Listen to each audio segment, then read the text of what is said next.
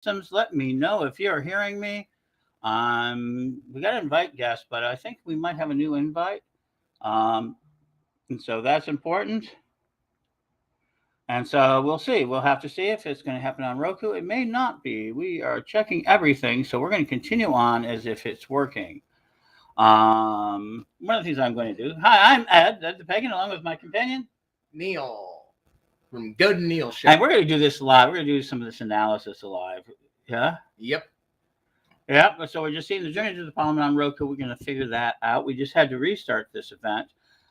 For those who are listening, we found this is what happens in live events. So good. Yes. I need you guys to consider donating right now. So the problem is we're at $560.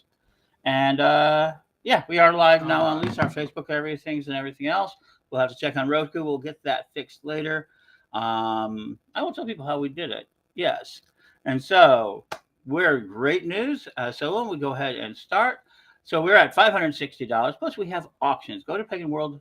And on that page is auctions. And the first auction we're talking about, and it's the most important one for me, is that My Mystic Gems that they donated 2 beautiful pieces of jewelry that you guys have got to really look at. And so we're really excited about that. We are really happy for that. So go ahead and check it out. We're here. We're not in some of the exemplary areas. It is where we're in Wilmington, Connecticut, because we're about to enter Salem, Massachusetts for a day of filming. What we've been doing all summer long has been building this radio station, this television station, and we're going to keep moving on that as much as we can. And so one of the things we've done a lot of filming. And so in that process, we found out where we like to have things. And yes, that's a cow leg. Yes. We were not going to deal with that. And so there we go. And so, wow, getting on the air and then trying to fix a problem at the same time is a little bit more difficult than it may appear. I want to put out something. We're going to play this game, Facebook. We're going to do a Facebook thing. You can't see it, but I can. I'm working on my laptop here. And so we're going to go. We know we're on Facebook, but I'm going to get out to the people, sharing it out there, the invite. And so here we go. And out to the Telethon group. Here's the new invite list. Of course, there you go. And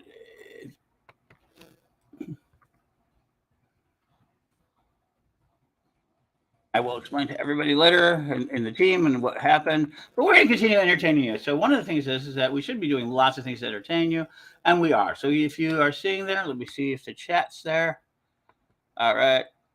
Hey, good morning to you, Jared. Good morning to you, Liz Hamilton. And Amy, thank you. Good morning. And social comments display here. And okay, good.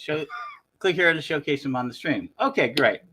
So go ahead and ask us any questions. But one of the first things I'm going to tell you, maybe we'll get into it a little bit, but our first real auction we're going to talk about is the festival experience. It's our big ticket item if you are experienced or unexperienced. And this is especially good for the unexperienced because we're going to offer everything. Why is it good for the unexperienced? Because we're going to take you and walk you through a whole festival. Mm-hmm. So, we're providing the tent, the place for you to sleep. You're basically coming and experiencing what festival actually is. And one of the best in the country is where we're going to go. And where's that? That would be at Brushwood Folklore Center in New York State. In Sherman, New York is where we're going to go for a week. Monday through Sunday, you will be our guest out with the merchants, out in the Serengeti, and we're going to take care of you and show you a good time. Very good time. And there'll be other things announced during the rest of this weekend that go on this package. Absolutely. But we're just going to start. We're going to provide you with a tent.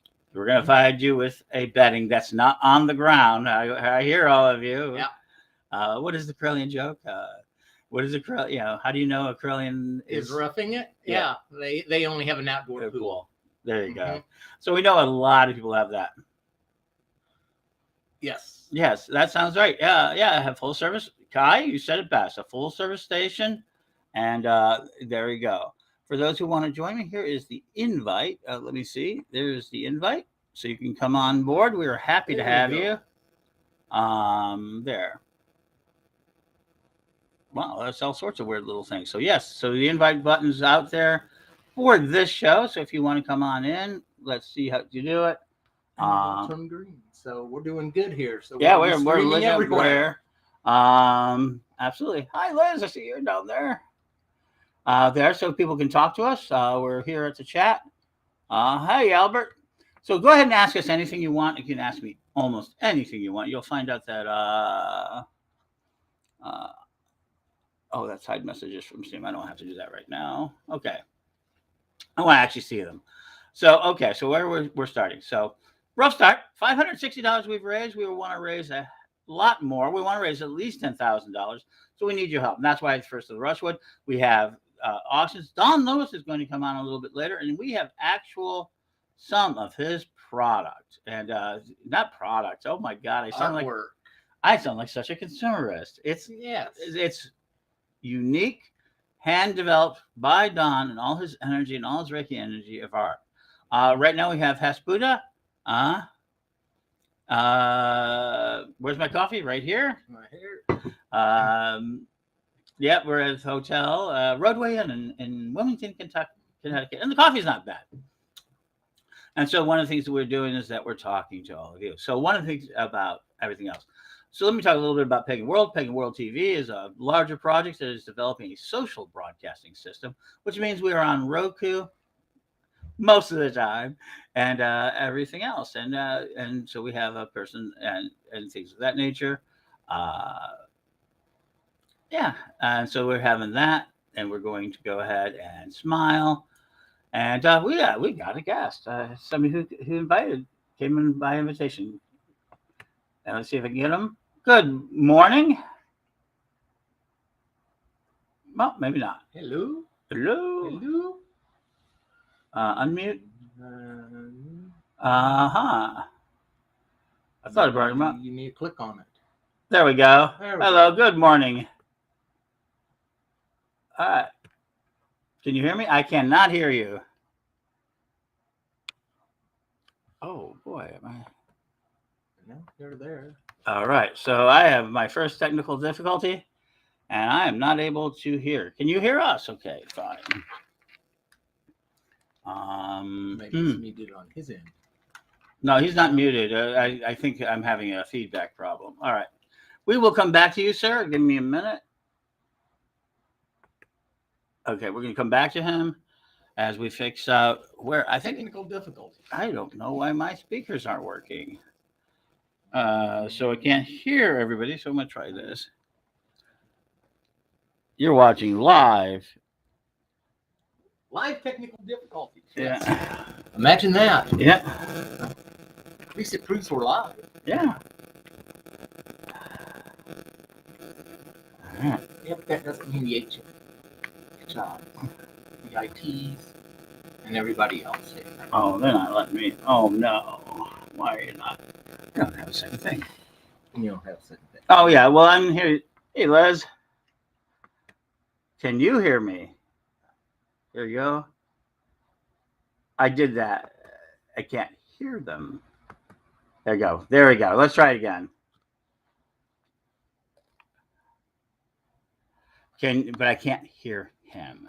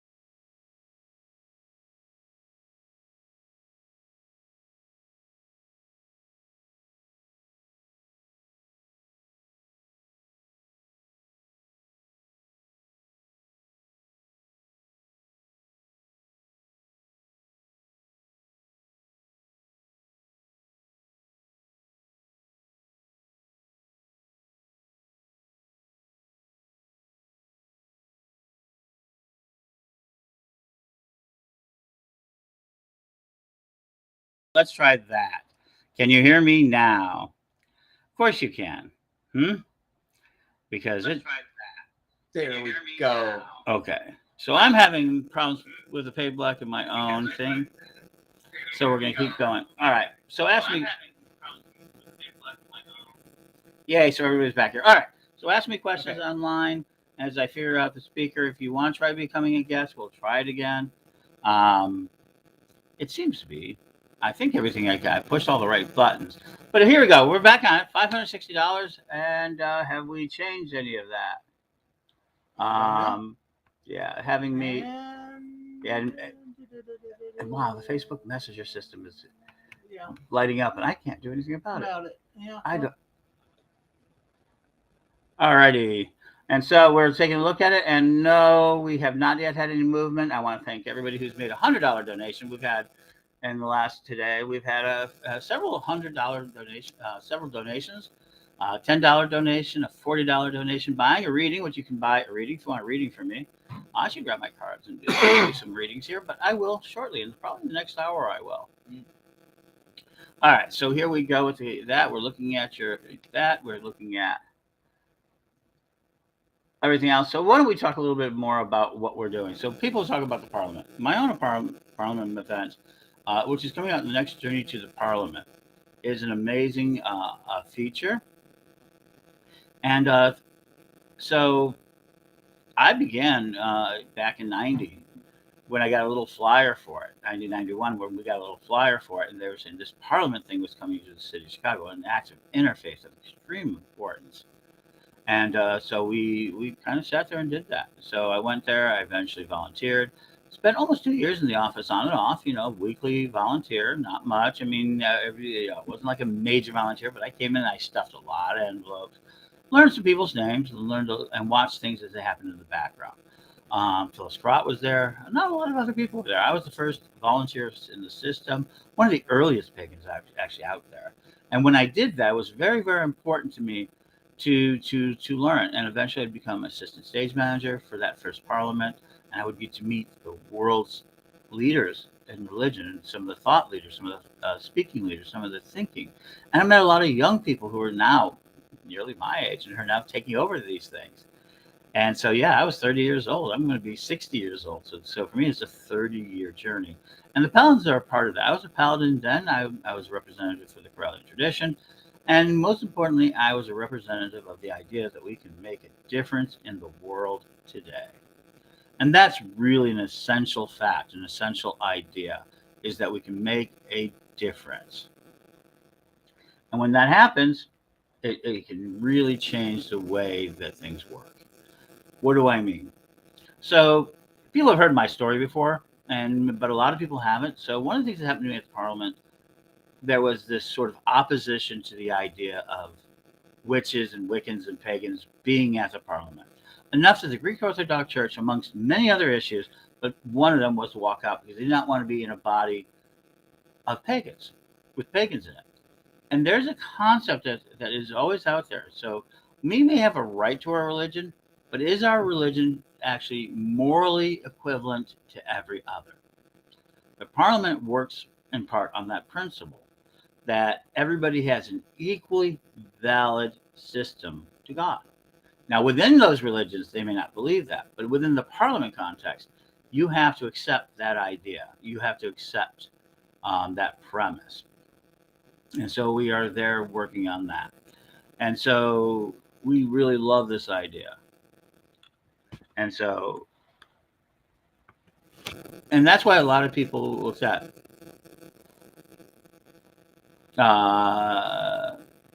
one thing, should I figure out one thing? Okay, yep. All right. It's very hard for me to keep track of multiple pages, and I'm learning I should probably be more careful of having better backup.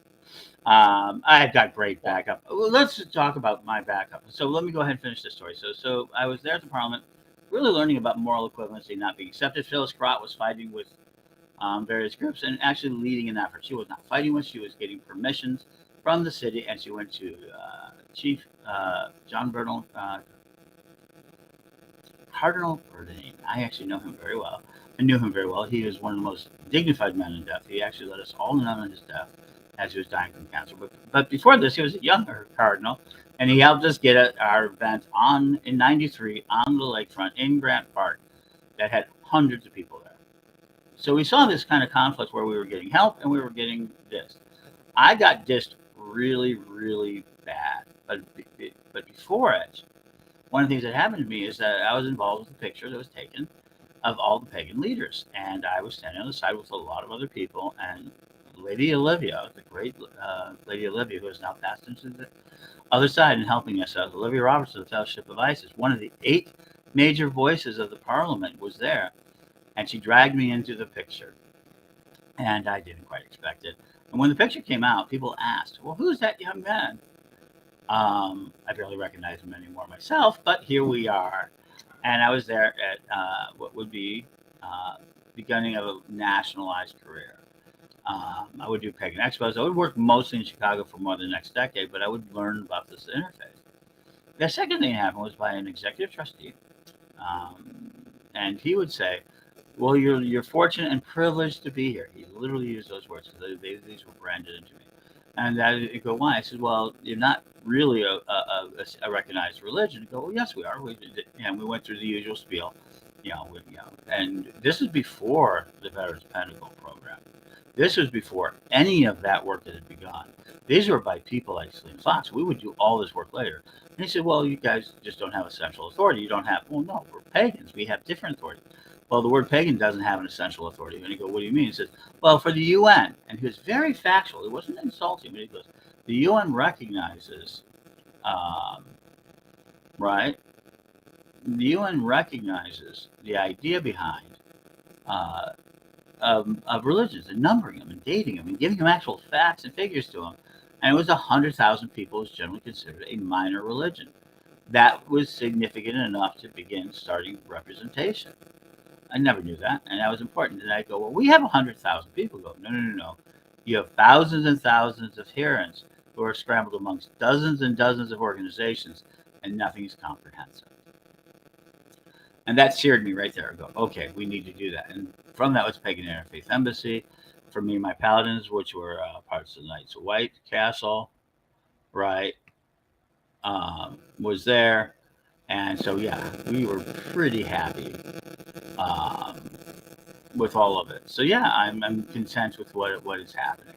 And so with that, I began my process, and I would go to every parliament since then. And I've been bringing things in. And now this is the greatest moment of that experience by bringing more people in. So it was me in 1993 of the Correllian tradition. It was 1999. It was me in South Africa. And I was representing the Fellowship of Isis of LA, as well as the Correllians. And I'm really grateful to Laura Jane's daughter who made that completely possible. And then from there it was a another long gap. I mean, nobody really thought it was going to happen again. They weren't sure. In 2004, Barcelona was an incredibly interesting event. It was a very difficult event in some ways. One, because I got very ill from the food and everything else. Good morning, Irma Gastus. And so there we are. We're so excited about that aspect of it. In 2009, Lord Don finally came with me and became the second representation, and we went to Melbourne, Australia. We were there at the Australian Parliament. 2015 is a big shift in the Correllian tradition because 13 people showed up. And it was led by a Wiccan. Phyllis Carrot was the vice chairman and one of the great leaders of the Parliament, and she was leading the event in so many ways. It was by far the most earth-oriented, women-oriented Parliament I've been to so far. 2018 was Utah, right? We were off into Utah, and then on to the virtual reality, which I enjoyed, probably more than a lot of other things. But Utah was incredible. We had over 30 of our members there, and one of the things that came out of this were always life-changing experiences, and so we love that aspect of it. Here we go. And so that was important to us. And Yeah. And so that's where we get started. Now, bringing to us in 2023, make a donation, make it now. This is going to help us out. What can we do now? We've gone from being just barely accepted in so many ways to now being to the top of the mountain. And now that we're reaching the peak of what is participation, what the heck does that look like now? And that's an important aspect. So, yes, we are going to find out more. We're going to be at the bottom of the hour. We're going to do our quick, I hope I'm doing this right. Station identification. Yes. Yes. Oh, no, that's not. Oh, no, that's not what I want. Did I not? Are they not all back? Okay. This is. These are PNGs. I don't want graphics. I want video. I am having a little bit of difficult time finding our video. There we go. Settings. Share screen. No, I don't want to share screen. Do what it is. Add source. Oh, no. Settings. Did I misplace them? Hi, folks. And I can't see anything right now because I'm doing that. So give me 1 second. Oh, boy. You know, actually, I was really surprised the way you handled it. Okay.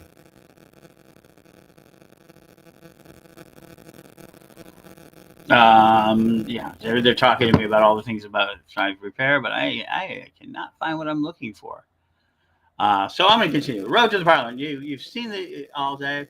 We're going to get somebody out here, probably a little bit to help me out, but right now we're going to go ahead road to the Parliament.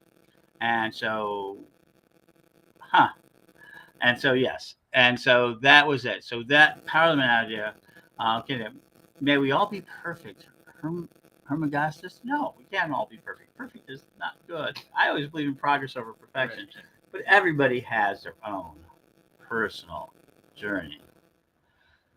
And so, therefore, yes. All right.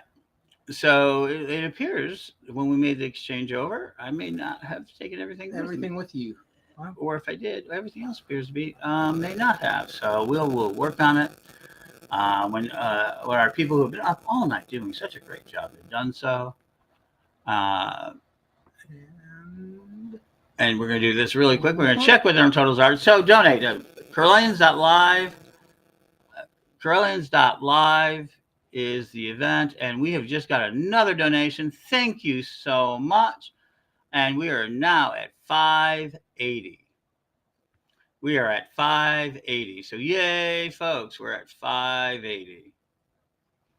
And let's just keep going. I want to see us hit more. We got a couple of hours. Let's see if we can get this really started out. And so we can figure it out. So yes, and so people have asked, housing. Let's talk about this housing issue that we've been talking about, and then we're going to talk about some other stuff. We're going to get to the festivals. And remember, so Correllians.live/donate. So everything's nature. What is my highest goal? That's a very interesting question. My highest goal in life is just simply to be me. I've really worked really hard to be me.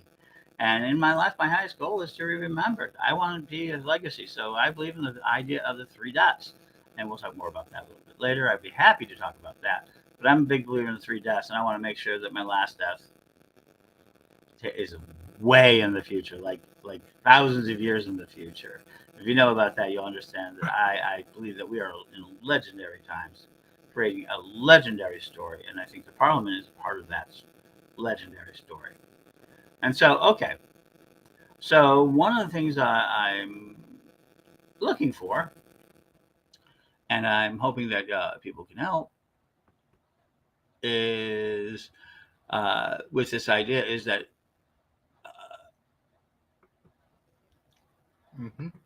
okay. No, we want to close that. See, I can't. I used to do this with radio too. I can engineer a radio and do the show at the same time. But this is new technology, and I saw so many people working so well with it, so often, so well, that I'm so always excited about it. It's called live practice. It's called live practice.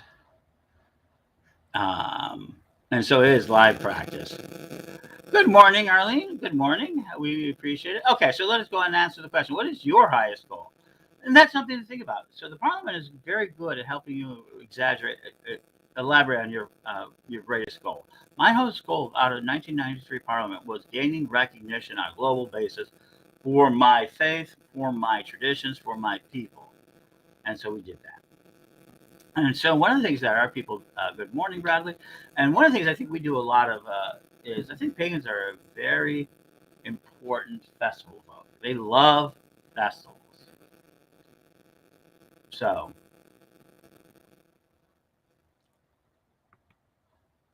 let's talk about that. Okay. All right, right-hand side under graphics. Got that. We're going to do this live. Okay, so let's talk while we're doing, while ignoring me. It's sometimes hard to ignore.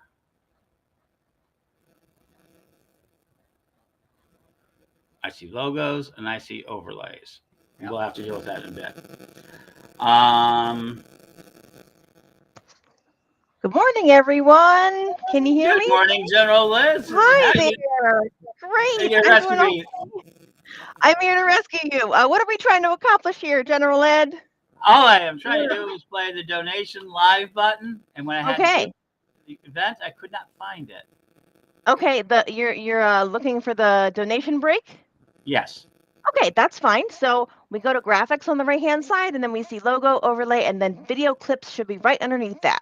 I do not have. And those. then, oh, really? Okay, if you click on overlay where the down arrow currently is, it'll collapse that. You can also do that for logo, and that'll give you more room to see. All right. Thank you. There you go. Yeah, it's the one in the middle, 6 reasons to attend. I think that's the one that we want to go with. And if it's not, we can always stop it. That's right. All right. So we got it now. Okay, all right. Great. Thank you. And thank you for everything. And absolutely. And you'll be hearing more from General Liz, unless you have something to say now. Now we got that. Yay, we'll take the next one. Good morning, everybody, and happy day 2 of the telethon. I'm so glad everyone's with us. I'm going to go off and get ready for work now, y'all, okay? Just hit me up if you need anything. We will, trust me. All right. Bye. And people, please be patient with us as we go through this process. We're learning too. This is most unique history. This is a historical event, and you may not realize it yet, but it is a historical event of what's about to happen. And that is, not only are we going to be broadcasting over a long period of time, 100 hours, we're also transmitting across multiple platforms simultaneously, and we're talking, hopefully by the end of this, hundreds, if not millions of pagans. So that we're out there.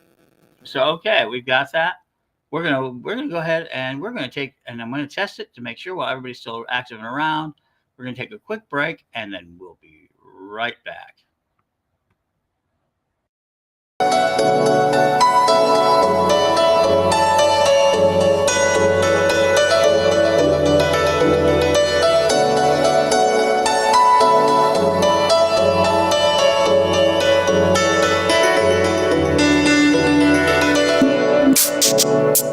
On August 14th to 18th, 2023, the 9th Parliament of the World's Religions will convene in the city of Chicago.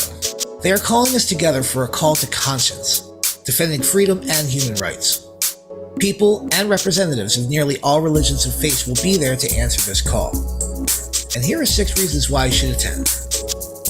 Number 1, with hundreds of classes available across the spectrum of religious and spiritual thought, presentations with real-world events taught by thought leaders and teachers, workshops that cover important skills and information training that offers results long after the participants return home. Number 2, networking and contacts. You will meet people from every religion from over 80 countries. Meet and have conversations that are thoughtful, insightful, and with deep value. Making contracts across interfaith ministries, understanding and sharing knowledge and resources. Number 3, breathtaking performances of music, dance, and the arts.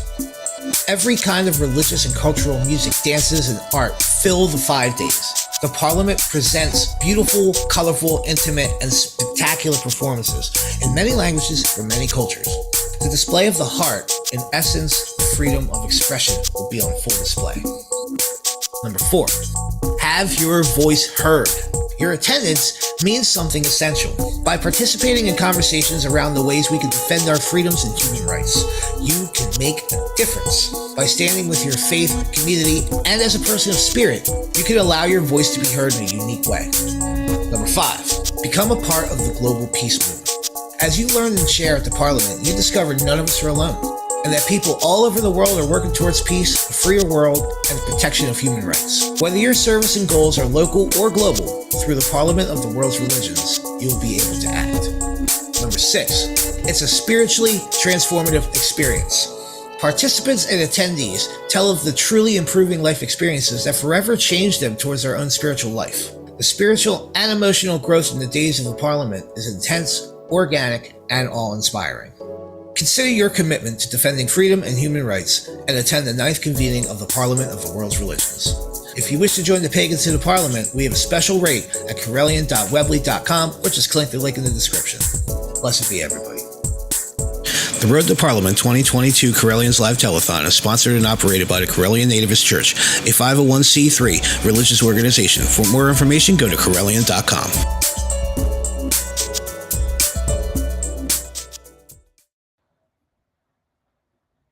All right, so here we go, folks. We saw a little bit about that. So let's talk a little bit here. I'm going to get into here. We're going to talk a little bit more. We got some questions. Good morning, Bradley. Good morning, Arlene. We're talking to everybody. You can talk. So I'm going to go ahead and play this. Hermagoddess, do you think that your highest goal is something good? For me, everything is good. I believe in the goodness of humanity. Even the choice to be able to, at the moment, handle being able to have a choice between good and evil is overall good, because you still have a choice to make. If you were always evil and could not make a choice to be good, then that would be a big situation to deal with. So we're always trending towards the good, no matter what we do. I love Kevin Kelly's concept of this. Even the choice between good and evil is a good. So as long as we do a little bit better than evil constantly, and due to compound interest and ways of doing it, we become better at what we do. We become good people, and that's happened to us. We are now at the top end of what I would call civilized life. I love archaeology. I love a lot of the ideas we get into, but my gosh, it's is something that we are always have to be aware of. We're a global civilization, the most global civilization that we know of, and we do good every day. We do mostly good every day. Well, our news may not report it, but today, billions of acts of kindness will be held all over the world.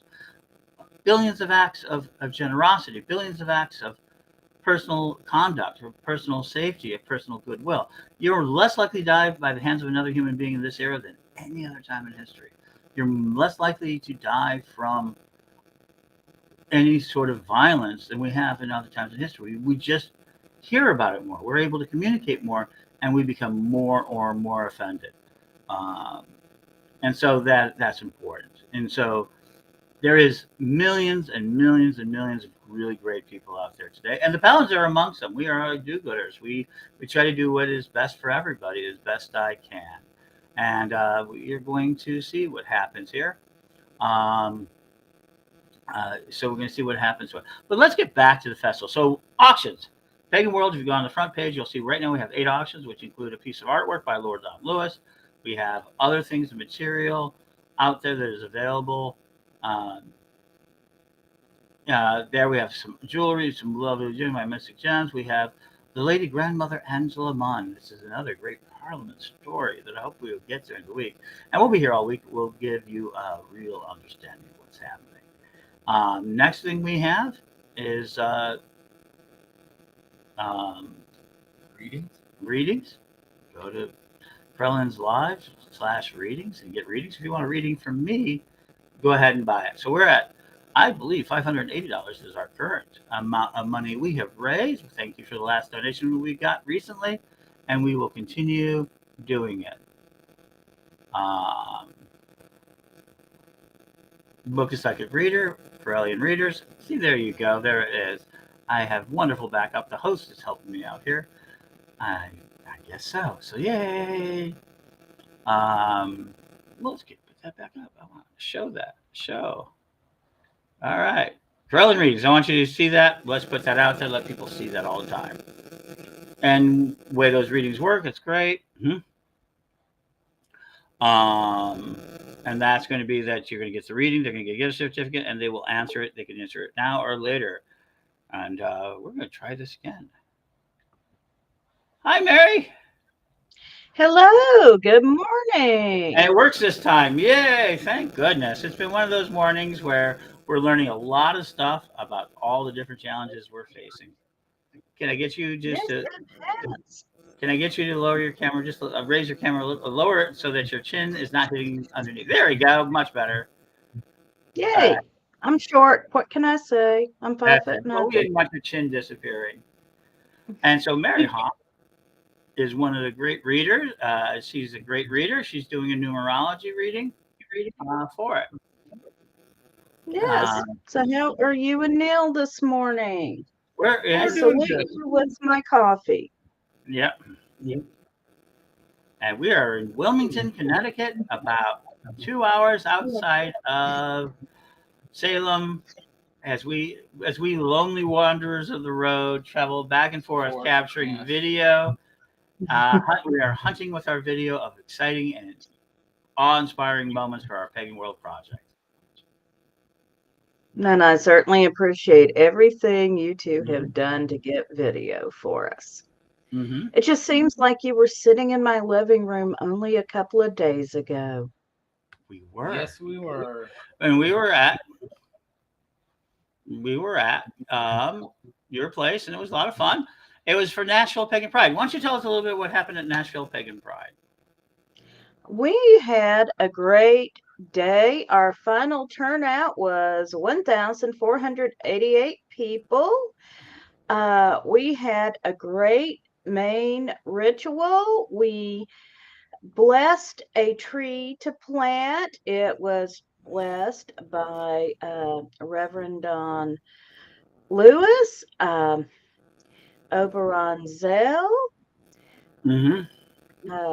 Ira Eric's daughter, myself, and some other local clergy. We are replacing a tree that was damaged in a tornado that we had done ritual at before. I was just heartsick when I found out that tree had to be taken down. But we have replaced it. We've already watered it once this week. Another member of our committee went and did it, and we're going to mulch it and water it again tomorrow. So we are going to be continuing to take care of our ritual tree. We collected 500 and I believe it was 513 pounds of food for Second Harvest Food Bank, and $315 for them, and they were very happy to get the donation. We also collected quite a bit of pet food that we took to a no-kill shelter. We had workshops. Ed gave us a workshop. We had a workshop with Reverend Don Lewis, with Oberon Zell, with Alfred Willowhawk, and Rowan Fayferry. So we had about 70 vendors. It was a great day. Absolutely wore me out, but that's what happens when you run a festival. Absolutely, it does. And you did a marvelous job. It was amazing. It was a beautiful day. We were very fortunate. The weather witches worked it out without disrupting the weather. At least we hope not. They were able to keep us nice and dry.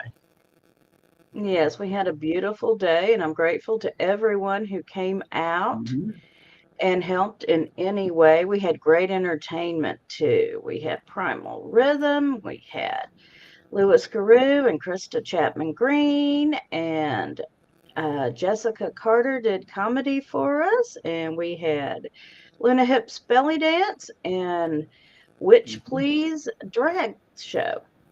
Right. Yeah, a drag show? Now, come on. At Pagan Pride, you had a drag show?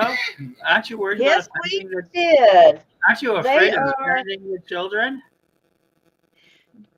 They approached us back in 2019, our last live event before this year, and said that they would do a family-friendly drag show for us. Mm-hmm. So they did one that year, they did one this year.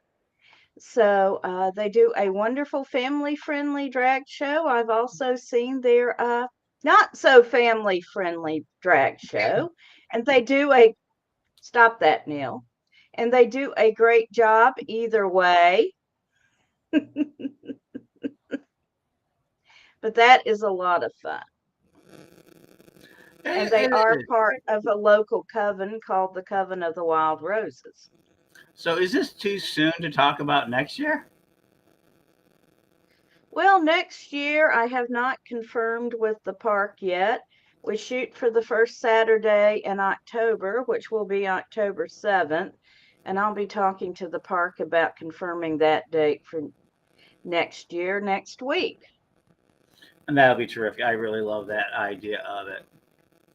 I really do love that idea. And of that doing a book, a psychic reader. Yes, you do. And let's talk about your numerology. Go ahead. Well, I've donated 2 charts for the auction.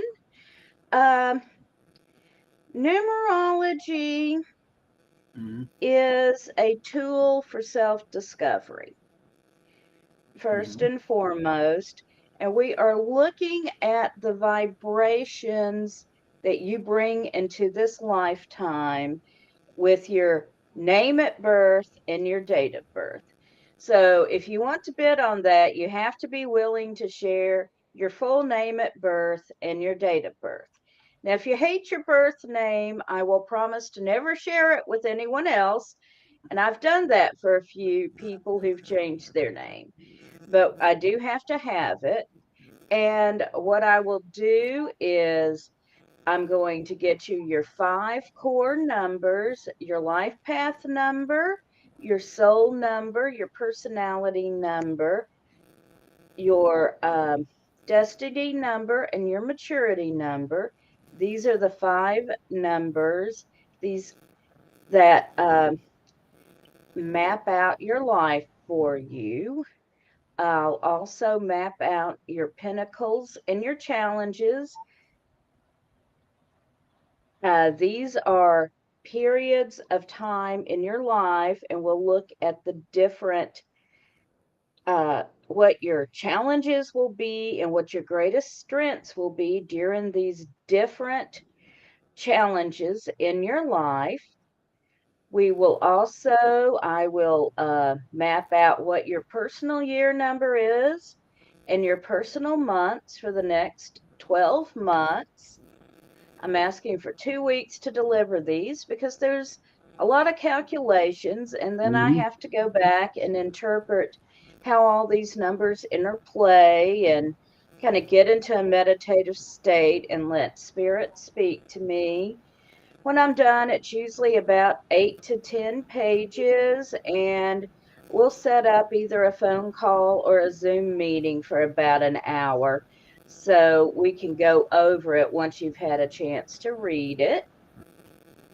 So there are 2 of those up for bid. Normally I charge $200 for a full reading, but a full chart.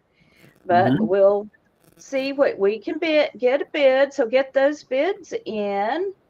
And I see we've got a question.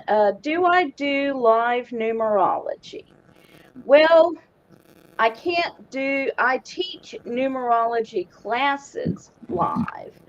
I've done that twice already this year at the Pagan Unity Festival and at Mystic South. As far as doing a live reading, I have done many readings where I calculate your 5 core numbers. I can do that fairly quickly. I can't do much more quickly in a live setting to answer your question. Hermagistos, I hope I said that correctly.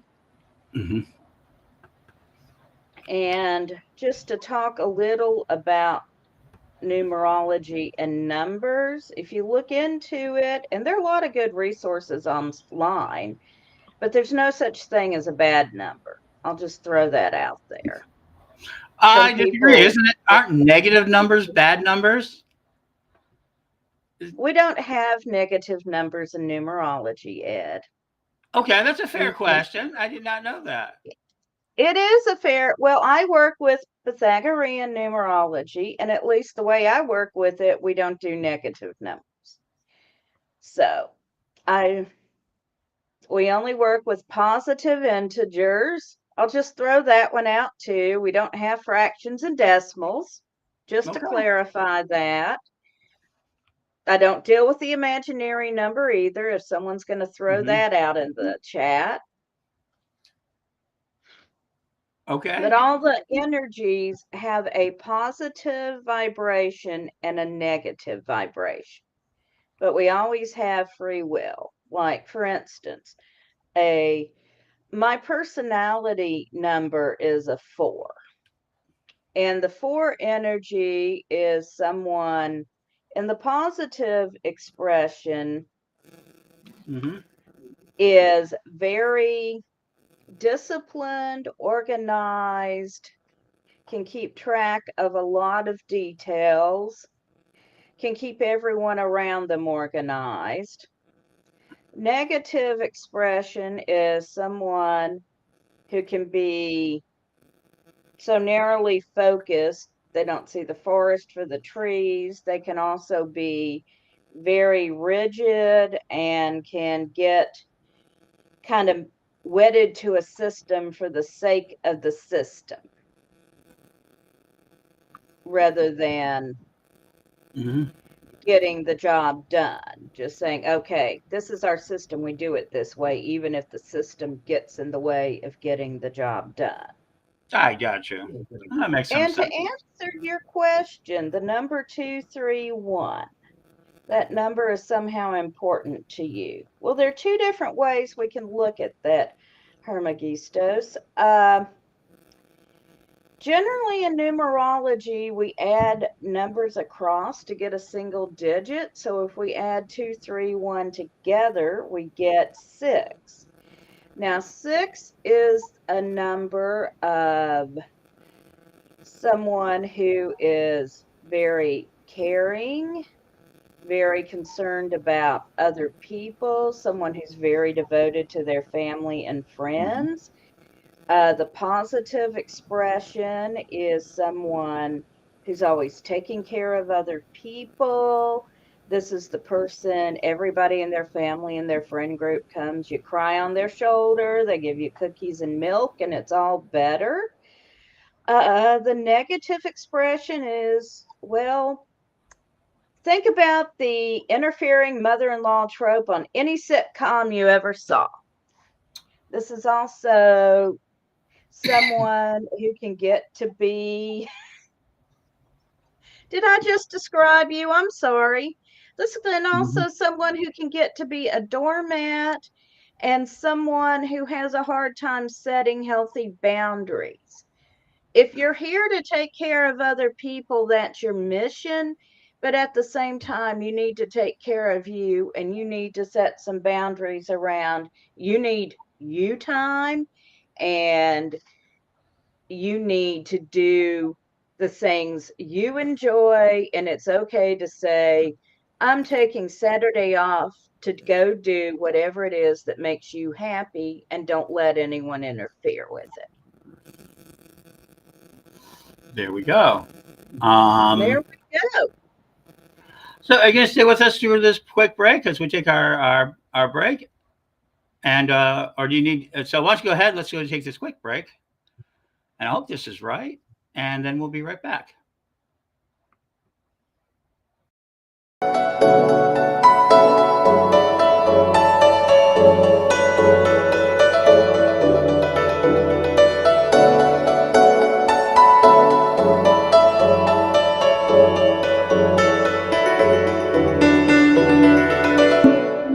The Parliament of World Religions is coming to Chicago, Illinois in August 2023, and the Sacred Order of Paladins and Correllian Nativist Church are working towards attending to represent the pagan community, but we need your help.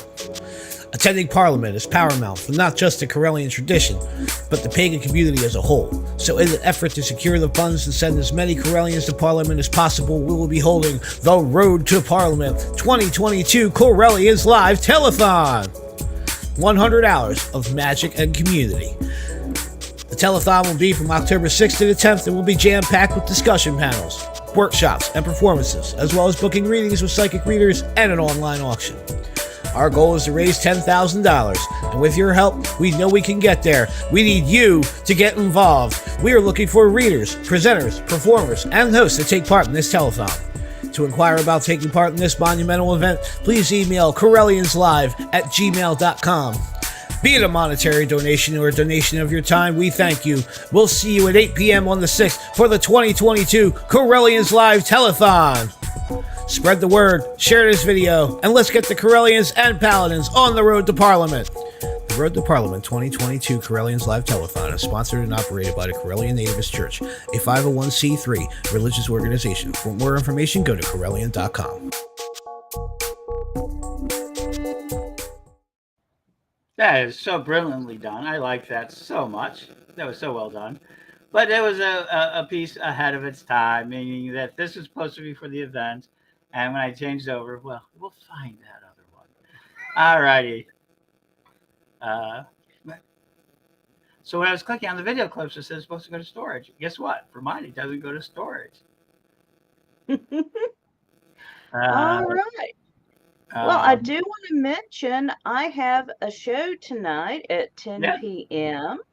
Tarot Talk with Gail Tracy Mull. And Tarot Talk's a little narrow. We're going to talk all forms of divination. Gail is a tarot reader, and she is one of our psychic readers. We're also going to talk numerology, astrology, pendulums, and whatever else comes to mind. Gail is she is a life coach. She is a Reiki master. She is a wonderful person, and she is a lot of fun. She's also hosting the Gail Tracy Mull Show here on Pagan World TV. So please join us tonight at 10. And I will just add, when Gail and I get together, and I've done her show live a couple of times, we have great energy, and it also gets a little silly. And also, she has also donated several readings out there that you can get at Correllians.live.readers. So please get a reading for Gail. She is very insightful. Now remember, that's 10 o'clock Eastern time. Yes. So that 9 p.m. Central. So I don't have to stay up so late. Ha ha ha. We'll just move you to the West Coast. They have earthquakes. That's 7 o'clock. They do. And we're going to have also on the coffee shop this week. Anyway, a number of leaders. We Marissa Diardia is going to be on Monday. I've got other ones coming in, and you can just come in and invite in. I know I sent out the invites yesterday to a lot of people who are not working on it. I'm waiting to see what they rise in the morning. Will they ask for the new one? This is a challenge to be watching it. Where can you watch this at? Is Facebook Live. We can see it at Pagan World TV, which is at Pagan World Project, which is a fun thing. And we can have a lot of fun with different ways of dealing with it. Enjoy this is, because this is a historical a moment, I think, out there. Hey, Rita, I'm glad to see you. Gathering life force. You just gain life force the same way everybody else does. You work on it. You be energetic. You be passionate. Things that move, create, and generate energy. Period. The more I would also add meditation. Affirming your bond with Mother Earth. And when I need energy, a lot of times I become a tree. I send my roots down into Mother Earth, and I send my branches up into Father Sky, and I draw energy from both. So that's what I do when I need energy. There you go. There's some real answers out there and everything else. If that doesn't work, Red Bull gives you wings. Not endorsed by Red Bull Company. If you can choke Red Bull down, Neil, have at. I'll stick with my coffee. Oh, we love all of that. But basically, the idea of general good and general life force is what we're doing. So, Mary, as a paladin, she came on. She's also the general manager of Pagan World Project, which is larger than just the television station. But we start with the television at its core because mainstream culture is growing. But let us talk about that. Why do we want to represent? Because you have another show out there, and the page is 7200.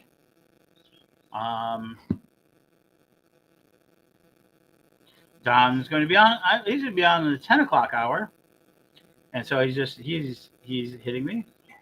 So we're going to do that. Good morning, Kai.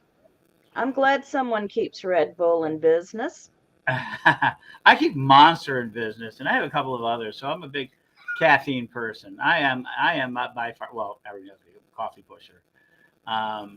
Just setting him up with caffeine dirty. Right. But they do. I'm a caffeine-based life form. Someday we're going to find one of those out in space. What do you mean? They're going to treat us with caffeine-based life form. I'm going to get you a T-shirt made. Yeah, there you go. We like T-shirts. We don't have a lot of that. So everybody's asking. So somebody asked me a while ago, do paladins have uniforms? And we do have uniforms. Okay, we're going to take a thing. So Kai calls it wake up juice. And Arlene Freed said, oh, here we go. We're going to do the overlay for a second. There we go. The overlay. And what type of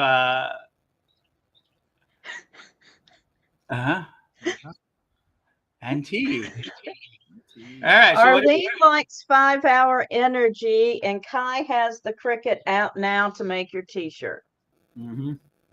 Oh, that's what she meant. I thought. Okay. Yeah. So yeah, there you go. T-shirt making and everything else. And Kai, I'll get with you on the T-shirts later. We may have a project here.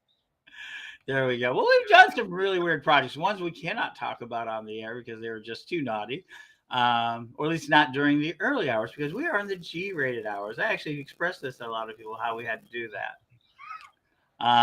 Between 6 a.m. and 6 p.m. is the G-rated hours. You should generally not say things that you want to say in front of kids. Now, we will say a lot of things in front of kids that other parents just won't say. And so that's a lot of fun because we will talk about things in front of kids. I mean, people ask me all the time about that. What do pagans tell their kids about certain things? Like what? The tooth fairy. Well, the truth.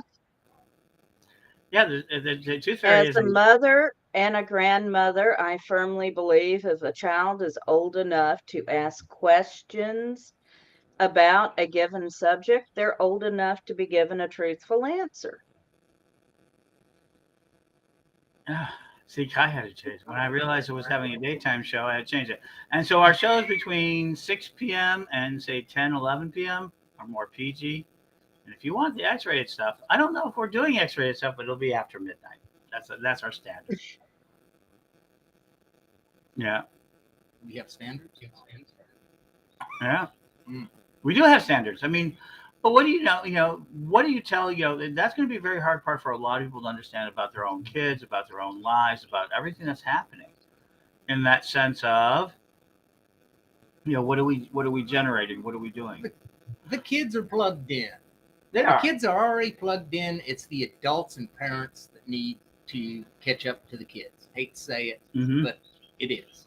So that brings up a very good point. And I think that we were talking about it. I was waiting for the right moment to do it. But, we're plugged in pagans. And Mary, you're amongst the most plugged in pagans. And that, I think, is what we need to do now more than anything. What is this? Very true. What is this telethon on? Getting plugged in, getting more pagans plugged into our system and into their own systems to be able to do things. It is. And so, yeah, I think that's important. Yes. Like being like this is the largest transmission that we've ever done so far. We're out on numerous pages. I mean, out there right now. If you're out there, and if you see these pages, please, please, please Share. share. Yes. Share, comment, share, tell your friends. Mm-hmm. It's up live on my personal page and my business page. So there you go, people. So we're beginning basically the movement of the plugged-in pagans. Are you a plugged-in pagan? You know, everybody talks about being off the grid. We're talking about being plugged in. Yes. And you're a plugged-in pagan. Would you say that? I am definitely a plugged-in pagan. And we're going to ask that question. Are you a plugged-in pagan? I'm going to put that out there into the streams. Yeah. Are you a plugged-in pagan? And we actually started a new page for it yesterday. And all right, there you go. There we go. I love that in the chat. If you see the chat, it has all of the different places where we're sending messages out to. And it just pops out. It's just so cool to watch it just translate. This is a dream come true for me. So if anyone do it. So Jared Crow, yes, I am a pagan. Thank you. And so yeah, people talk. Thank you. Yeah, you're very welcome for us creating Magic TV. Magic TV has been around since 2005. And with some of our earliest attempts to plug in, we've been plugged in for a while. I've been plugged in since 1990s. Kai, the plug is definitely there. Yep. And I think what it means is that we're plugged into each other, not necessarily just through computers, but through relationships and things of that nature. Pretty strong idea. And we're plugged in. Now we can do things that most people would not have amazed. I mean, having a live television station, doing a live broadcast. And this is costing some income, so we do need to bring money back in to do our thing. A lot of things were donated. Donate to give yourself a psychic reader. Go ahead and make a donation. Go ahead and make the auction. There's going to be later on. I believe that in your show, I guess we might have a perk or an incentive of cards. So yeah, of a tarot card. We might, and I think that's definitely there for the opportunity. And we're going to continue to raise money. We want to start seeing those numbers go up. Come on, folks. Don't make me so embarrassed that I'm the weakest link in the thing. I'm supposed to be like one of the better known people, Ed the Pagan, along with Neil Goodman and Terry Hawk. Huh? Well, you also have the 8 a.m. to noon slot. So, we know most pagans are not early white risers because, surprisingly larger amount than you thought. Really? Okay. And Eddie, that's an interesting comment. What's that? I feel connected into a spiritual way of life that includes pagan aspects, but I don't feel mainstream with any religion except my own. Right. And I think that's important. I think mainstream, let me go ahead and define what I see as mainstream. Okay? Mainstream is where the majority of individuals spend their time drawing their attention from. The mainstream is where the majority of information that the average person can acquire and that we could all acquire pretty much from the same method. We may not come to the same conclusions. Before it was broadcast news, you had to go to one of the three networks, ABC, NBC, CBS. Occasionally, then Fox emerged into that. And if you weren't getting your information from there, you weren't getting mainstream information. You might get a little bit more from WGN, which is the world's greatest newspaper. In Chicago, it's a great station. Your local station will give you local information. And your PBS stations. Those were all mainstream informational sites. If you said, oh, I heard it from there, we would do so. Before that was radio. We've done radio. And radio is still a source of mainstream. Listening to popular culture music. We have a top 40, that is cumulative of attention. So the mainstream is where the majority of attention lies. And all those podcasters out there. They're disseminating information. Thank you for that, Penny. I think you're right. Okay. And So that's sort of idea on it. So anyone that are able to get into the mainstream, the more they get into the mainstream communication, the more we get attention. And right now we're in a and so the idea of a single mainstream is like thinking there's a single river. There isn't. There's lots of rivers and a lot of tributaries, and the Mississippi carries the majority of water, but doesn't carry all the water around to it. Things carry to it, and that's what we're beginning to. We're starting to carry our water into that river, where more and more people can see it. We're putting it up there, and we're excited. And the Parliament is exactly that aspect. We're going to go ahead and doing that major idea. Oh, Penny's doing great. Okay, thank you for the mic. And I think I may have just moved. I think my cell phone was right next to it because I've been trying to deal with my cell phone. Don't try to do two things at once with this. It's really hard. I can do it with radio because no one's watching my face, but with this, it's much, much harder. Yes, it is. Because they can see us. We've seen the mainstream. Been in a mainstream pagan where, like Witch School, which is like my biggest project, been at it for 21 years. Going to festivals. I've been going to festivals for more than a decade. Right? We've been, on and off for the last 30 years. I've gone to more and more festivals. And guess what? We go to festivals, which is as mainstream pagan as you're going to get. 85% of the people don't know who Witch School is. Just don't. Yep. It's shocking to me.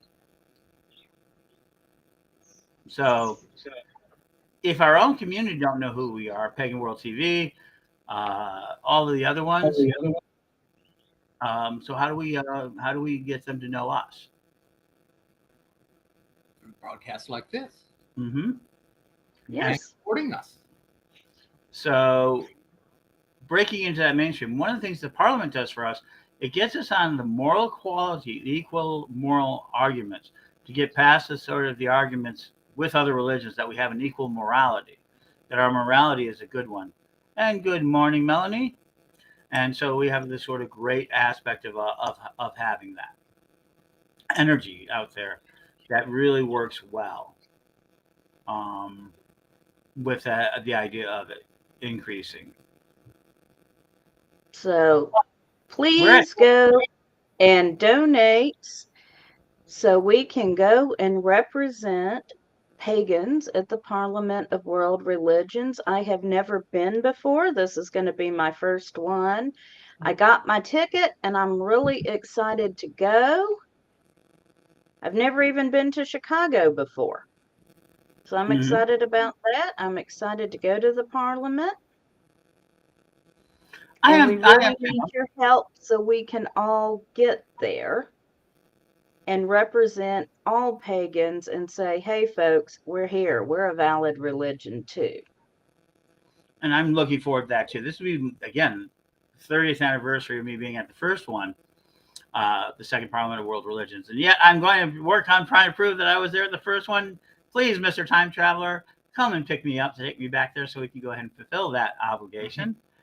I joke, but there's a good chance that relatives of mine were there. We just haven't been able to prove it.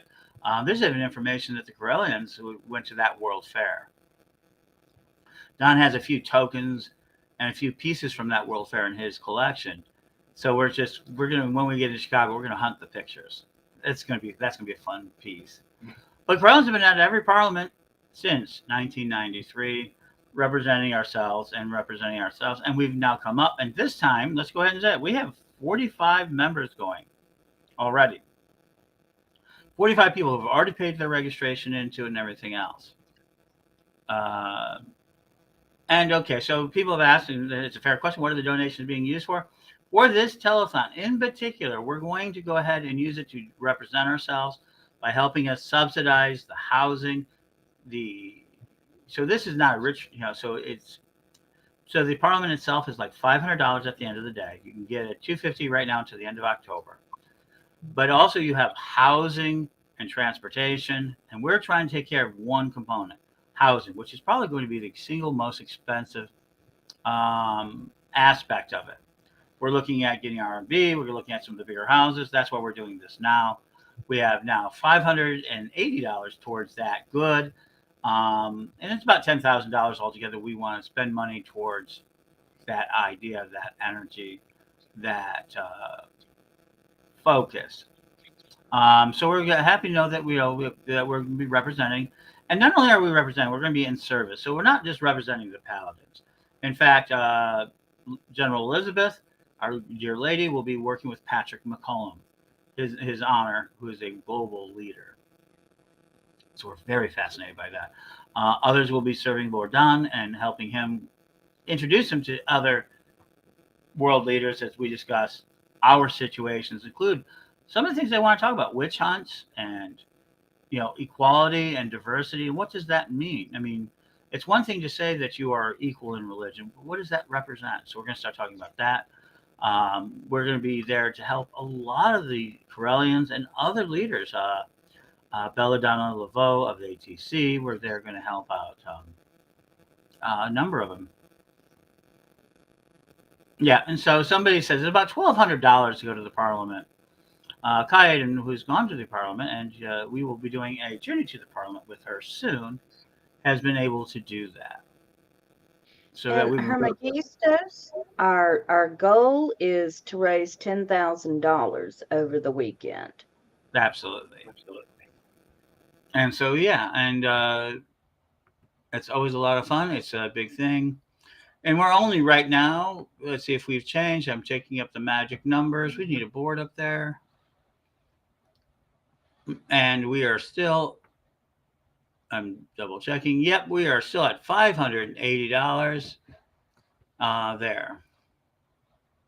So please donate. Please go bid on something at the auction. Get a reading. We certainly appreciate all your help so we can go and represent all of us at the Parliament. Because we're not just going as Correllians, we are going as pagans. And that's important. And that's important. We're going as pagans. We're going as Wiccans. We're going as ourselves. Byron Ballard is going. Yes. People have asked us how it is. We want to make sure some of the leadership as well, with housing as well. Byron Ballard is going as a sponsored thing. And yes, any donation helps. If you send us $5, that puts us $5 closer, and we appreciate it. Mm-hmm. I mean, if 100 people sends us $5, then that is, what is that? I can't do math yet. 500. Yeah, 5 times 100 is 500, and that'd be great. I mean, thank you. Yeah, and so we're doing great. So we're at like I said, $580. Let's make that 600. Do I hear 600? Come on out there and bid out there, Pagan. Correllians.live. Come on, can we get 600? Absolutely. And during this weekend, if you're going to go out, we're going to be tomorrow. We'll be in Salem. At least that is our prayer. If all of the traffic ferries and all other things work together. So we're excited about that. If you want a reading with me, go ahead and check out the readership. Go to the readers. We are selling readings. $25 for 15-minute readings. I'm never on time, so it's 15 minutes of a minimum of a reading. You've seen me, yeah. And I don't get me wrong. I'm good at it. If you get a reading with Dawn and it says 15 minutes, you might as well expect to sit there a half an hour, 45 minutes. I mean, not promising you that'll happen, but Don loves to throw cards. He just does. So he's a really good reader. Reverend RG Greenfield does great work with mediumship. Works great. He does. They work really well with things, and they work with diverse people. So if you consider yourself diverse, that's a great person to go get a reading from. Gail, which you're interviewing tonight, she's been a fantastic reader. She's donated readers. Liz Torrey, Elizabeth. That's what I think. One of the great people who are producing shows for us is another one who's donating readings. Only 3 are available. Lord Phoenix Coffin Williams is offering readings. He's only offering 3 out there. So if you want readings are amazing. They really are. So you have to move really, really fast if you want those. There's only 3 of them available. They're all available right now. Go ahead and take a look at that. And so that's availability reading. Auctions? Okay, let's talk the first one, the festival experience. We haven't got a bid. I'll check it on our break. But go there. You go to Pagan World. It's right underneath the live Roku piece. And underneath there's a listing of auctions that are available right now. Go ahead and make your bids. And I believe you have to register. Is that correct, Ed? That was true, but guess what? Pagan World will not let you register unless you're registered on Pagan World. So yeah, you'd be registered on Pagan World. You can just go ahead and bid. Yeah. If you go get a number, if you want to stay a little bit more anonymous or set yourself up, go ahead and get a number on Correllian auctions or register on Pagan World. And because of that, it's a free site you join. It's we don't really require, I don't think, very much information. Though we give out a lot of information, we don't accept much. Go ahead and do so. Or if you really don't want either of the systems, we're going to make it easy. Go to paganworldtv@gmail.com. Tell us the auction number, CA01 for the festival experience, and we'll go through the rest later. But then you go ahead and put your bid in, and as long as it is in time for it to close, and ours will close on 10 o'clock p.m. Monday, Eastern Standard Time. Yep. Yeah, so to do so. And we're expecting that to do so, and we will announce that live on the air. Where that ends up, be it zero, where it is right now, it's worth well over $2,000 on there right now. It's well over all the different parts, all the different aspects of it, getting you out there. The only thing it does not include is transportation to the local airport, festival site itself, or the airport, or the train station or the bus station. We will grab you from any of those spaces, but we won't grab you if you say you're in New York or Chicago or Jacksonville or Sydney, Australia. You'll have to get out to Sherman, New York, or in the Sherman, New York area on your own dollar. But the rest of it, once you get there, we'll handle your food. We'll handle you in a tent. We'll put bedding. Yep. And Neil's known for being like one of the best campers out there, one of the best festival people out there. And remember, that's you and a +1. That's right. You don't have to go alone. That's right. So you can bring a +1, and they'll have bedding. You'll have a tent to share, and you'll have, we'll make sure you're fed. We'll make sure you're caffeinated. We'll make the weekend. The week of it. The week of it. And you want to spend the whole week at this festival. Absolutely. And it has a great series of things that happen. It's called Cirrus Rising. If you like festivals, it is a great thing to be a part of. If you want to go to Brushwood Folklore Center, and that is Brushwood in New York, and they should have a full setup for Cirrus Rising. Now, there also is a little event that starts, I think they're starting on Wednesday or Thursday this week, which is Sankofa, which is the weekend before. So you can come in when you want. Mm-hmm. Cirrus Rising runs Monday through Sunday afternoon. Saturday night is the big closing ending, and I think it's noon or 2 is when they close for the day, for the event. So there you go. Yeah. And Hermagistos, thank you so much for your prayer and blessing. We really appreciate it.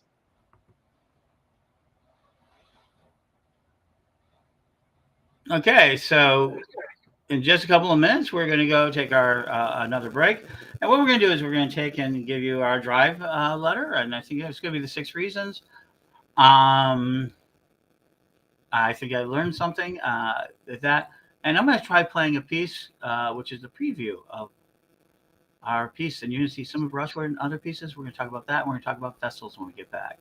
And Mary, when will you be back on the air with us? Tonight, right? 10 o'clock. I will be back on tonight at 10 p.m. Eastern, 9 p.m. Central, and I am going to have to say goodbye at this point, but it's been great chatting with you. And we'll talk some more with Mary as this day goes on. Have a good day. Have a blessing, All Mary. right. Blessed be, everyone. And we're going to share out. We're going to do this 6 reasons to go to the Parliament, and it will be fun. we will see if we follow it properly. Here we go. Give me a minute. There.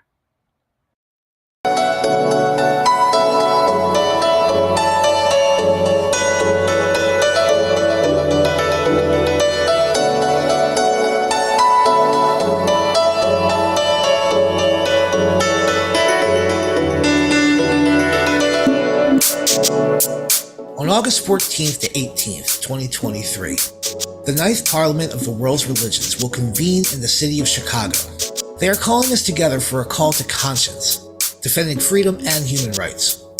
People and representatives of nearly all religions and faiths will be there to answer this call. And here are 6 reasons why you should attend. Number 1.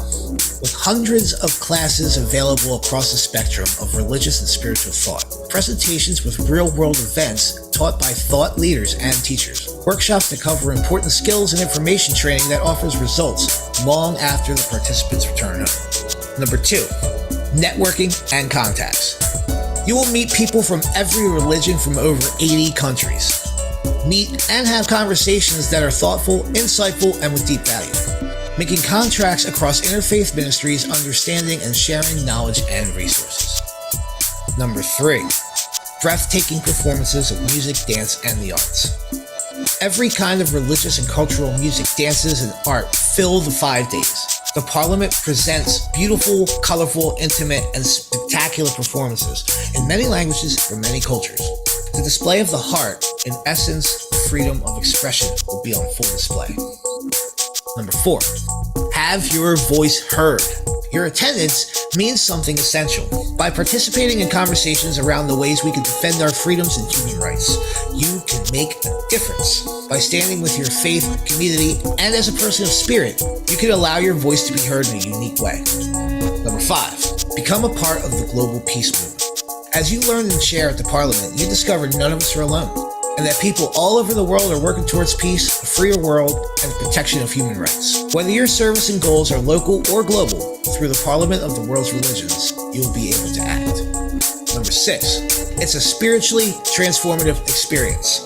Participants and attendees tell of the truly improving life experiences that forever change them towards their own spiritual life. The spiritual and emotional growth in the days of the Parliament is intense, organic, and awe-inspiring. Consider your commitment to defending freedom and human rights and attend the 9th convening of the Parliament of the World's Religions. If you wish to join the Pagans to the Parliament, we have a special rate at Correllian.weebly.com, or just click the link in the description. Blessed be everybody. The Road to Parliament 2022 Correllians Live Telethon is sponsored and operated by the Correllian Nativist Church, a 501c3 religious organization. For more information, go to Correllian.com.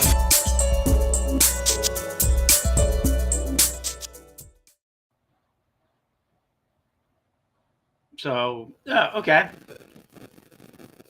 So I'm back, and yay, folks. Okay, so ask me any of your questions. Ask me anything. Yes, and that was not supposed to be the piece. I have, for some reason, do not have a direct access to the storage because I have. This has been one of those mornings. Absolutely.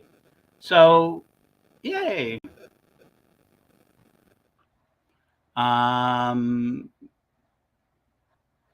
What do we need to repeat for a reading again? Like, do you require time of birth or just date? Oh, that was for her. She takes her birth name and some of the other information as well. And it's a very complete reading system. So that absolutely is true. Absolutely. And that's just the logo. There it is. There was our plus. They say storage. I do not know where storage is because it's not showing to me. But we're loading up that one piece as we're doing it on the swing. And of course, have we raised the money? Come on, folks, raise money. You know, what do I need to do to get you to raise some money with me? I know it's early and you're probably gonna have to do more of it as we move along. And so one of the things, let me talk about the other thing that I do a lot of, and that's witch school. But we're going to talk first. We got Neil back in. Get there. And why don't we talk about festivals, Neil? We've been chasing the festival. You've been chasing the show. It's the Endless Festival. Wow, I love that. I love to see it. I'm seeing it out of the corner of our eye. We have a side monitor. just making sure everything's working. And can you tell us about festivals? I mean, you've been at it for a very long time. Well, first, why don't you describe who you are a little bit?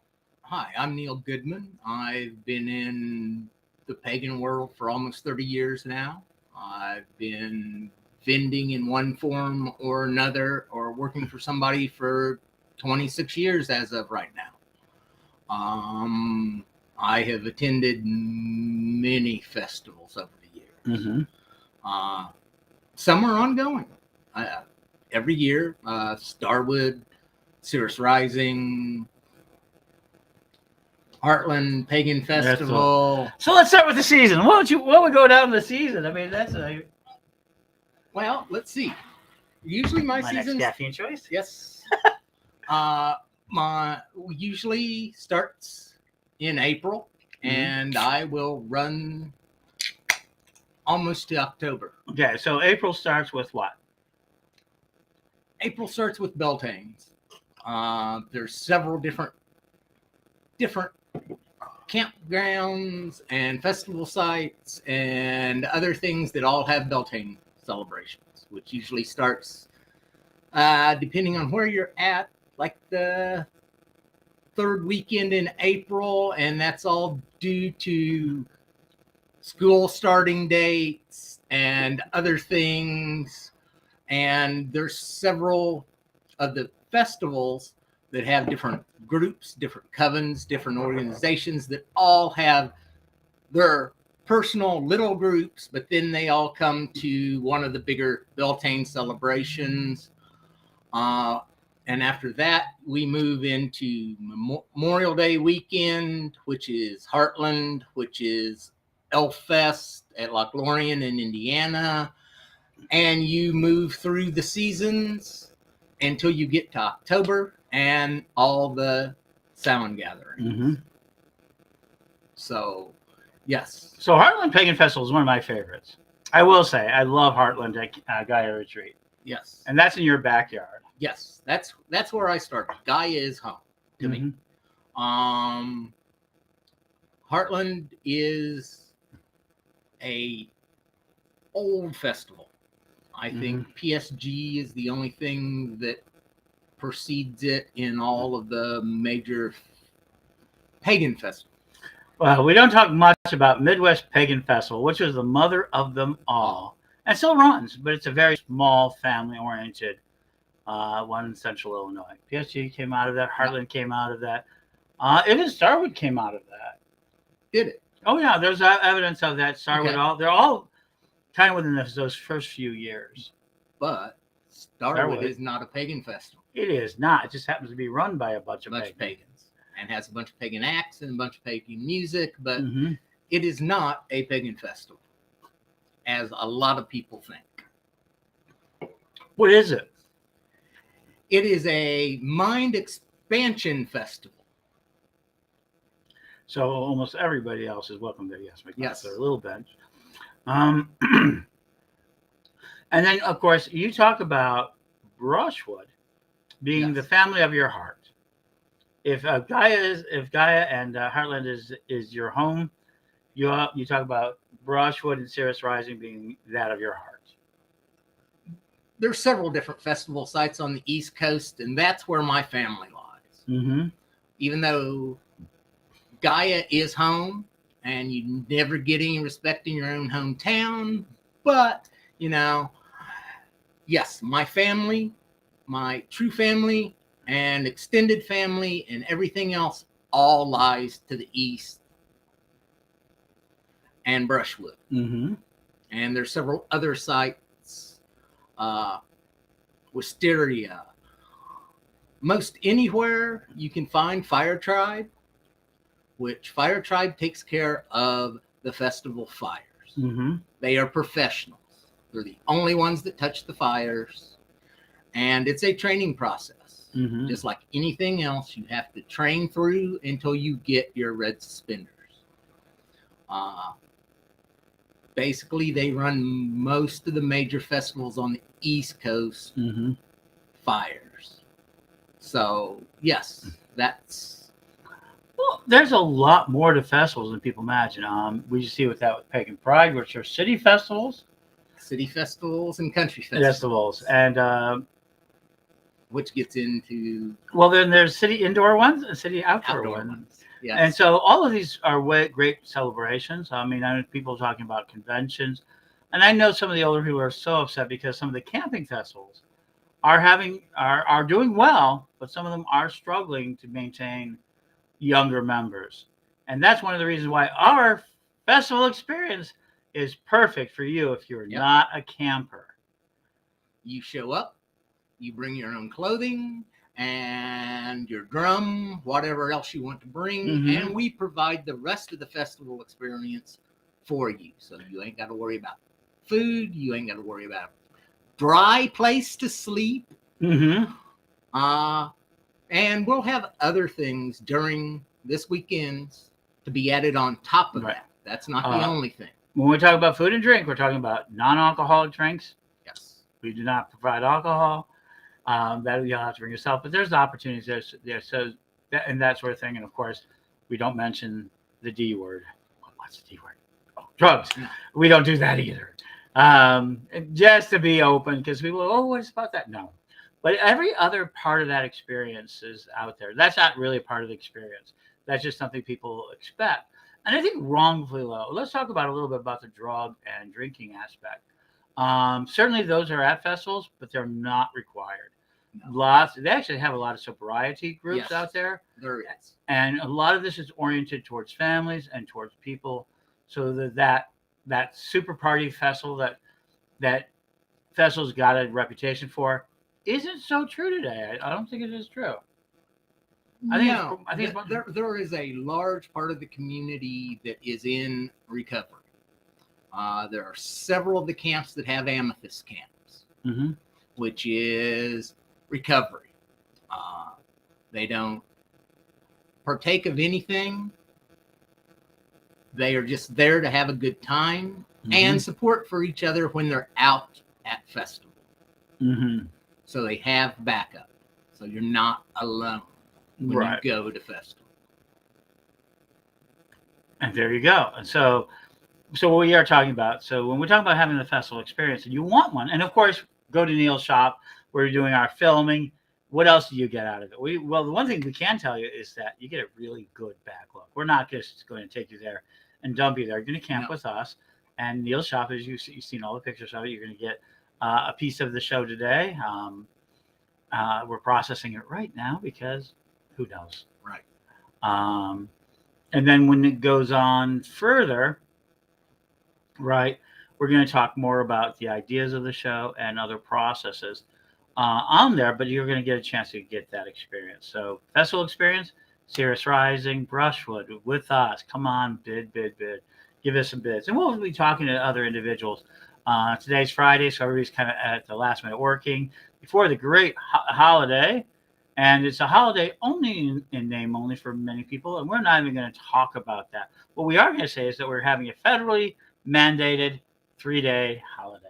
Weekend, yes. Yeah, weekend. And this weekend you can spend it with us, the Paladins, us of this pagan world, on this long telethon, raising money so that we can be represented, because this is what it's about, be represented at the Parliament of World Religions. Yes. And also kind of allow us to meet you and greet you and see us, so that when you see us in there, if you see us in Salem, if you see me and Neil in Salem, come to us, get a selfie. We don't take enough selfies. We are actually accused of terrible. Live videos to selfies, we do a bit, but oh my God, we're terrible. We've actually had people say, "Oh, I have a picture of us, but we have a picture." We just had it. Yeah. We just had a great experience. So, and when we're out there, we're going to talk about it. We just had a great experience with the Buckland Museum. Yes. Discovered paranormal oddities in Buffalo. Yes. That was unexpected. That was really a nice place. And Joe runs it, and he does a great job. His venue. Oh my God, that was not expected. Paranormal cooking. Paranormal cooking. He's going to have that. Interesting. Interest me. I want to know, does he cook up ectoplasm? Yeah. Or is the ectoplasm cooking for you? Ghostbusters 4. Ghostbusters, yeah. Cooking the ghost. I think that's I think that's what they do. Kind of. That would be fried. Would that be fried? That would be fried. Yes. Fried. With electricity, yeah, that would be fried. That would be fried. Mm-hmm. So yay. So yeah, so we're very excited about different things and different aspects of this. So we're at $580. So change that out for us. And well, we're going to talk for a few minutes. We're going to get to our next break, and then we're going to show you something very special. We're going to show you what the festival looks like. And now then that'll also give me a chance to check out our prices and things like that. So there you go. Check out the auction items, check out all the readings and other things that are up for purchase, or do a donation if you would like. That would be wonderful. So, and yes. Okay. Hello. Oh yeah, I'm just looking at somebody's actually on that. Somebody's out there working out there. Oh, Sir Brian. So, good. Hey, Brian. Let's see. I'll bring you on. I'll toggle you if you want to come on at any point. Oh, you're in the other direction. Can you see us? I can see you. I will pull you off when you're ready. Let me know. I am not hearing him. So we had that aspect from last time. I've not. There we go. I've got him on the feed now. Yeah, I'm on the feed, of course. And But can we hear him? Don't have it here. Mm-hmm. All right. What button did you hit last time? Oh, Mary, I did that. And then Mary came on and she was hearable. Huh. We're having some difficulty with that today. Drives me a little crazy. There we go. All right. Well, we'll see what happens. And so, yeah, we're going to go at the top of the hour. We'll be taking a break. Mm-hmm. Oh, he was unmuted. So, I don't know. So, people are trying to tell me I can't really do it. All right. Let him go ahead. And so, we are there. Once we hear him, we'll see out there. So, no, we don't hear you. We did hear Mary, but we didn't hear the other one. I wonder what's happening out there. All right, so let's go ahead and continue our discussion while we deal with this. All right, so let's go ahead and continue our discussion. Wow, a little bit of an echo. It's always interesting, multiple screens, multiple places, multiple spaces. Yeah. And we're always having a lot of fun with that. All right, so let's get into our last 10 minutes before we check our numbers. And I was going to mention that. So we're going to show a nice piece at the top of the hour. And, okay. And we're moved on. Don is coming on at 10:30 this morning, or right around then. And so, yay, we're going to be allow him to get himself caffeinated in the morning because he is another caffeinated human being. How many of you are caffeinated human beings? Please let us know. That's one of the questions I got for right now. How many? On it, and there we go. He's there. There's his coffee. There's coffee. And what are you drinking there? Why are we not hearing you?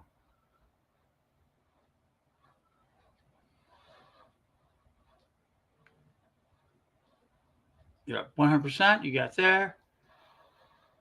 Bradley's a caffeinated people. Most of us are caffeinated people, I can see. And so there. All right. So we're looking at it. We're still learning our system. We did definitely have Marianne. So I was like, oh, yeah. Are we listening? Yeah. Okay. So can hear, but I wish I had. So we're learning as we go along. And Eddie's got a cup from Kroger breakfast blend with chocolate. Ooh, chocolate, another great caffeine. And caffeine, everyone is in some form. No, I know some caffeine-free human beings who can't even touch of it. And oh yeah, Penny Cassie asked about being plugged in. So we're gonna go back. We can go back in that. I'm seeing them. They were talking about being that they're definitely a plugged in being. So yeah. All right. So you saw that. Well, we're having a small technical difficulties to bring on guests. We're going to work on that and see what we can do In the meantime, here. in the meantime. But here we go. So, are you a caffeinated person? I am. Definitely. I'm out of coffee, which is a tragedy. I'm bound to do zero sugar. Oh, this isn't one of the blasters. We got one that's just not awful. So, zero sugar, as you can see. So, yeah, I definitely keep the sugar out of my diet as much as I can. Not as much as I should, but as much as I can. And eating on the road is really tough. I mean, eating on the road and things of that nature is a really tough aspect. So what do you want to see in Salem? We're going to ask that question. At 10:30, we're going to have Don. When we take our break, we're going to have more about this idea. I really thank you all for being a part of here. So let's remind you here. Let's go ahead and do it. I'm going to look anyway. I believe we're at 580. There's an argument if it's 580 or 583. We're going to get doing more of a more exact tally. But here we go. And the mystery says it's thinking. And we are now up. Woo! And we are up. We are up all of. We have another $25 donation in the form. So we are at 605. That's right, folks. We are at 605. And someone, and I won't mention their name, bought a reading for me, so we will touch back out later for them. There we go. Kai, can you speak? Hey, can you hear me? I can hear you. Okay. So we can hear you. So Yeah, we can hear you. Woohoo! So yeah. What's that caffeine source? It looks like a caffeine or sugar source, huh? Sugar. My daughter. I sent my daughter for the Red Bull. I'm out. Yeah, you're a Red Bull drinker. You've talked about that.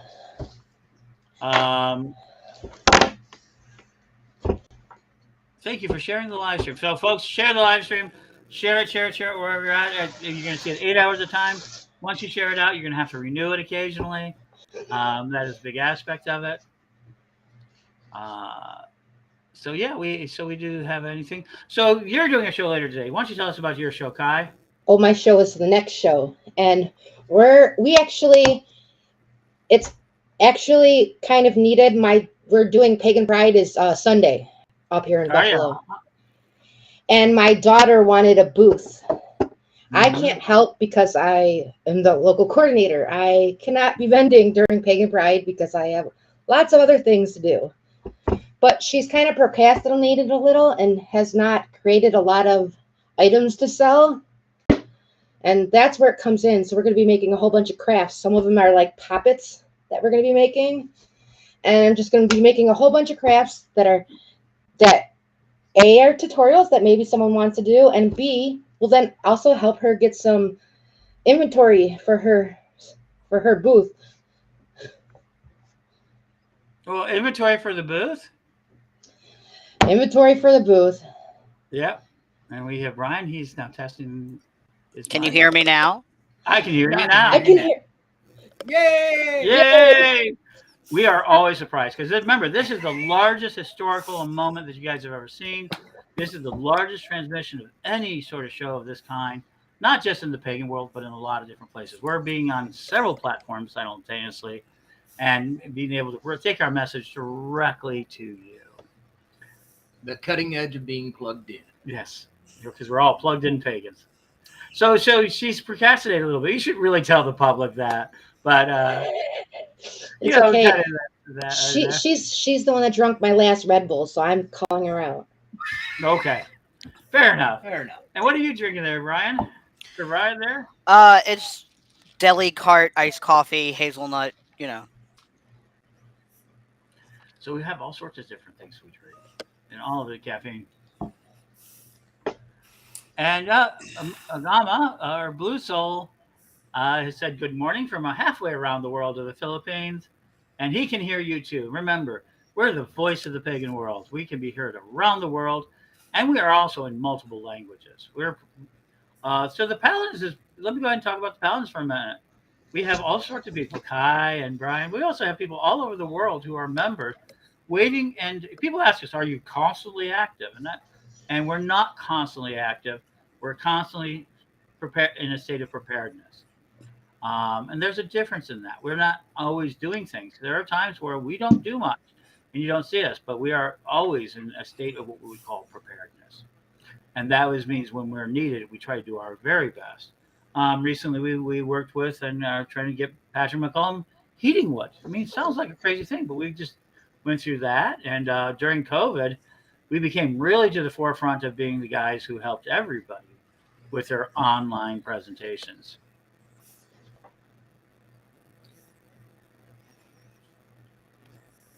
What do you mean, Brian? Now, Arlene said this. Let me go ahead and put it up there. Arlene knows what I mean. Arlene wants me to specify for the non-New Yorkers what it means. What is Basically, it about that? basically, it's just a cart that is basically on many street corners in busy parts of the city where you can get like a roll or a muffin or a bagel, and they just like it's really cheap eats. It's like $2 for this coffee. That's pretty big. Okay, that's an interesting concept. I've seen those. I haven't been in New York much. Usually major cities, Chicago. I've seen them. I've seen them in like Seattle. I've seen them in Chicago's virtually eliminated them. They probably We call it probably food trucks and carts. Oh yeah, they've been Yep. heavily eliminated from the city of Chicago, and the food trucks are coming back in because, well, they need the money. We don't Yeah. have carts in Buffalo. We have Tim Hortons every other block. Yeah, yeah. Phoenix has told me about that. yeah, we haven't actually done. I haven't actually done Tim Hortons yet. I haven't done Tim Hortons We've either. we've seen them a number of times. We're Dunkin' fans. We've been Dunkin' fans. We're not Starbucks fans What very about much. Wawa? Wawa's Florida. I've seen them in Florida. They have it in Jersey too. Toast. I have not seen one. I used to print their Wawa wrap. Oh wow. Yes. So yeah, we have so Wawa is another one, and there's a coffee shop in Orlando called the Witch's Brew, which is a witch's coffee shop, and those are starting to emerge. If you have a witch's coffee shop, I worked at one for a while here in the city. It's a coffee shop during the day, and at night it becomes a sober bar. wow, and then in the Philippines they're on every street corner, according to Blue Soul. Yay! So yeah, so out there, so caffeine is an important part of it. And you know, for ritual purposes, caffeine was an extremely important part of the world as we know it.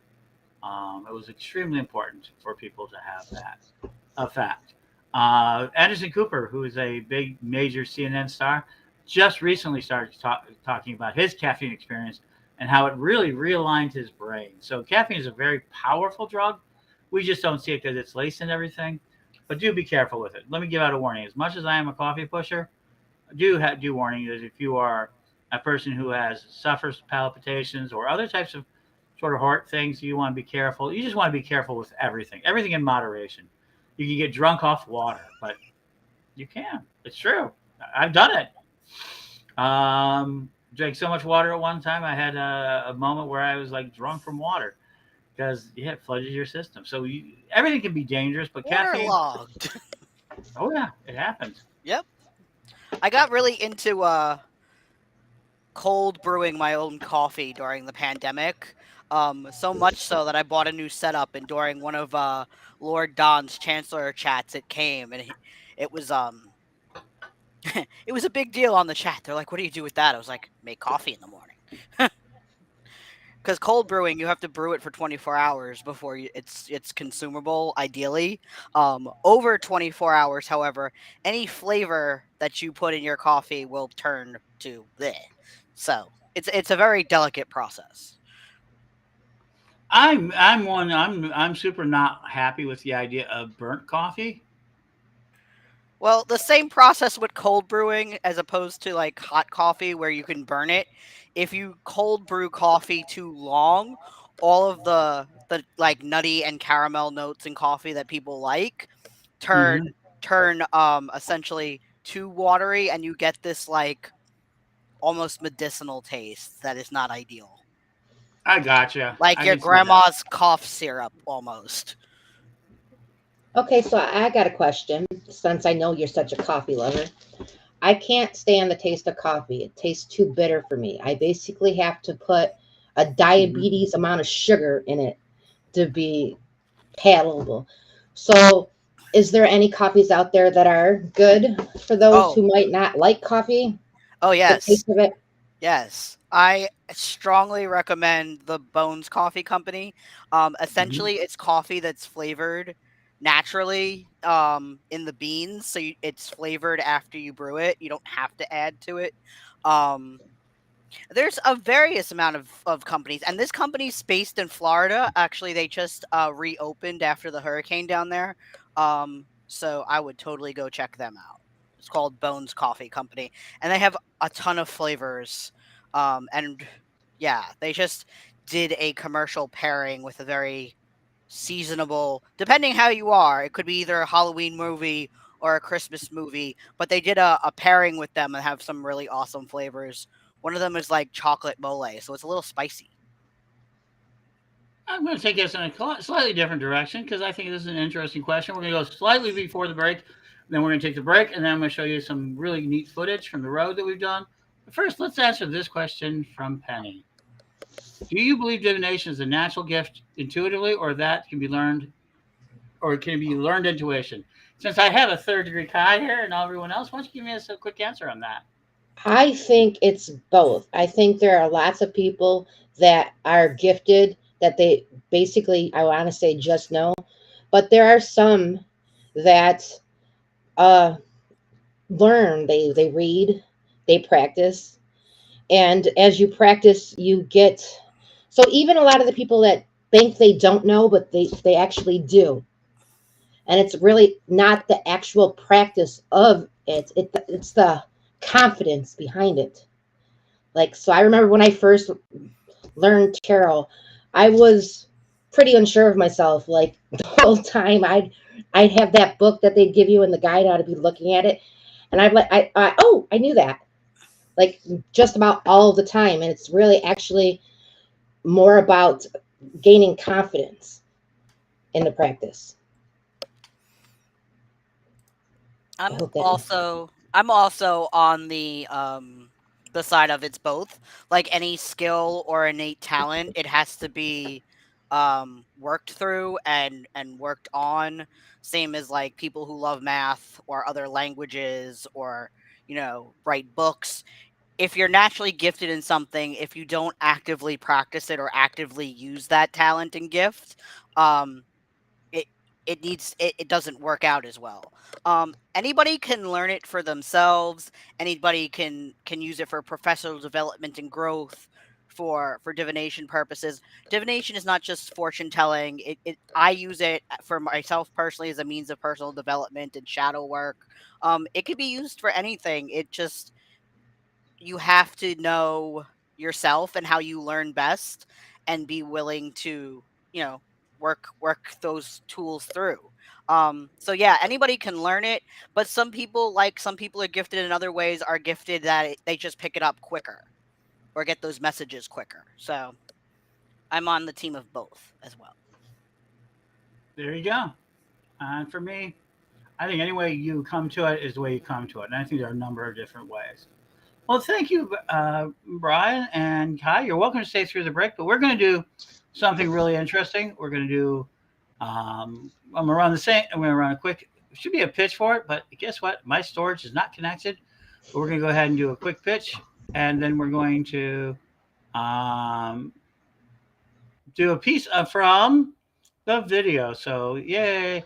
We're going to show you what it looks like to be on the festival road. So let's go ahead and do this. And we'll be back we'll be back right after this break. And we'll be bringing you a great piece of video.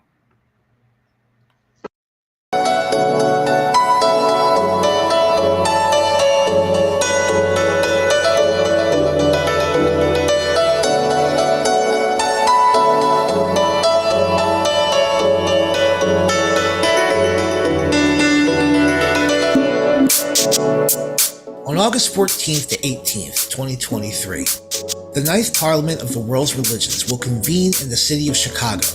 They are calling us together for a call to conscience, defending freedom and human rights. People and representatives of nearly all religions and faiths will be there to answer this call. And here are 6 reasons why you should attend.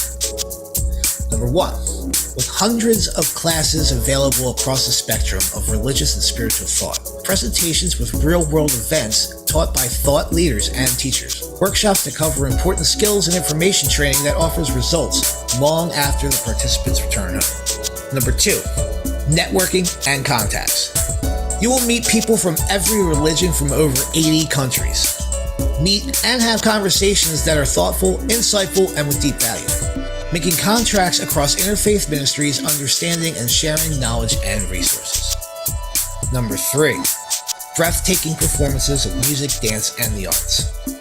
Every kind of religious and cultural music, dances, and art fill the 5 days. The Parliament presents beautiful, colorful, intimate, and spectacular performances in many languages from many cultures. The display of the heart, in essence, the freedom of expression, will be on full display. Number 4, have your voice heard. Your attendance means something essential. By participating in conversations around the ways we can defend our freedoms and human rights, you can make a difference. By standing with your faith, community, and as a person of spirit, you can allow your voice to be heard in a unique way. Number 5, become a part of the global peace movement. As you learn and share at the Parliament, you discover none of us are alone, and that people all over the world are working towards peace, a freer world, and the protection of human rights. Whether your service and goals are local or global, through the Parliament of the World's Religions, you will be able to act. Number 6, it's a spiritually transformative experience. Participants and attendees tell of the truly improving life experiences that forever change them towards their own spiritual life. The spiritual and emotional growth in the days of the Parliament is intense, organic, and awe-inspiring. Consider your commitment to defending freedom and human rights and attend the 9th convening of the Parliament of the World's Religions. If you wish to join the Pagans to the Parliament, we have a special rate at Correllian.weebly.com, or just click the link in the description. Blessed be everybody. The Road to Parliament 2022 Correllians Live Telethon is sponsored and operated by the Correllian Nativist Church, a 501c3 religious organization. For more information, go to Correllian.com.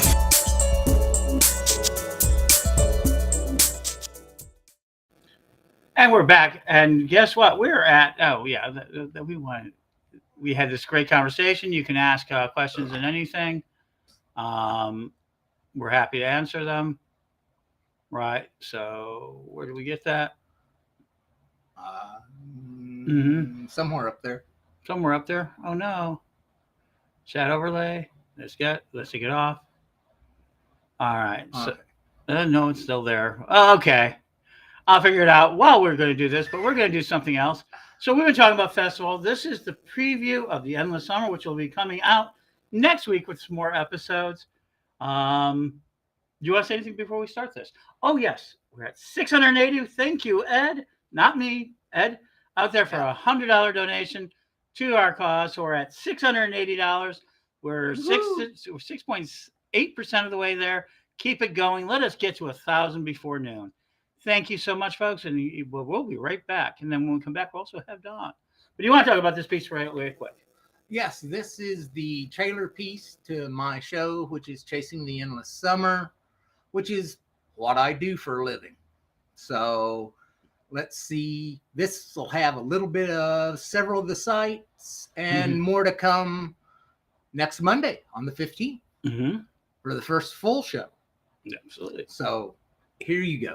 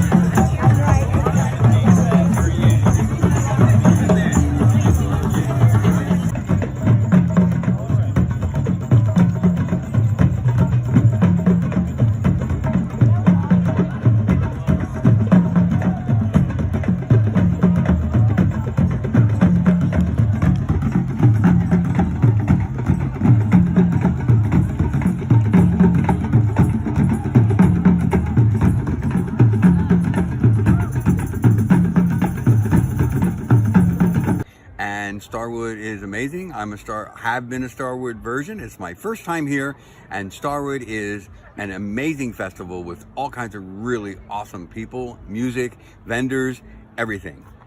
But yeah, we call her the Dragon Tree. And she watches over us.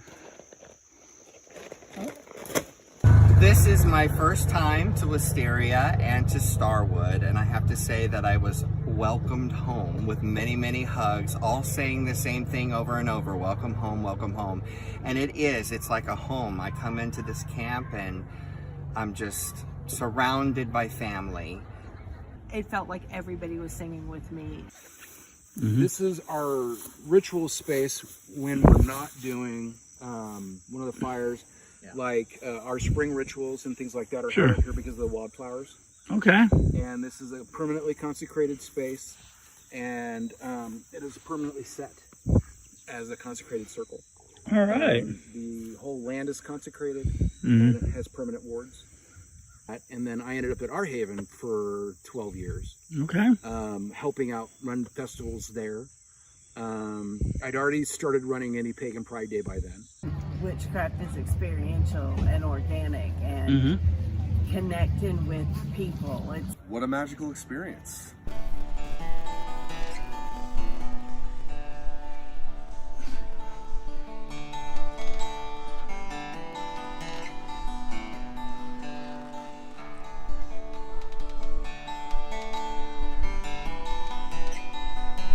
Pagans are survivors. Mm-hmm. We went online to survive. Mm-hmm. We're back in person now. One of the many things that's consuming me now is where we are in the history of history.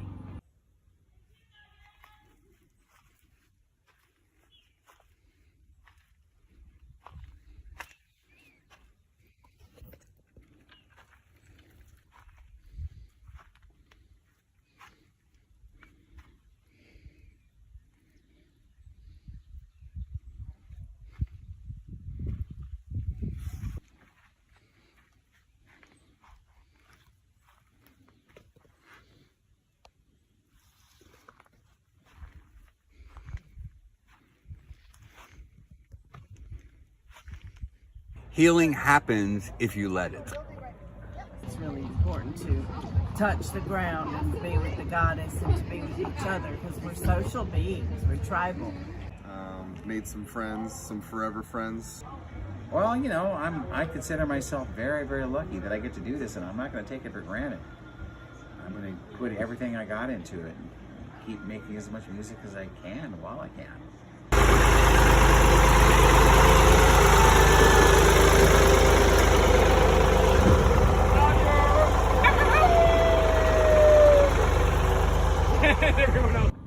So we're here creating the new paradigm.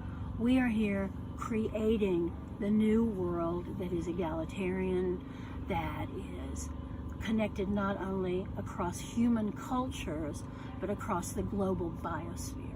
And that's what's happening right now, right in front of your eyes. I am having such a blast. The music is great. All the musicians are great. It's wonderful. It's so good to see souls that I haven't seen in a couple of years. So yeah. It was absolutely amazing. It was my first year here, and it was such a healing experience to be out amongst my people for the first time in what felt like forever, but was really only a couple of years. It was fun. It was transformative, really.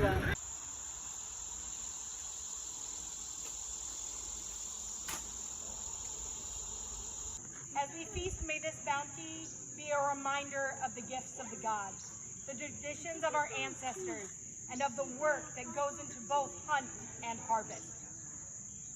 For hunter and for harvester, for the fawn and for the grain, for new ties and for bonds made strong again, for bountiful and fat, and for scarcity lean and trim, for celebration joyous and bright, and for preparation thoughtful and grim, for self and for community, for man and for divinity, for hunter and for harvester. Friends, spirits, gods, We thank thee. So this is our 5th wedding anniversary, was yesterday. And we met at Wisteria, which is the land Starwood's currently being held on. And then I went and met Dusty at Starwood in Brushwood to take him back home to Atlanta with me. But we met right across the street here, and we both had issues happening that night spiritually. I had come to do a ritual with somebody who, after I got here, I decided they didn't really have the right energy for the ritual, and I was kind of upset sitting in Caffeina's because I didn't know what I was going to do to solve the issue that I had with the ritual that I was trying to write. And then Dusty, I was 21 and I had been trying to find a teacher since I was 14, and I hadn't found one, so I had some choice words with Goddess at that crossroads right down there, and I met Bella 150 feet later at Caffeina's pavilion over there. yeah, I was mad, and he likes to cheer people up that are mad. I gotcha. So we had a great time, and we spontaneously finished the ritual that I was working on that night, and we've been inseparable ever since, right? Our magic just amplifies each other's, I think.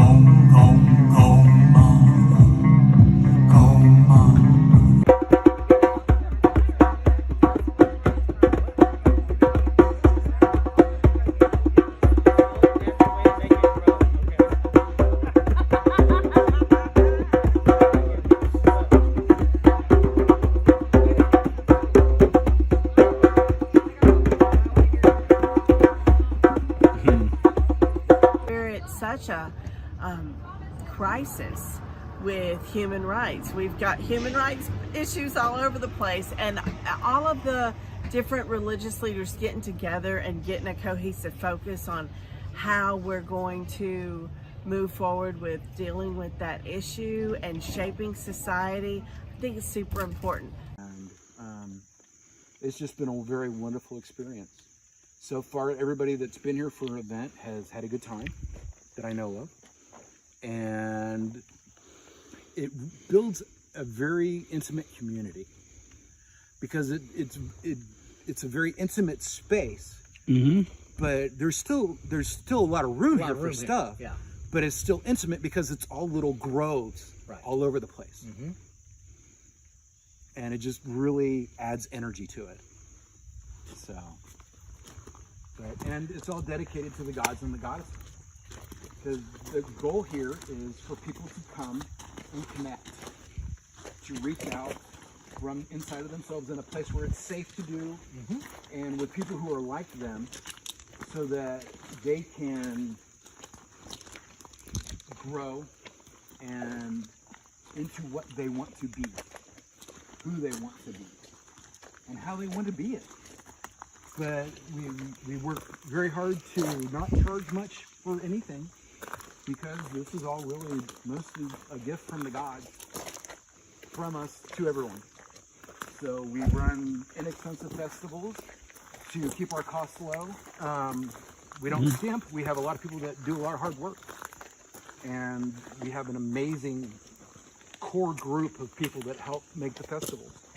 We have fire dancers that are here every event, and they love spinning here because the energy. Yeah.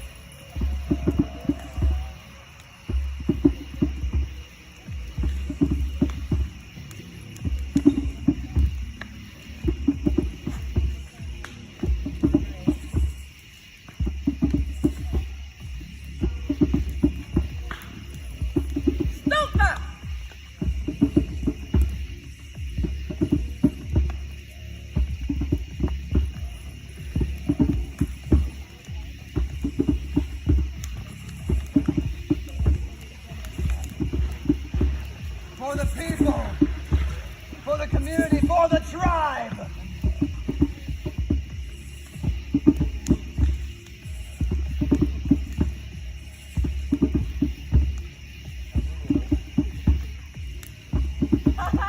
have a faggot. Thank you, brother. From the charming of the plow to the harvest. To the hunters gathering for the people. Not just our food source, but we grow, we learn, we change. We stabilize, we fortify, we protect, and we create. Use your skills for the people. Use your skills for the tribe. It is time to grow. It is our time to grow as people, as heathens, in all of our different tribes. It's time for us to grow. It's time for us to become better. Prepare yourselves always for the road ahead. Now who wants to roast a pig?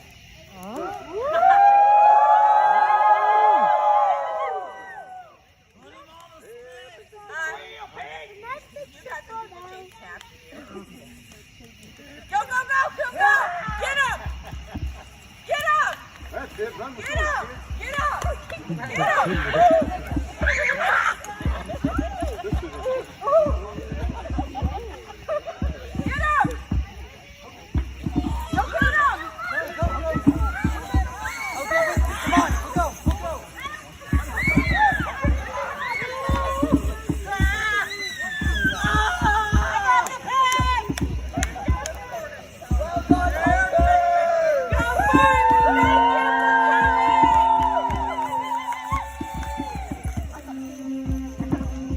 Call dibs on now, bacon. No, where's my bacon? I don't get bacon?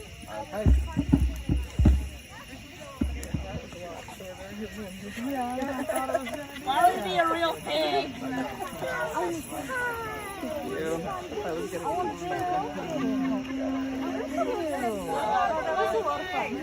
I got pictures and then I got video. Oh, I'm so Like, governments kind of control society, but churches and religious groups shape it. They bring culture and values.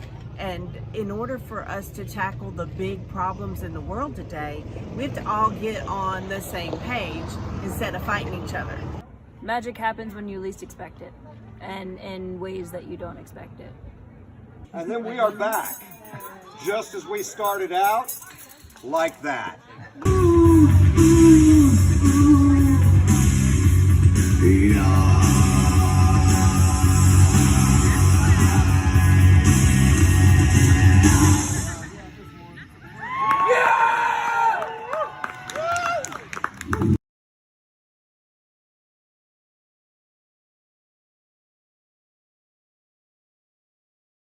It wasn't that great. Can you tell us a little bit about this? Well, what you were just watching was from NERF, Northern European Religious Festival. When we started, we were going up the hill at Brushwood. There's fire spinning. There is drumming and dancing at night. There are the fires. There are workshops all day long. There's different events that happen inside the festivals that are spontaneous. There's lots of music. There's lots of live music. There's just about anything you're interested in, you're going to find somebody there at festival that's interested in it too. And thank you, Bradley. That was great, and it's going to be a series. That is just a few highlights out of hours and hours of film that we were going to basically go through.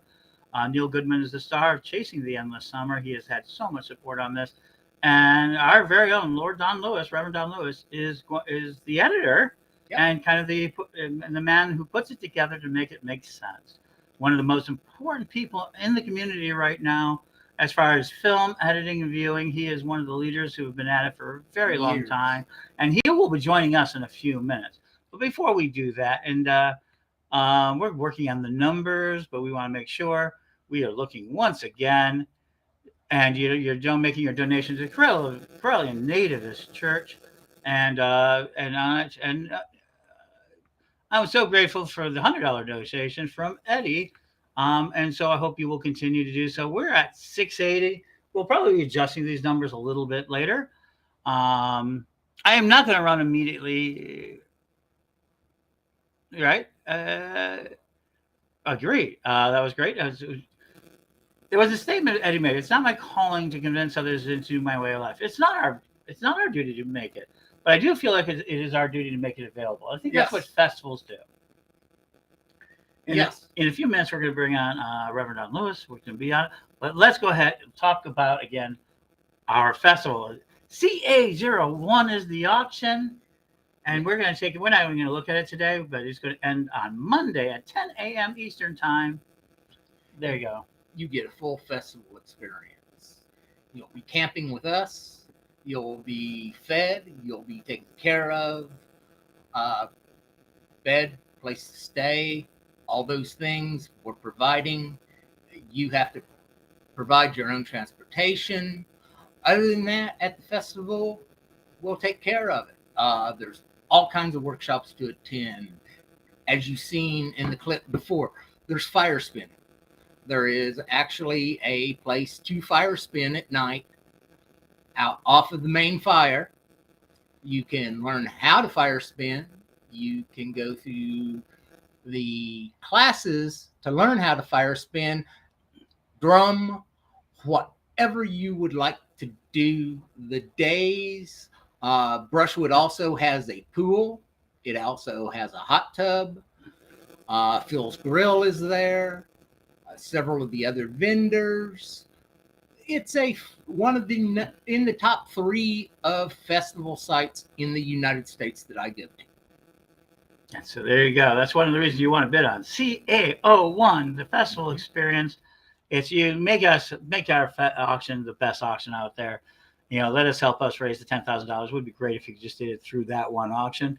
But if not, we'll add more and we'll talk about more. But without further ado, I think we're going to bring on, we were normally taking a break, but this time, because of the fact I'm having a little bit of technical problem, I'm not going to put you through that. But instead, I'm going to bring Lord Don Lewis right on the air with me right now. And what are you drinking today? Coffee, just like every other day. Mm-hmm.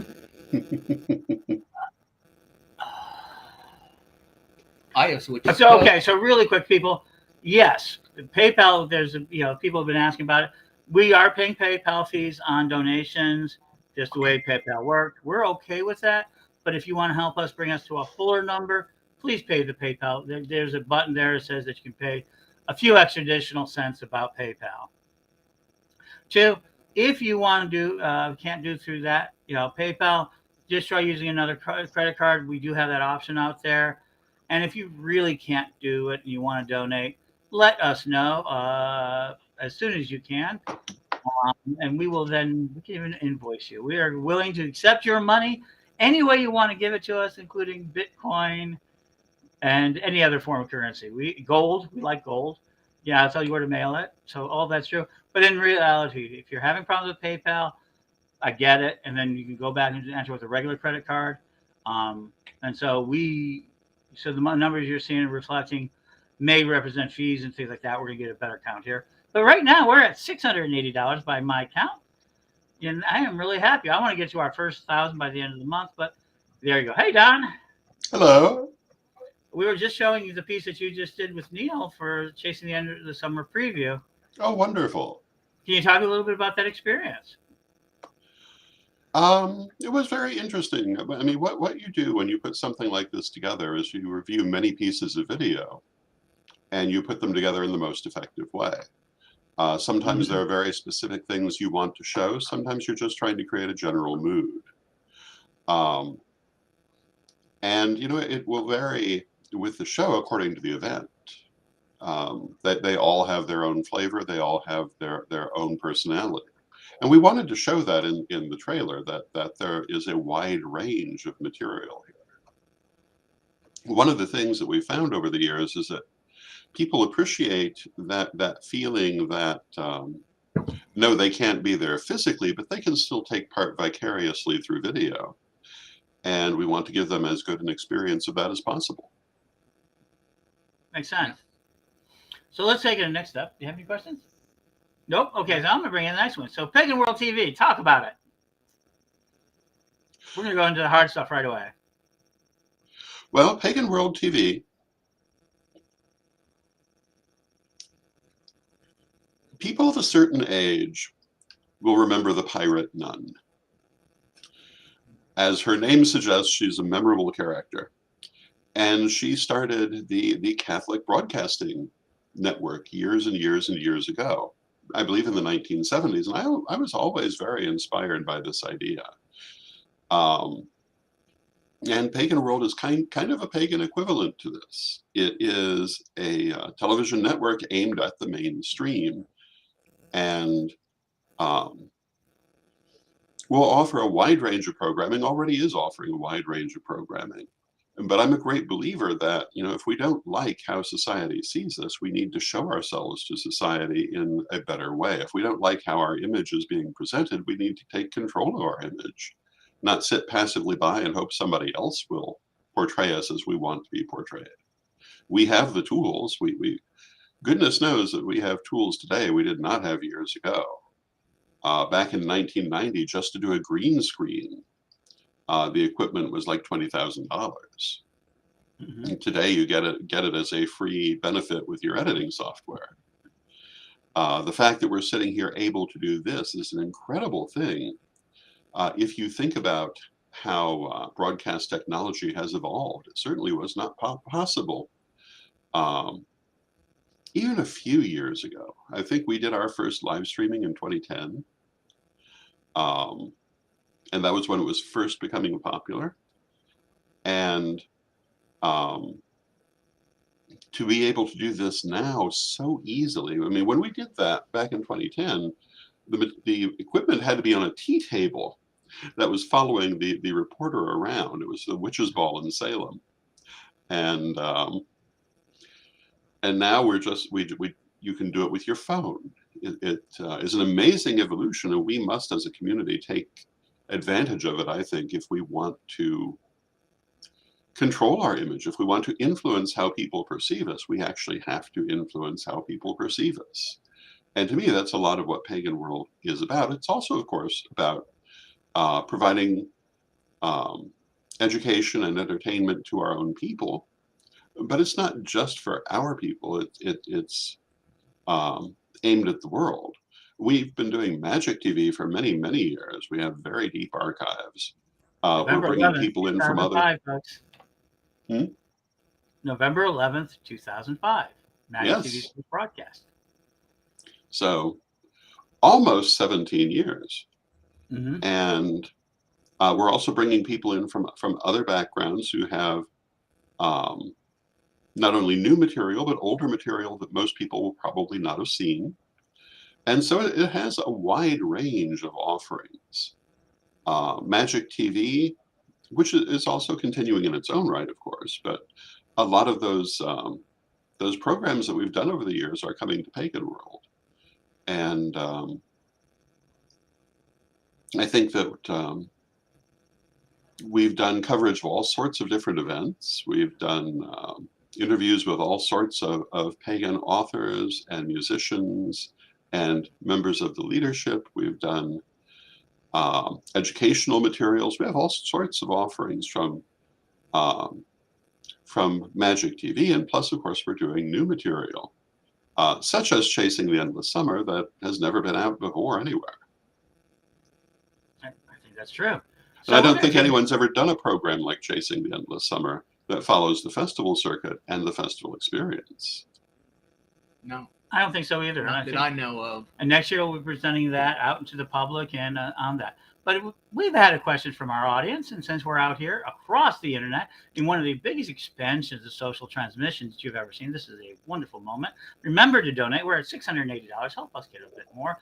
Buy a reading. Don is giving a reading, $40 reading. And I was mentioning earlier, Don cannot keep to his time.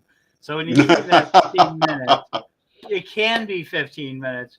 But if you schedule it right and don't try to be greedy, yeah, that 15 minutes, who knows how long it can be. And Don doesn't do that except for charitable reasons. Yeah, I was going to say that. I am not normally available for readings anymore, except for this kind of thing. And I will if you do it buy for all charitable readings, purposes. and there's only 25 of those readings, and if you buy them all, that'll be $1,000 towards our thing. So we really could use it. So Don at Correllian.com, Correllians.live/readers, go ahead and get yourself a reading. I mean, that's what you really want. You really do want a reading from Don. So that's what I think. But the question is, and I think you're a perfect person. I cannot pronounce this name right. Hermagidas, he believes in magic 100%, but he's always looking for proof. He's always trying to show people with proof and evidence. Can you take a few minutes out, as long as you need, actually? Can you explain that? Because you're one of the leading voices in this idea of magic not being real, but being real. What is it that we're really looking for? Because I think people don't understand what they're looking for. So why don't I give you the floor? Why don't you, Hermagidas was asked a really deep question this time of day, and here at the telethon, why don't we answer that? Well, let me see what I can do. For me, the proof of the reality of magic is in my life. When I do it and it works, I know it works. And I tend to feel that if a person will try it, they will find that it works. But of course, when you're trying to convince someone that this is a reasonable path to be following, and it is not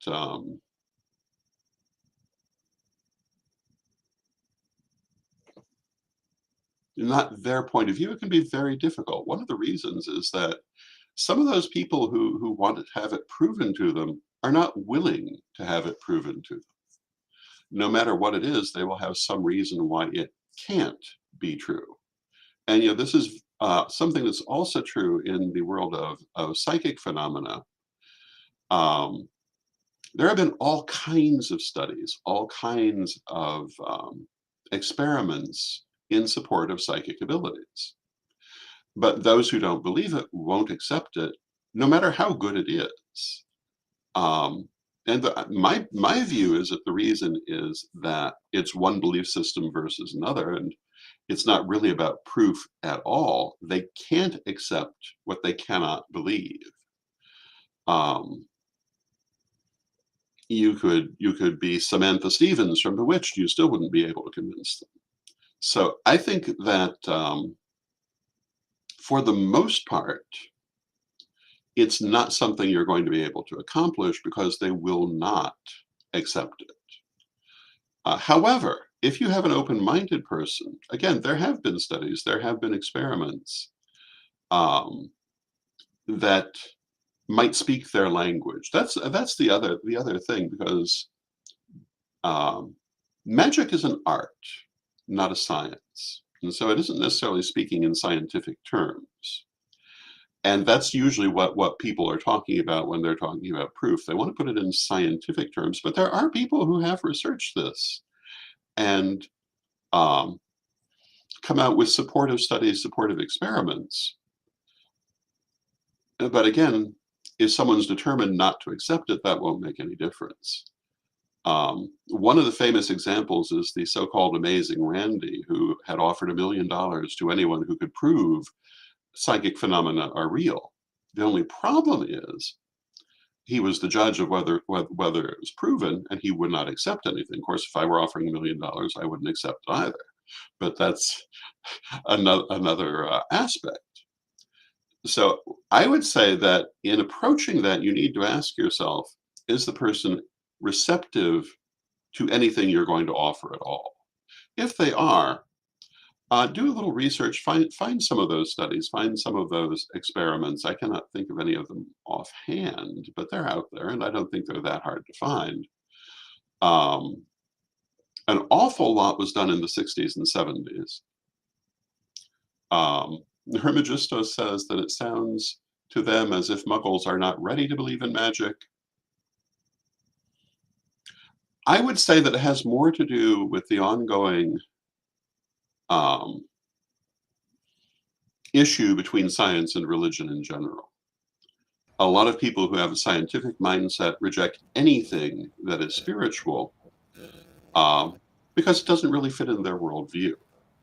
Well, let me offer this. Isn't it also a lot of the more monotheistic religions are also anti-magic and so not only do you have an anti-science bias, right? Because it's been they've been trained through these systems that it's not true, and that sets their systems. Well, that's the other thing. If you do convince people from a certain background that it's true, you end up with people being worried that spells are being cast through hocus pocus too. Mm-hmm. If you've seen that ridiculous piece of news. Oh, sure. So what I would say is if someone is receptive, offer them the proof that you can. Suggest that they try it and see what happens. And under certain circumstances, you may be able to demonstrate it for them. So let me offer. Go ahead. Go ahead, finish. I was going to say, but if they're determined not to accept it, nothing you can do will make a difference. That makes some sense. That makes a lot of sense. Well, let me offer you this. Pagan World TV is a manifestation. People don't realize it is an absolute manifestation of magic. We were going there. We were originally going to NAB, which I'd been planning for years to go. Yep. And COVID got in the way. And what I was going to do was, and the end of the summer, Chasing the End of the Summer was the first show I was going to do. Yep. We were hoping to meet with Netflix and a lot of the other streamers who were there. But at the last minute, our minds got changed. And, the orange candle, the orange thing, we walked into the center. Actually, we walked in the wrong entrance to the convention hall. of the convention hall and instantly found TV Startup, which began our process only little more than 4 months ago. Yep. We were looking at it. This is like we're 5 months in. to building a television station, building this sort of telethon. So you were talking earlier about the idea that a lot of people have coverage of elders and other materials that are just hidden places, right? Yes, there is. Your guys' archives that has got buckling footage that nobody has seen. There's other pieces to people in the past that are not existing in this plane right at the minute. That is very archival and important on where the beginnings of the modern pagan movement. So yes, there's a lot of history out there hidden in people's closets. They have old video, they have old 8mm stuff, they have photos. We were just at the Buckland Museum. They asked a question if the Lawrence Museum was real, and gave them the What answer. an odd coincidence, too, right? Yes. Synchronicity. But yes, it was real. And they have the proof. They have photos of it to prove that it was real, more than just paper documentation with no real substance to it. On that subject, the photos that you're referring to, in 1988, probably, possibly early 89, I was doing the Wheel of Hecate magazine, and we were going to do a story on the museum. Because I had a relatively strong association with the museum in those days. And so we went out and we photographed the museum. And as far as I know, we're the only people with any extensive photography of the museum at all. There are a couple of shots that appeared in newspapers, and I'm sure some people have private shots that whether they'll ever see the light of day, I don't know, because you know what happens a lot of times when people die, their families don't preserve these things because they don't realize they're important. But we have a pretty good collection of photos of the Lawrence Museum. There should be no question, in light of that it existed. The Correllian tradition and the or I should say the High Correll family and the Lawrence family had an early association. So I think people should realize we can do something now. I think the Pagan World Project in general, not just Pagan World TV, I think we can actually answer the question very simply about we need a digital museum. I think that's the realization. And we've been dedicated to that. We do have one. I mean, you preserved the other thing they were talking about at the Buckland Museum when we gave them those archival tapes, and then realized we have more somewhere. We have so much tape that is not hit the day, and so does everybody. So if you want to have us, so they should send them to us. DM us if you've got material. We will be happy to convert it and return it to you, the original materials, and even give you the MP3s or 4s that are needed, as long as you're willing to let us archive it and possibly use it for distribution historical purposes. Yes. I mean, we'd be happy to do that. So that is. And I think that makes us more plugged in. How do we get ourselves plugged into the pagan community? I think we've been talking about this term, plugged in pagans. Plugged in pagans. Are you a plugged in pagan, Don? Well, not according to Marianne Kay, but generally speaking, I think that's a little joke about. I think you've become more plugged in. Well, thank you. I think I would say yes, but I would have to say I'm plugged in certain areas. Just as in my my career as a pagan, the emphasis is on certain things. I would say in terms of being plugged in, it's the emphasis is on, for example, even after all these years, pagan media, education, and history, which of course is also the focus of my life for the most part, and artwork. In artwork, absolutely. And you have a piece of artwork up. You're going to have several pieces of artwork up. We're going to be putting more of it up today, but the one we have is Haspidius. Can you talk about that? Hatshepsut? See, I butchered. See, take another drink, folks. Well, how about I show them Sure. after the break? All right. I'll have to get them, Oh, okay. but they're easily to hand. All right. Well, then we have one last question before we take break, and I think it's a good question. And here he goes. Show this. Do you see the quantum field being explored in the pagan community? I do, absolutely, with varying degrees of skill. And this is relevant to the previous question about how do you prove these things. Science is coming a lot closer to what we've been saying all along, particularly through quantum physics and certain other things. A lot of the magical theory that we have been dealing with is not on the fringe anymore. And so in terms of proving the value or the legitimacy of magic to non-magical people, if you're able to speak in contemporary scientific terms, there actually is a lot more you can use. A lot of aspects of quantum theory really do go hand in hand with things we have taught. I mean, you hear mainstream scientists now talking about the multiverse and the idea of parallel universes, which was very fringy when I was writing about it in the degree materials 20 years ago, but isn't now. And so I will say that I think that a certain segment of the general population is to understanding magic without even realizing it than they previously were. And I think it would benefit us to use more of those terms in our practice that wider world knows. I think synchronicity is a word that is often used a lot. Instead of it being the idea of synchronicity versus accident or coincidence.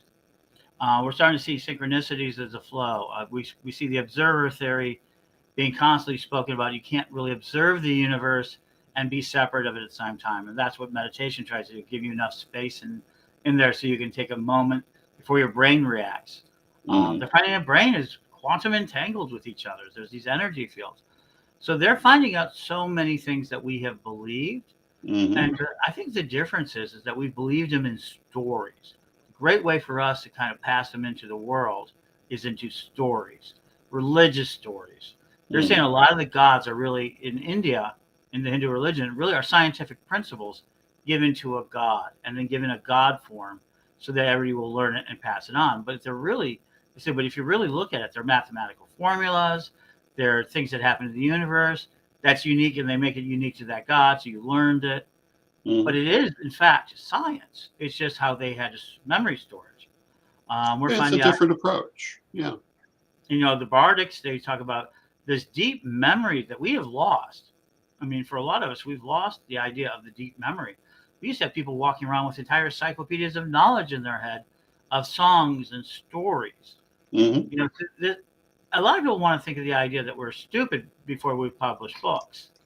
You know, that we couldn't have held knowledge before the publishing of Gutenberg. It just spread it out. You know, can you talk about our ability to... Magic has always been about memory, hasn't it? And isn't that really about what quantum theory is? Memory and perception. Those are very important things. But, you know, you're mentioning the idea that that literate people sometimes have, that pre-literate people did not have knowledge. We know now that the Aboriginal peoples in Australia have memories that have been passed down for literally thousands of years, tens of thousands of years. We can look at a number of pre-literate societies of which we have knowledge, or maybe we should say newly literate societies at the time these things were written down. They had very ancient knowledge. One of the things that happened, I think, is that the ability, which begins with the printing press, to record knowledge, kind of gave us an external memory that allowed us to rely less on our internal memory. If you look at the books behind me, they're an example of that. If you could see the computer in front of me, it's an example of that. We've a lot of our memory, but it's still there in a different way. And when we talk about magic, I think all of us on screen at the moment are believers in the idea that computers are magical tools, that the metaverse is a magical thing, and that we must look at it that way, that it is an aspect of the astral plane that we have come to have a new way to interact with. And this is something that was being predicted 30 years ago, that that we're moving increasingly from that mental plane into the astral plane, and the idea that we would have such an interface that can do things that were previously only possible in an astral way makes perfect sense in light of the predictions that people were making, again, 30, 40 years ago. You want to talk about proof? Well, again, people will not accept proof they will not accept. But global warming and climate change have been huge things in the last few decades. But the place I first heard about the idea of climate change was the metaphysical community in the 1970s, at a point in time when the scientific community basically was laughing at the idea. The idea, for example, that our coastlines were going to end up underwater was very current in the metaphysical world at that time, going back to the 1940s, and is effectively the prediction that comes with climate change. The idea that the seasons were dissolving as we knew them was an idea that I grew up with. And now it's very mainstream and very much backed by conventional science, which calls it climate change. Doesn't always put it the same way, but it's the same idea. And I would have to say they have caught up with us.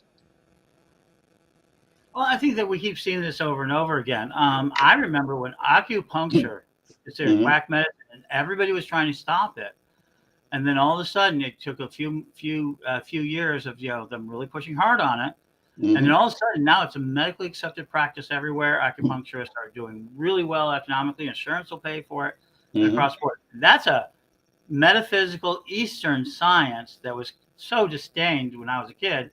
Now full practice and accepted by the medical community as one of the therapeutic ways of handling it. Absolutely. And now you're seeing Chinese teas come in. We're seeing more of this idea of other alternative medicines coming in. And at the same time, I think it's also because, and I think what gives it space is the high cost of modern medicine, which only treats with science and very roughly a lot of times, tearing things out, introducing chemicals to your body. I mean, I'm for it. I introduce a chemical to my body every day. I'm a diabetic, so I have insulin. And I can't even, people say, oh, GMOs are terrible. I exist because of affordable GMO. Those little microbes are giving me my insulin every day, not 10,000 pig livers out there. People laugh. My grandparents had to take insulin by pig liver, pig insulin. They didn't make it that far. So I'm way past them. So I'm really grateful to the idea of GMOs being all bad. No, for me, sorry. But at the same time, they're always constantly dissing the other types of methods of it. And that's where when we talk about quantum physics, we're also talking about medical physics and medical ways. I mean, if the paradigm doesn't allow it to come in, people won't.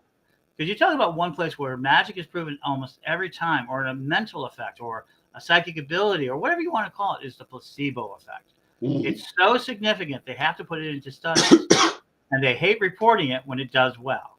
Can you talk about that? And what is the placebo effect except the idea of magic that if you believe it's going to work, you can make it work?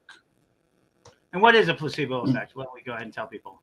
So in medicine, the placebo effect is a control in studies where one group of people is given a placebo, commonly called a sugar pill, and the other group of people are given the actual medicine to see how they behave against one another. And quite often, the placebo is very effective because they believe it will work. And magic works to a certain extent on that same premise. One of the things that we teach is that if you cannot believe that you're going to do the thing you're trying to do magically, you won't be able to do it. You must have that belief. We would say simply that Where people who would normally talk about the placebo effect would say that it's a physical thing, we would say that it's in the whole world around you, that you shape the world through your belief and your thoughts and your emotion. And magic is learning to direct these in a conscious way to produce that effect. If we talk about it in physical terms, one of the more spectacular examples of this sort of thing is Tummus, which is a practice primarily of Tibetan monks controlling their body temperature. And there have been demonstrations of, for example, putting wet towels over the monks in a cold room, and they raise their body temperature so much that they dry out the towel by causing all the water to evaporate from it. This should not be possible by the way that most people interpret the world, but it is possible, it is done. If there's any question of its existence, that's news to me. I think it's been thoroughly proven by every standard. But it shows how much control we actually have physically. And the idea of magic is that it's not only internal, it's also external.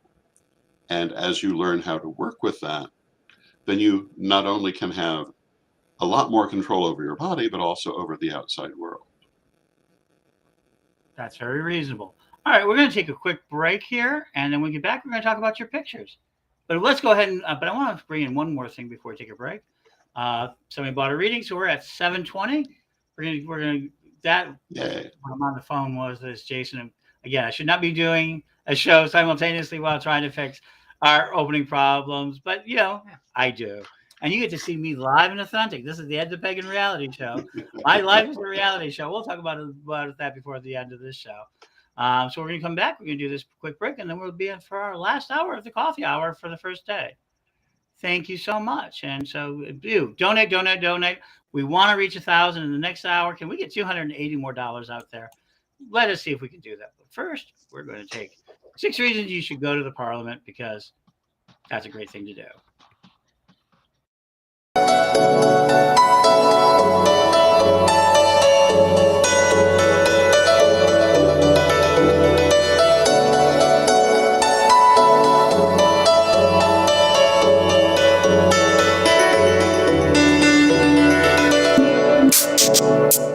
On August 14th to 18th, 2023, the Ninth Parliament of the World's Religions will convene in the city of Chicago. They are calling us together for a call to conscience, defending freedom and human rights. People and representatives of nearly all religions and faiths will be there to answer this call. And here are 6 reasons why you should attend. Number 1, with hundreds of classes available across the spectrum of religious and spiritual thought, presentations with real-world events taught by thought leaders and teachers, workshops that cover important skills and information training that offers results long after the participants return home. Number 2, networking and contacts. You will meet people from every religion from over 80 countries. Meet and have conversations that are thoughtful, insightful, and with deep value. Making contracts across interfaith ministries, understanding and sharing knowledge and resources. Number 3, breathtaking performances of music, dance, and the arts. Every kind of religious and cultural music, dances, and art fill the 5 days. The Parliament presents beautiful, colorful, intimate, and spectacular performances in many languages from many cultures. The display of the heart, in essence, the freedom of expression, will be on full display. Number 4, have your voice heard. Your attendance means something essential. By participating in conversations around the ways we can defend our freedoms and human rights, you can make a difference. By standing with your faith, community, and as a person of spirit, you can allow your voice to be heard in a unique way. Number 5, become a part of the global peace movement. As you learn and share at the Parliament, you discover none of us are alone, and that people all over the world are working towards peace, a freer world, and the protection of human rights. Whether your service and goals are local or global, through the Parliament of the World's Religions, you will be able to act. Number 6, it's a spiritually transformative experience. Participants and attendees tell of the truly improving life experiences that forever changed them towards their own spiritual life. The spiritual and emotional growth in the days of the Parliament is intense, organic, and awe-inspiring.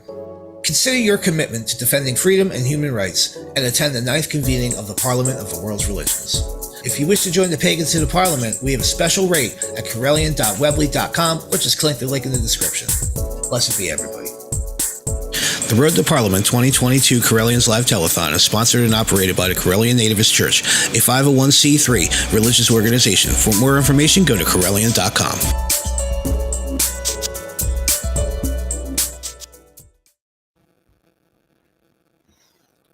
Hey, we're back, and we're at $720 for our telethon. And thank you for buying a reading with Lord Don Lewis. We have now only 23 of those left.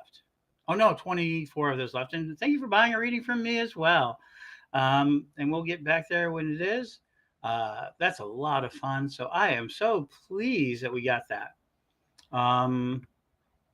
Yeah, so there we go. I'm going to check one more time as we come out of break because I'm really driving. Let's go ahead and drive this. Let it do it.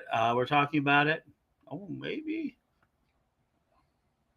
Nope, we're still there, but we're really pleased that we're at the $720 mark.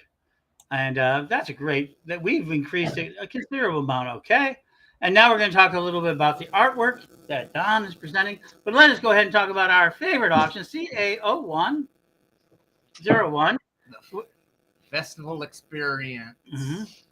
Yes, this is a full week, Monday through Sunday, of festival Brushwood, New York, at the Brushwood Folklore Center, Cirrus Rising, one of the biggest and best pagan festivals in the United States. So please come join us. And so if you do join us, you might be joining us with Lord Don Lewis himself, who we're hoping to have come out with us to Cirrus Rising. We're going to talk a little bit more about that later, but we can't do it until we at least have some bids and things like that.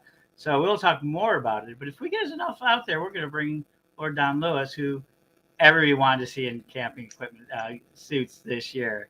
So if you want to check out his wardrobe firsthand and have him maybe be able to spend most of a week with him, take a look at the Cirrus Rising piece.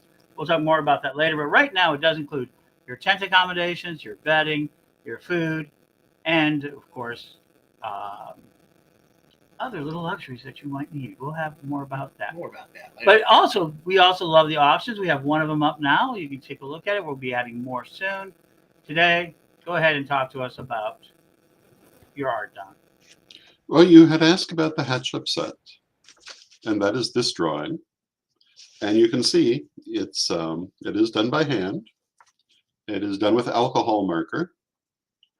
And this is the specific one that was mentioned, but there are a number of them. And it's done with alcohol marker, a little bit of colored pencil.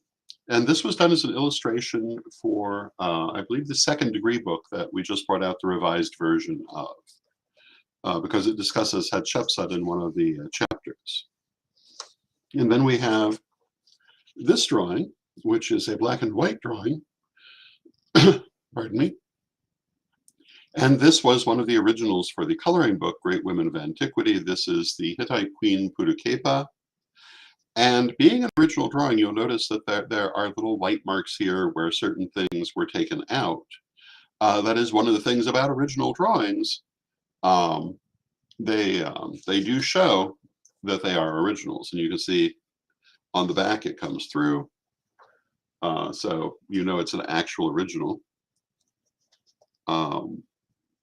We have this one from Great Women of Antiquity, which is the Lady Isis or Aset, who was the Hemet Necher in Amun. That office is sometimes described as the God's wife of Amun. I don't think that's a particularly good translation of that term. I think it really would be closer to say the Holy Woman of Amun, because those words are not translated in the same way in any other context. But this is another of the artworks. it was suggested that a variety of subject matter would be desirable. This is Mayahuel, the story of Mayahuel, also from Great Women of Antiquity. And again, you can see that the marker does show through the back, and there are places where things have been removed. And Cleopatra, the famous Cleopatra, Cleopatra VII, and again from Great Women of Antiquity. And again, you can see the little white places where the frame has been neatened up, and also certain aspects of the drawing. You can see on the back here that it does come through. And you know, I don't normally offer a lot of art for sale. So I don't tend to worry about those things because I'm not making art pieces for sale. But every now and then we do offer some. This is from the Ed the Pagan cartoon strip. And the Ed the Pagan cartoon strip featured the 4 horse people of the apocalypse, one of whom is Pestilence. This is Ed with Pestilence. And the punchline is, Pestilence, what are you doing here? And the answer is recruiting. And there was a comment on the recent unpleasantness. Well, that's part of the Ed the Pagan, the metaphysical version.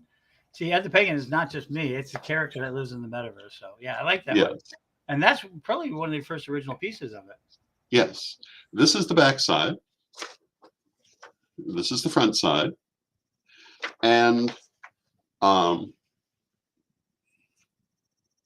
generally work with alcohol markers and just ordinary computer paper, actually. This is another piece from the Ed the Pagan cartoon.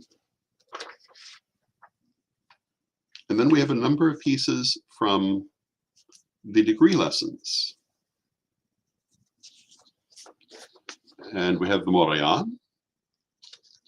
And again, you see on the back how the colors come through.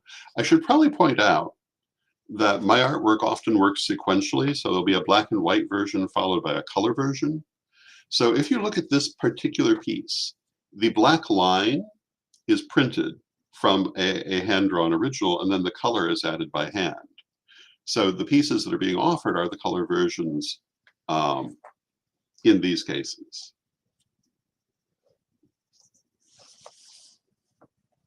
And Tammuz, also from the degree lessons. And again, you see the back, you see the front.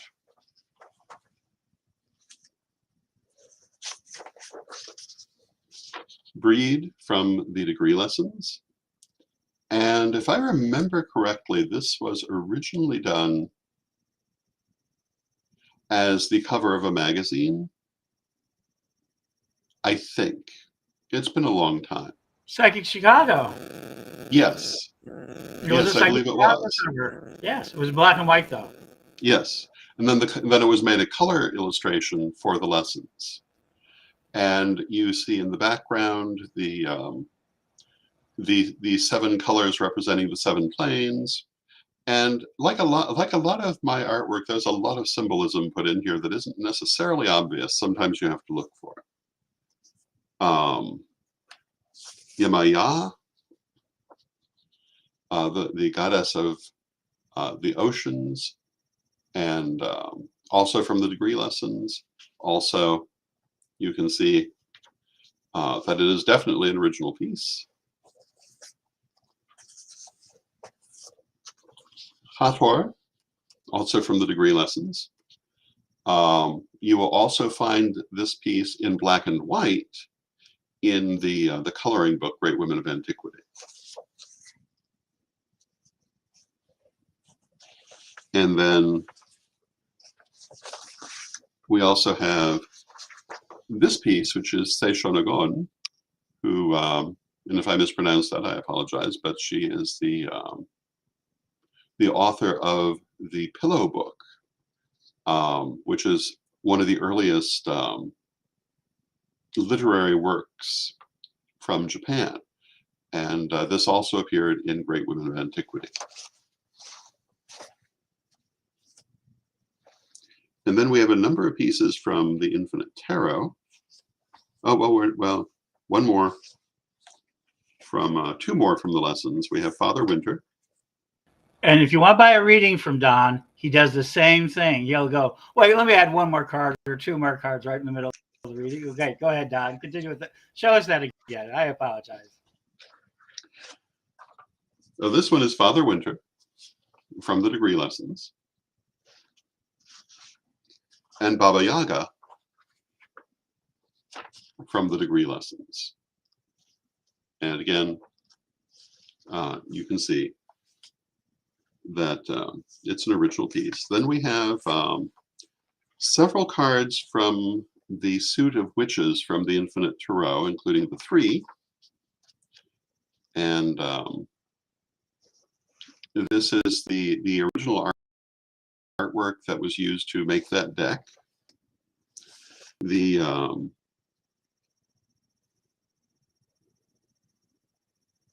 8. I had to count the cats for a minute. Also the original artwork that was used to make that deck. And the Queen of Witches, which is not the original artwork used to make that deck. This was an alternate design for the Queen. A different card ended up being used, so this is unpublished. It has never been seen anywhere before. And again, you can see how the markers come through. And then the last piece is Odin. And this piece was done for the Santa Tarot as the Hanged Man, except we decided that maybe it was just a little too strong for the subject matter. And so we used a different card. And so this also is unpublished. And as far as I know, has never actually been seen outside of my house until this moment. And it is also on auction. So those are the art pieces that that are on auction. Terrific. I love that. And so you can be able to bid on it. We'll have all those bids by tomorrow. Yeah, that is it. Oh, so they want to know, did you read all those books behind you? A large number of them. I won't swear to every one of them. So let's take it in. We're plugged in pagans, and I love that term. We started here, so join the plugged in pagan movement. And it is really important. And one of the things we're going to talk about is the Order of Library, which is emerging. Mm-hmm. It'll be more announced around Halloween Day. It'll be actually chartered. But the idea of also museums, we were talking about curating museums and reading all those books. Why is it important that people have libraries like that behind you? Should they? I think that people should have use of libraries. I don't know that it's still necessary to always have physical books, but there is a certain benefit in them. One of them is that the power won't suddenly go down and they'll be gone. But I think that a library today can be either a physical library or a virtual library, but I think they are very important. And Phaedra Bonowitz made the statement that pagans do not have a sacred book, we have sacred libraries. I was always taught that the initiatory path is one of constant learning, not just learning these few things to get there. Mm-hmm.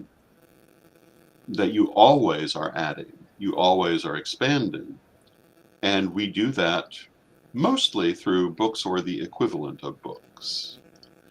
I am a believer in one of Edward's favorite sayings, love your message, not your platform. And so it might be a physical book, it might be a virtual book, but the acquisition of knowledge, I think, is extremely important.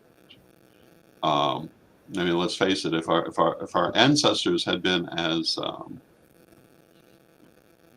devoted to the idea of cave paintings and resistant to the idea of evolving the way they communicated, we would not have books in the first place. We must be flexible in how we look at how we transmit knowledge. Mm-hmm. The question was asked, have I read every book here? I've read the larger number of them, but that was also many years ago. I do refer to them from time to time, but now I mostly read online, with some exceptions. And I think that we must be constantly expanding our knowledge if we wish to have knowledge. And, you know, if you... Mm-hmm. It's been said that the unexplored life is not worth living. And I think that that's kind of true. And of course, there are different things for every person, but I think it's true of knowledge also. If you do not expand your knowledge beyond the little bit that you get growing up and just coast on it, you're not going to know a lot. You're certainly not going to understand the world. And we see this a lot today. People who clearly did not expand their knowledge beyond whatever they got in high school. Going back to the lady in Texas who thinks people are casting spells on her through movies. And call it programming? That's a whole other argument. And that actually is something perhaps that she would be better advised to be mindful about. Mm-hmm. But you know, the thing that surprises me is that she thinks, people can cast spells on her through a pre-recorded movie, which, you know, I'm not going to say that's not possible. There are techniques. But she thinks that someone who could do that would wait for a Halloween movie to do it. Whereas if one were able to do that, they'd pick the most innocuous movie in the world to do it through. Not something that says, oh, look, magic. Hidden in plain sight? I don't know. So let's talk a little bit about it. So one of the things I noticed is that you've been also a collector, and you have people have asked, what is that thing behind you? Is that your stole behind you? No, that's your stole. That's my stole. I was telling you that. That might have been yours. Yes, my stole. It could have been. I actually don't take my stole on the road with me. I do have a stole that's plain. Mm-hmm. And that one needs to be probably repaired. So anything, so maybe Groundhog Day movie would be a good one to put a spell into. You know, I wouldn't say it couldn't be done. I don't know that it should be done, but I wouldn't say it couldn't, but it certainly would not be the kind of thing this woman is thinking of. Right. I think eventually I want to. So let's talk about metaverse for a second. I want to do a spell in a movie so that you can participate, that you can be in it. Yeah. I mean, I think that'd be great. I think so. So. Well, here's the thing about magic. People like to think of magic as being supernatural, but it's actually very natural. We all do magic every moment we're alive. We're just not usually conscious of it. When we learn magic, we become conscious of what we're doing anyway. So in that sense, if a spell can be cast through a movie, every movie is doing it. It's just not intentional. It's like sharing energy with a person. If you walk into a room with another person, there's going to be an exchange of energy. But for most people, they'll have no knowledge of it, except how they emotionally felt about the situation. Everybody's walked into a room and suddenly felt good or suddenly felt uneasy and not necessarily known why. That's energy exchange. Happens all the time. When you learn magic, you know how to do that intentionally, if particularly for things like healing and blessing, but any purpose really. You have a greater conscious control of your energy, but unconsciously we exchange energy all the time. People worry a lot about psychic vampires, but the only difference between a psychic vampire and an ordinary person is that they're taking too much energy, because we pick up energy from other people constantly. There's nothing unusual about that, and if a person is taking too much, then they have an imbalance that needs to be addressed. And certainly can be addressed. That's a good one. So let's go take it back into one thing about also the idea of collectibles. Psychometry is a major psychic art. You're a collector. Neil's a collector. We've seen all sorts of collectors. I myself am not really a collector. I'm a flipper. So let's be honest with that. I love flipping objects. I love seeing them for a moment. I am happy to see them go the other way. But you guys know, no. It doesn't work quite that way for most people. I have seen warehouses and lockers and all sorts of things. Not just. So can we talk about this? So Well, what about it? For me, I've tried to collect things of historical interest. And I'm at the point I'm not entirely sure if all of those collections are still around, because we had at the time we were doing the museum in Salem a number of collections of historical pagan magazines. I'm thinking those are in storage. I'm not certain, but hopefully they are, because they're an important testament to the community of that time. The books that I collect, they say everything is online, but that's not actually true at all. A lot is online. A number of things I don't think are ever going to make it online because they passed from fashion before the coming of the internet. One of the things that I teach about in the first degree is that there's a bit of a difference in the energetic system depending on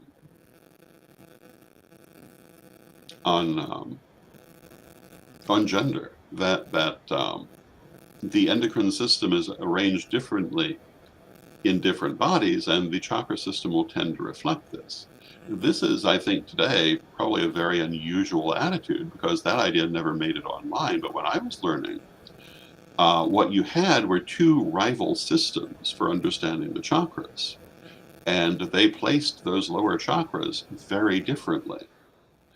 And my understanding eventually came down to who had made the connections, and that they were working off of their own body, but that it wasn't the same for everyone.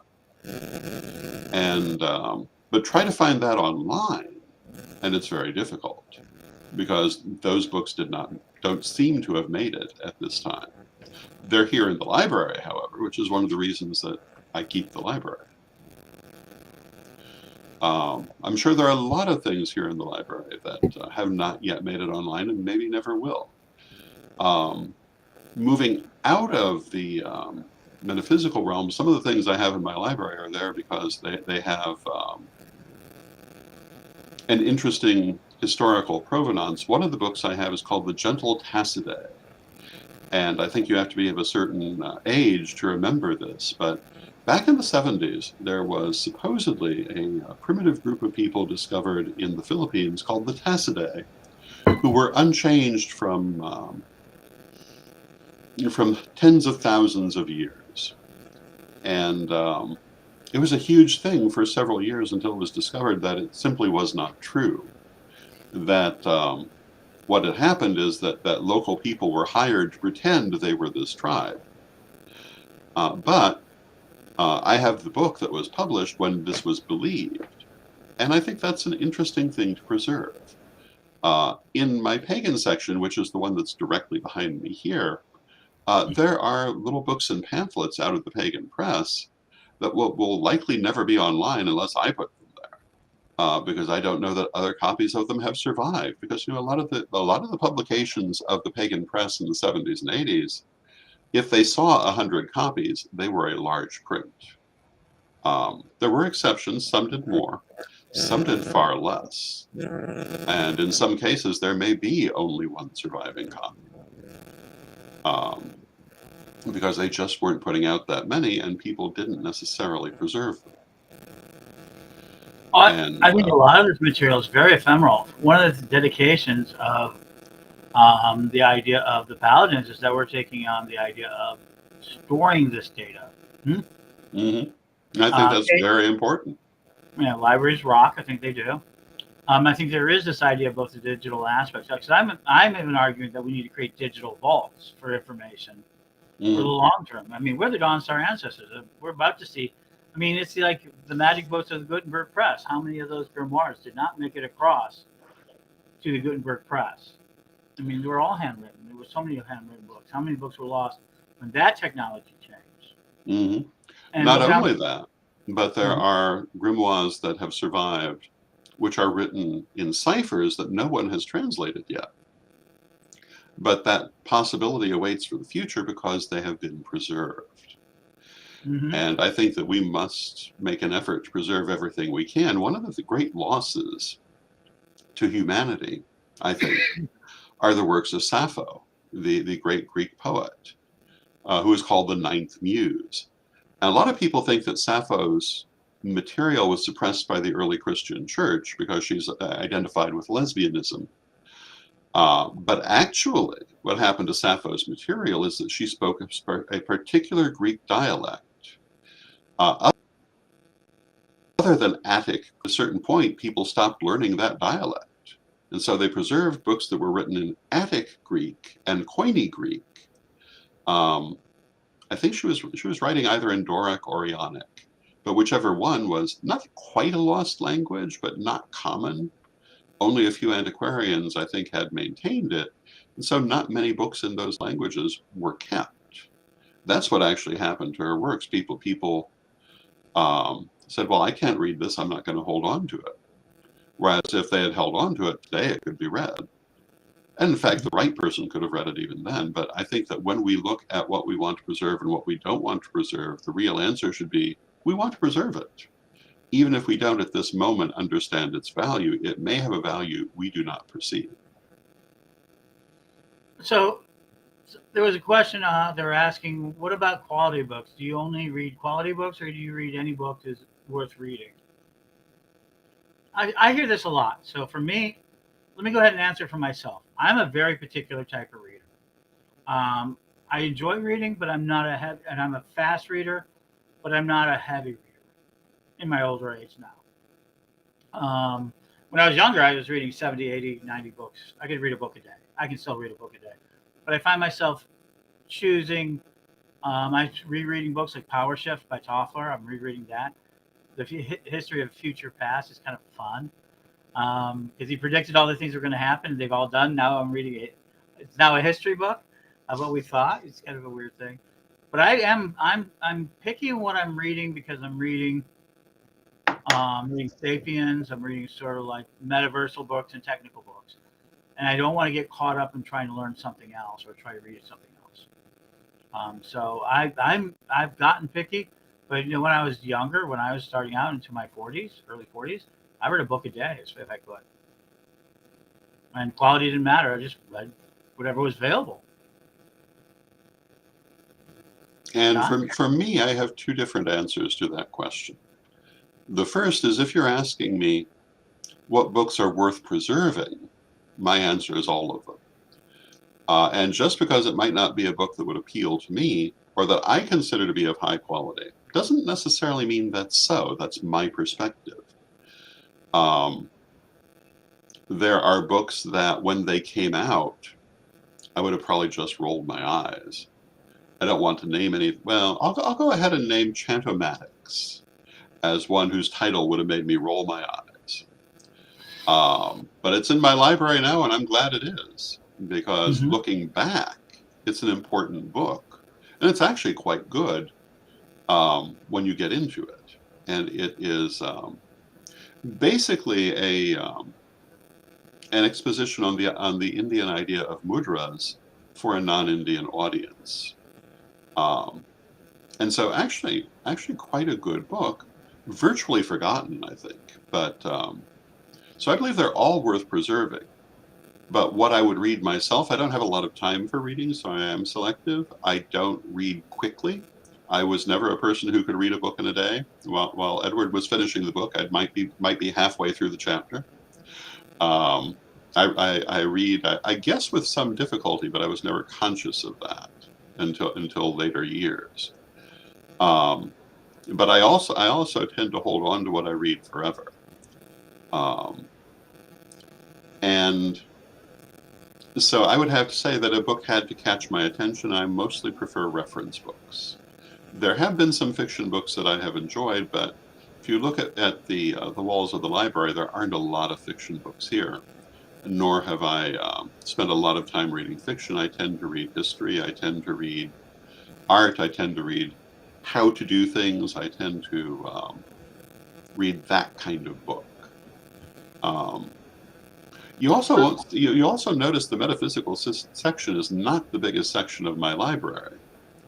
because I don't read a lot of metaphysical books. I have learned through doing, through direct teaching, and through interaction with people, much more than through reading. And one of the reasons is that I found early on, well, part of it is that's just how I came into everything. I had physical teachers who used books, but the books were not the basis of the teaching. The interaction was the teaching.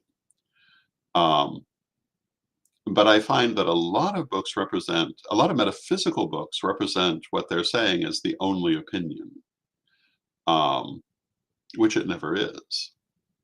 But when I was younger, I read far more of them. But if you look at my library, you'll see more historical books. And if I wanted to learn something metaphysical, I would probably want to learn it from a person. Not So I think- necessarily physically in person, because we have the internet now. Yeah, I was going to say, one of the things I think what I'm hearing too is maybe it's going to change generationally, because I've talked about the massive number of books that people have on their Kindles and their devices. Amazing, they preserve them. And we have that sort of thing. But let's move into the idea of plugged in pagan in museums. We've got about the second half of the show. Let me go ahead and say we're still at $720. Please come on and help me move that number up by a reading from Dawn. You want to? We sold one, so yay during the show. So good. We've had $100 donation, and we're moving up. And so yes. And I have not offered readings for at least a year, and probably won't again for at least a year, if not more.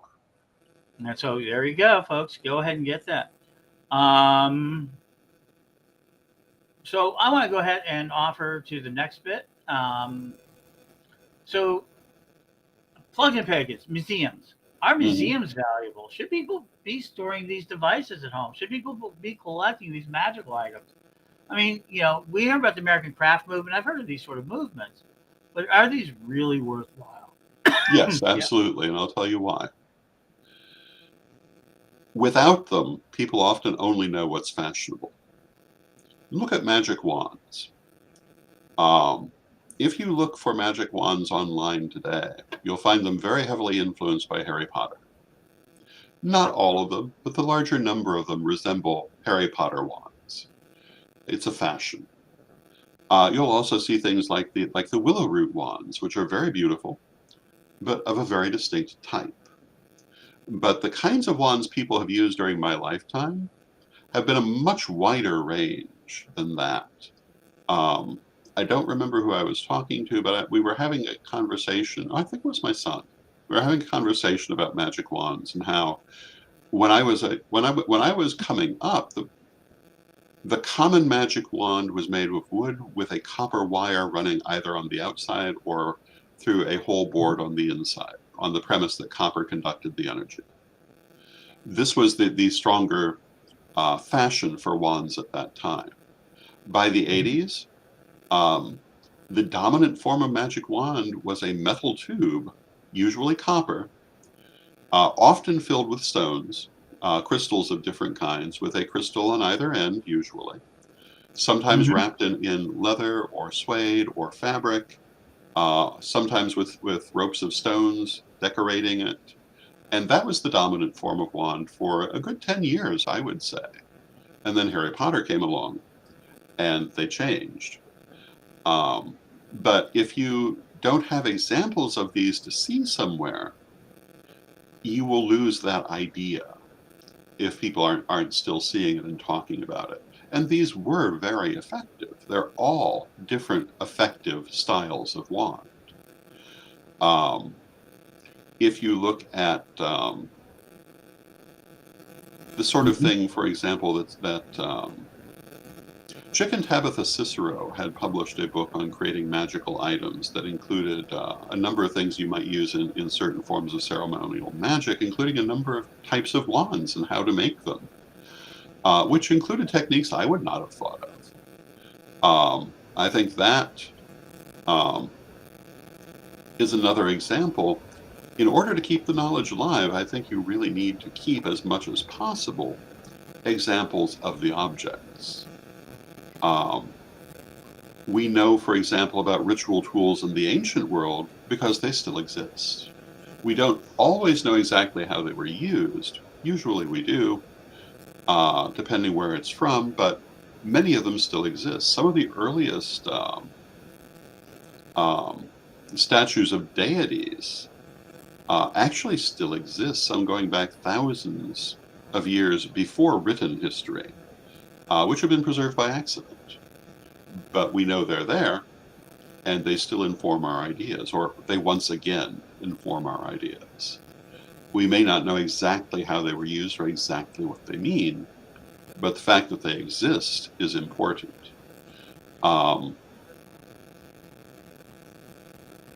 So should be people building, I know people build their altars, but should they have like a little museum wall around their ancestor place? Should we be investing in these types of objects now? You know, and maybe it's a consumerist question out there in the world about collecting. I think it's more of an antiquarian's question. And most of our community have that mindset. I think, yes, I think it's good to have older pieces that carry their own energy, that carry history. At ancestor altars, things that belong to the ancestors are a very good thing to have, or things that are of their time. But in general, I think that having those older pieces helps you to remember. You know, there's a phrase which I generally despise, but I'm going to quote it anyway. That that you can't know where you're going if you don't know where you've been. This is not true. The fact of the matter is, you don't necessarily need to know where you've been to know where you're going. However, having said that, you will understand more about what you're doing if you know where you've been. I mean, if you're lost in a city, you don't have to know how you got lost necessarily to find what you need to find to be unlost. But if you do know it, it certainly doesn't hurt anything. A lot of times, I think we forget so much about how we as a metaphysical community got here that it's a serious problem. I'm not.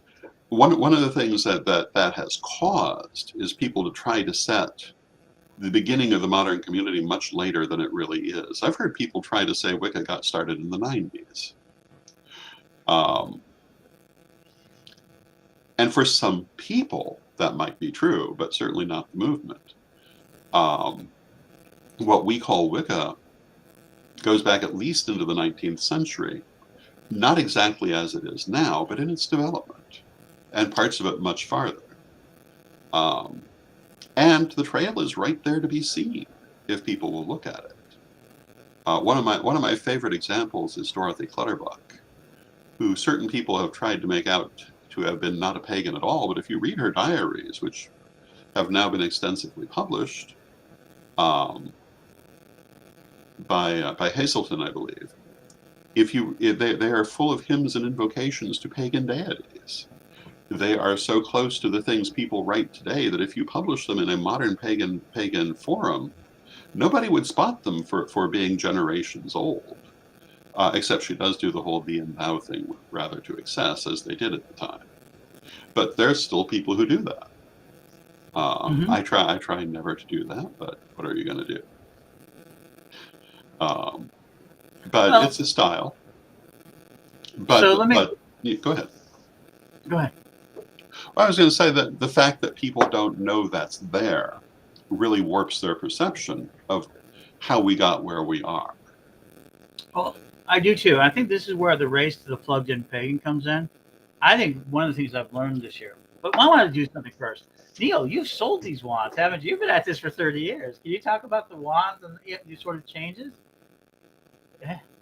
Of what you sold? There has been many of changes as the fads have came in and out. Dances with Wolves at one point in time when I first started getting into paganism, it was Indian stuff. Mm-hmm. Then we had the Braveheart round, And now we are in the Viking round, the heathen round. We follow trends and fashions just like every other society, village, city for millions of years. I'm at the point that I collect artwork. I collect pottery. I collect paintings. I collect all kinds of things like that. Yes, because oh no, Yoden. Anything else, I can buy wholesale. I know who manufactures it. There is, other than being historical, there's very few significance about it. They're mass produced. There's no feeling in them. Paintings talk. All artwork talks, whether it's pottery or whatever it is. It's from the artist. And it's some pieces I own speak to me. They were mine before they were even done. I have a few interesting pieces. I have a guide for Heartland Pagan Festival that was done by Oberon. I have several pieces I've picked up in auctions because there's people that don't value artifacts. They throw them away. Like, oh, that was last week's news. Okay. But back to, if you don't have these pieces to find relevancy between them and the cohesiveness of the stages and progression, everything is a progression. We learn more. If I don't learn something new every day, I'm not growing, I'm not doing anything. And that's what this is about. It's about learning, it's about history. A lot of history, you know. Don, I consider him basically, he's historic artifacts. He is all that knowledge of that combined. There's going to be a point in time that he is not physically going to be here. Now, he may be here in other forms and other things, but he's not physically going to be. So we need to maintain and store this knowledge so we have something to go back to find out where it came from. It's just like vehicles. We'll use a Model T because everybody understands the Ford Model T. If we did not save any of them or anything, we'd have no knowledge from a modern electric car to this combustion car that basically started everything. So, yes, we have to maintain our past, because if we don't maintain our past, we don't have it, or it's the rest of the world's version of what our past is. Yes, and what indeed. we are now. Beautifully said. Yes, it is. Absolutely. We're going to cut this piece out and use this piece again. So they're mentioned that one of our listeners are talking about, you can see that, they've got a titanium wand. Yes. That's double effective of it. And there's a tiger's eye. Mary Hawk says she says a tiger's eye wand and a wooden one. They both work. I actually carry a wand. I have a straight stick one, very Harry Potterish. And it goes with my Harry Potter costume. Which, well, it's not a costume. It's my job. I teach the little ones cards and numbers. I am a kindergarten tarot teacher in the Harry Potter world. And Dreamtime is talking about they have made their own wands, selenite, and so not into trendy wands. No, wands have always been a creation, but we do have the artwork, the mechanism of that larger scale. People do earn a living crafting artifacts for other people. So I know, like Don Waterhawk's material has gotten to be more valuable. Yeah. And as we've grown, so the thing I don't think people understand, we've grown to a 4 million person market that's completely unplugged in. We're trying to plug that in, plug it in. And I think our collectibles are going to start seeing an acceleration in that aspect. And so what you're going to see at the auction is things that I think will have incredible value later. We have some old books coming in. We have all of John's artwork in. More of that will be coming online all day. Checking the number. We're going to check the numbers. We're coming to the top of the hour. We hand it off to, I believe, yep. You're going to disappoint me, folks. My heart is breaking. We're not. It is still like 7:20.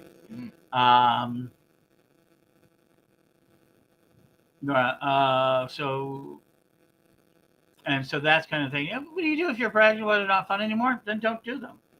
Simply put, if you're not, my life is play. I don't. If you do what you love, you're always playing and you're never working.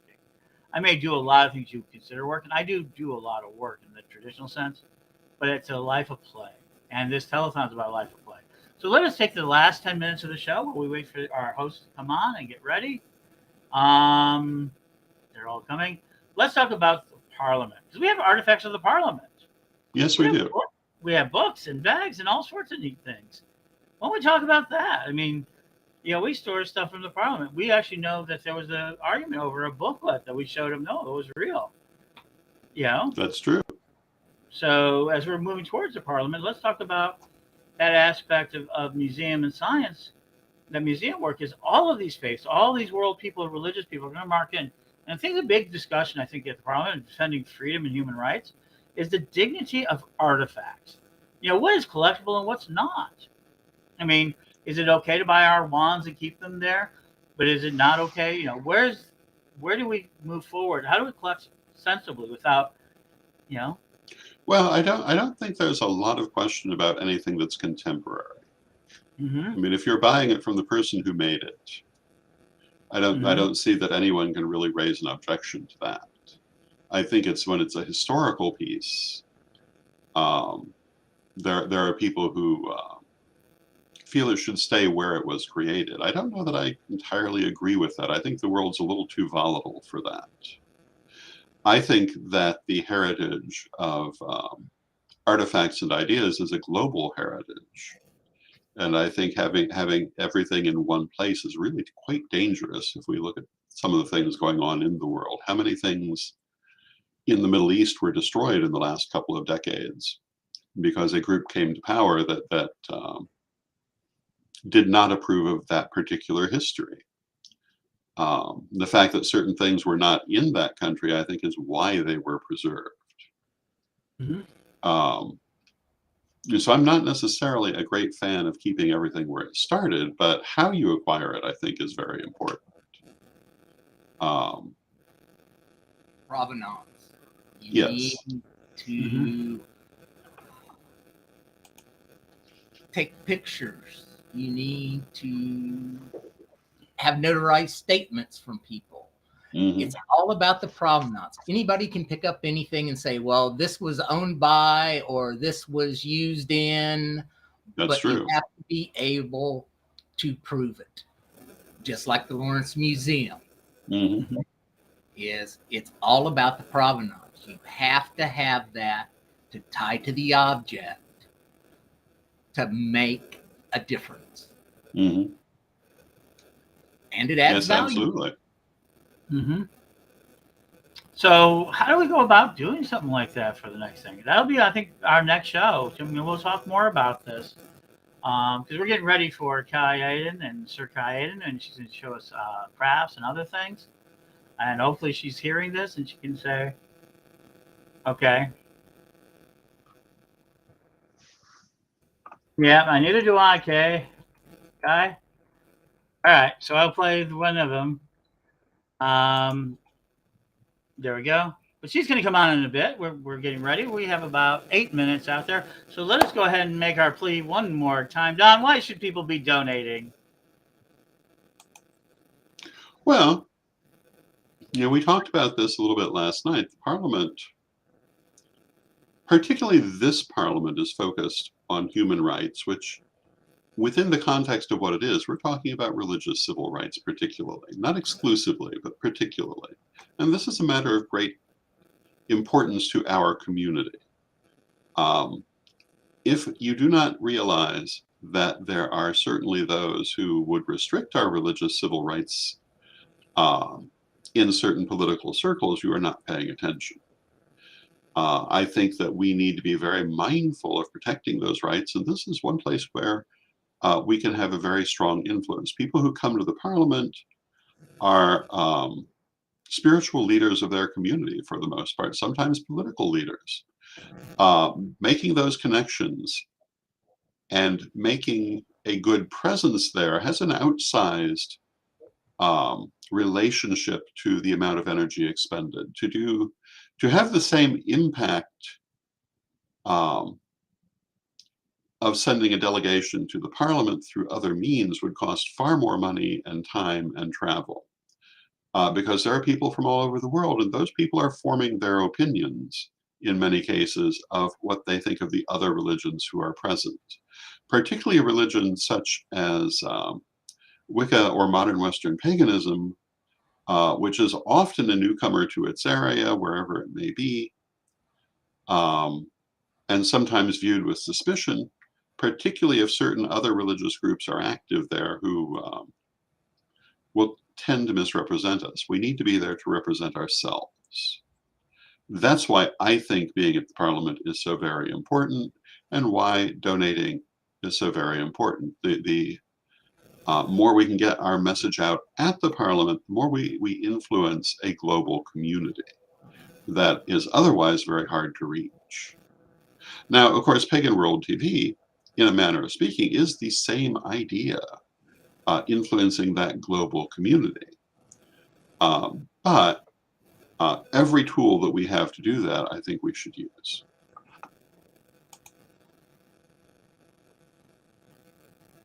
Yes. And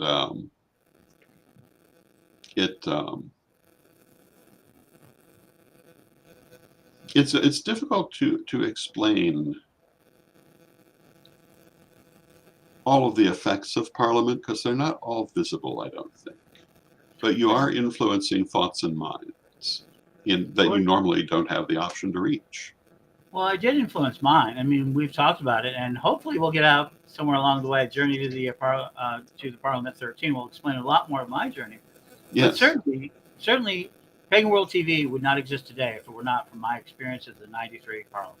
Yep. Mm-hmm. Let's be clear, this telethon, everything that I'm doing here, we're all doing, would not have occurred if the events of the 1993 Parliament had not ultimately transformed my life. We were very new in our friendship. We were just learning how to be brothers. Mm-hmm. It was transformational. I mean, there's no way of question. There is the pre-93 Ed and the post-93 Ed.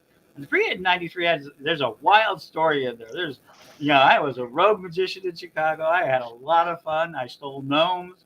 Liberation Organization. There's a wild Ed. God remembers that. I used to steal. Yes, the Gnome Liberation Organization. Move them. Yeah, I was one of those guys. And then the Parliament just transformed me pretty quickly, like on a dime, to becoming a lot less fun in some ways for people, but also a lot more of that idea of it. Mm-hmm. Well, that Parliament, and you tell the story in your interview for Journey to the Parliament, which I don't know is generally known otherwise, but on one hand, it was very uplifting and very spiritual and blah, blah, blah. On the other hand, it really showed what we as Wiccans and Pagans are up against in dealing with some other religions. And also laid out how to change that. Mm-hmm. And part of it was through numbers. I can remember some prominent pagan people saying, "What do numbers matter?" Well, numbers matter a great deal, actually, to other religions. It's one of those things that was used against us in the immediate aftermath of the 1993 Parliament. Not only that our numbers weren't that large, but that we didn't have registries. Mm-hmm. I think our community often greatly misunderstands what other religions think we don't have. They think it's about education or academic this or that, and most of those other religions couldn't care less about those things. They do care about, I guess I'd say accountability. That's usually what it comes down to. Having actual registries of membership having a role in your local community. And this is the beginning of a hard breakdown. Finish up your thought. Having a judicature to hold people accountable for misdeeds. That is one of the major criticisms of other religions of a large portion of the pagan community. It's why we have deemsters. Mm-hmm. Because the president of the Washington State Interfaith Council pointed this out to us. Because he happened to be my old friend Pete Pathfinder. Yep. And that was one of the biggest issues that other religions had with pagans, that if someone did something bad, we had no way to hold them accountable. And with that thought, we're going to take you into it. Neil, one more time for what is the auction they should be bidding on? The festival package #1 when you go to the auction page. And that's a week-long festival. There you go. And until folks, 720 was our goal where we hit. So now let us go ahead and hand it over to Kai Aiden and all of a sudden, but we will first do this.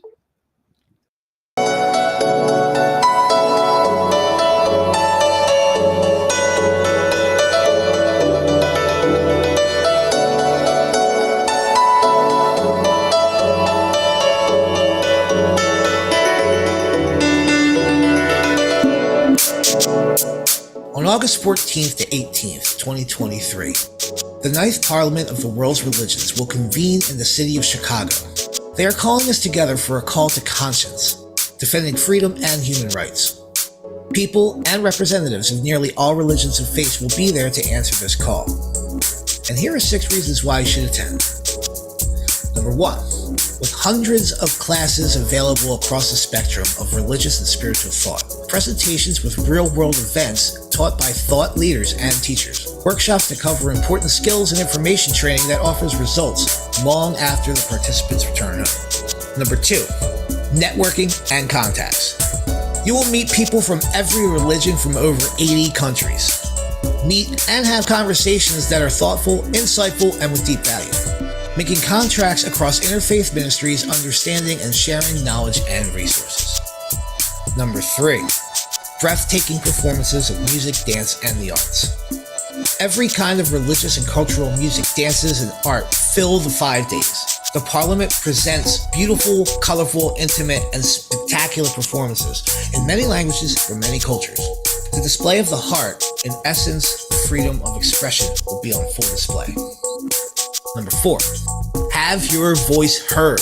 Your attendance means something essential. By participating in conversations around the ways we can defend our freedoms and human rights, you can make a difference. By standing with your faith, community, and as a person of spirit, you can allow your voice to be heard in a unique way. Number 5, become a part of the global peace movement.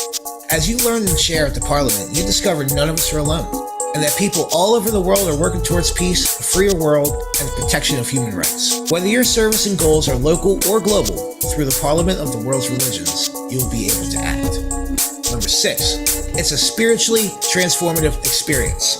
Participants and attendees tell of the truly improving life experiences that forever change them towards their own spiritual life. The spiritual and emotional growth in the days of the Parliament is intense, organic, and awe-inspiring. Consider your commitment to defending freedom and human rights and attend the 9th convening of the Parliament of the World's Religions. If you wish to join the Pagans to the Parliament, we have a special rate at Correllian.weebly.com, or just click the link in the description. Blessed be everybody. The Road to Parliament 2022 Correllians Live Telethon is sponsored and operated by the Correllian Nativist Church, a 501c3 religious organization. For more information, go to Correllian.com.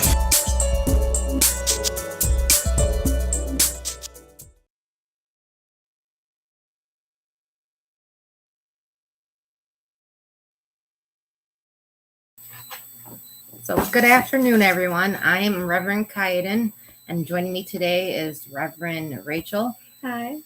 Reverend Rachel, I've been a member of the Correllian tradition since 2001, I think. And Rachel has been a first-degree clergy member of the tradition since she was 13. She was initiated at the Stamford, Connecticut illustration. And just recently this year, in November, achieved the want to say legal clergy right in the United States, because you have to be 18. So today we're going to do mostly crafts. And so the first craft we're going to do is a poppet. We have several cut out already, and then we'll go through it step by step. So they're fairly simply to make, and I think just about anyone can make them. You go to Walmart, craft store, anywhere, and you simply get some felt. They're like 30 cents a piece. And then we have this little pattern. It's like a little person. Now, if you lost your pattern, because I've lost my patterns many, many times, you just take one of your little people you have already made and you just use that. But so let's get started. Now, let's see. Why don't you talk for a minute, Rachel? I'm going to figure this out for a second. Okay, so when we start making these, we obviously I'm going to list the tools you need. So can you hand me a pair of scissors, please? Yeah, it'd be very important to note that. So we have scissors, obviously, and thread. Fabric only. Fabric only scissors. Fabric only. It don't work like that. Yes. In this house, if there's scissors, it's scissors. It's free for all. So we have scissors, thread. We have a lot of needles. These go missing a lot, so be careful with them. Preferably you want a poker thingy, but I don't know where it is. A poker thingy. Yeah, the thingy that you stab in there. It's just like, yeah. Anyways, so you're just gonna we have the cutouts. We have a Sharpie too. We're gonna trace the stencil onto the fabric. So each felt piece is enough to make one poppet. You would just then take your Sharpie and you would just trace it. And it doesn't matter if you're like a little sloppy, because this side, when you complete your dowel, will be on the inside, so you won't see any of the Sharpie. Okay. So Rachel, what will be the next step after you trace it? Well, you cut it out with your fabrics only scissors. Okay. And then you would thread the needle. Okay, so you do the cutting. I'll thread needle, since you don't have a poppet. What? Or what did you call it? A poker thingy? Poker thingy. Okay. The thingy that you just put the needles in, Mom. I know how to thread a needle. Okay. So what do you want to do first? Well, I'm cutting this out. You want to thread the needle? Color. Okay, so I'm going to give you a orange dot. There we go. Magic lesson. Never forget. I'm going to give you an orange dell. So when we make a poppet, so we're going to color matters, and when we put things in it, when we stuff it, we'll put herbs and possibly oils in it. And the intention of the poppet. So if we were making an orange poppet, what would the poppet be for? So orange in color magic theory helps with creativity and boosting creativity. I'll give you an example. If you're having a project and you just might want to keep out a bowl of oranges, and if you're stuck in that project, just eat one. And it's supposed to help you with your creativity, along with other things. Here, I just cut off that. It's fabric account. You failed.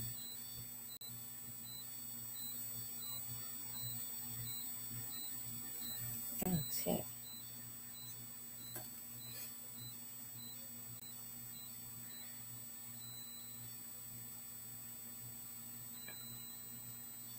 You want me to start in the yellow, orange one? You can start in the orange one. Okay. So it's fairly easy. You thread. It's not that you can see it. Thread your needle. then, just like many other things, you sew from the inside out. So if you take your poppet and you see the ones that have the Sharpie on it, that is the side that you want on the outside as you sew. Now you want to line it up as close as you can. It doesn't have to be perfect, but you do want to try to not have that much in your seam, because when you put it inside out, it matters. So because we're flipping it inside out, you don't want to start, you want to leave a hole. So I use it at the head. I just start like here, and then I just start sewing. Yeah.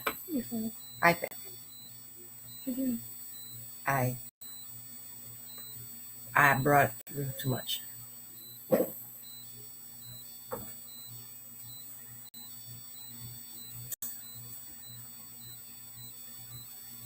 So I like to joke, you can craft just about anything you have. And luckily, we have basically a mini craft store in our house. I do choose from it. I do not pay them.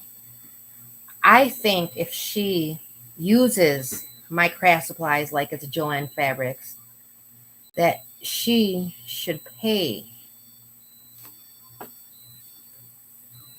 So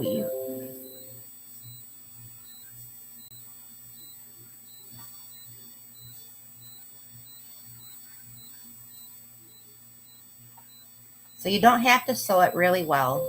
It's going to be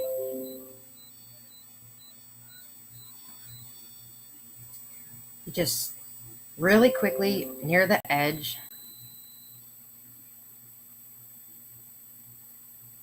Unless you get it stuck like I just did.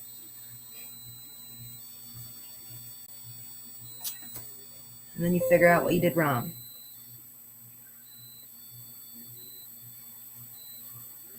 Ha. And then you just continue on.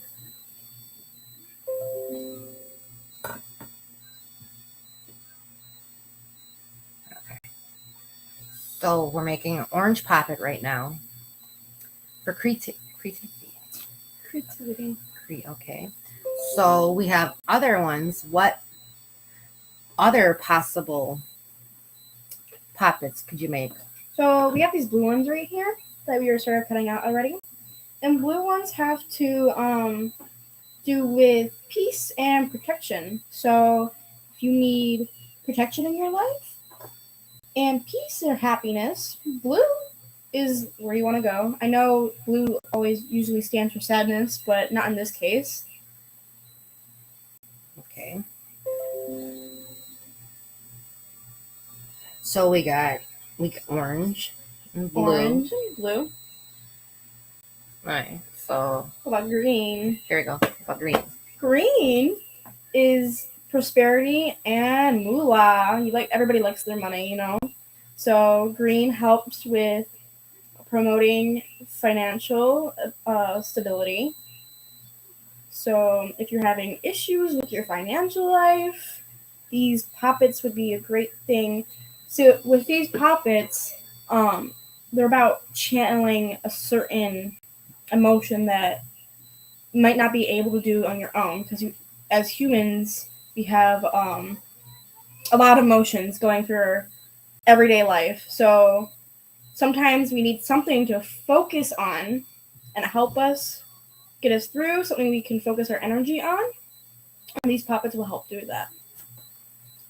We have a visitor? I guess we have a visitor. Hello, kitty cat. Goodbye, kitty cat. Urgh. Okay, so we did green.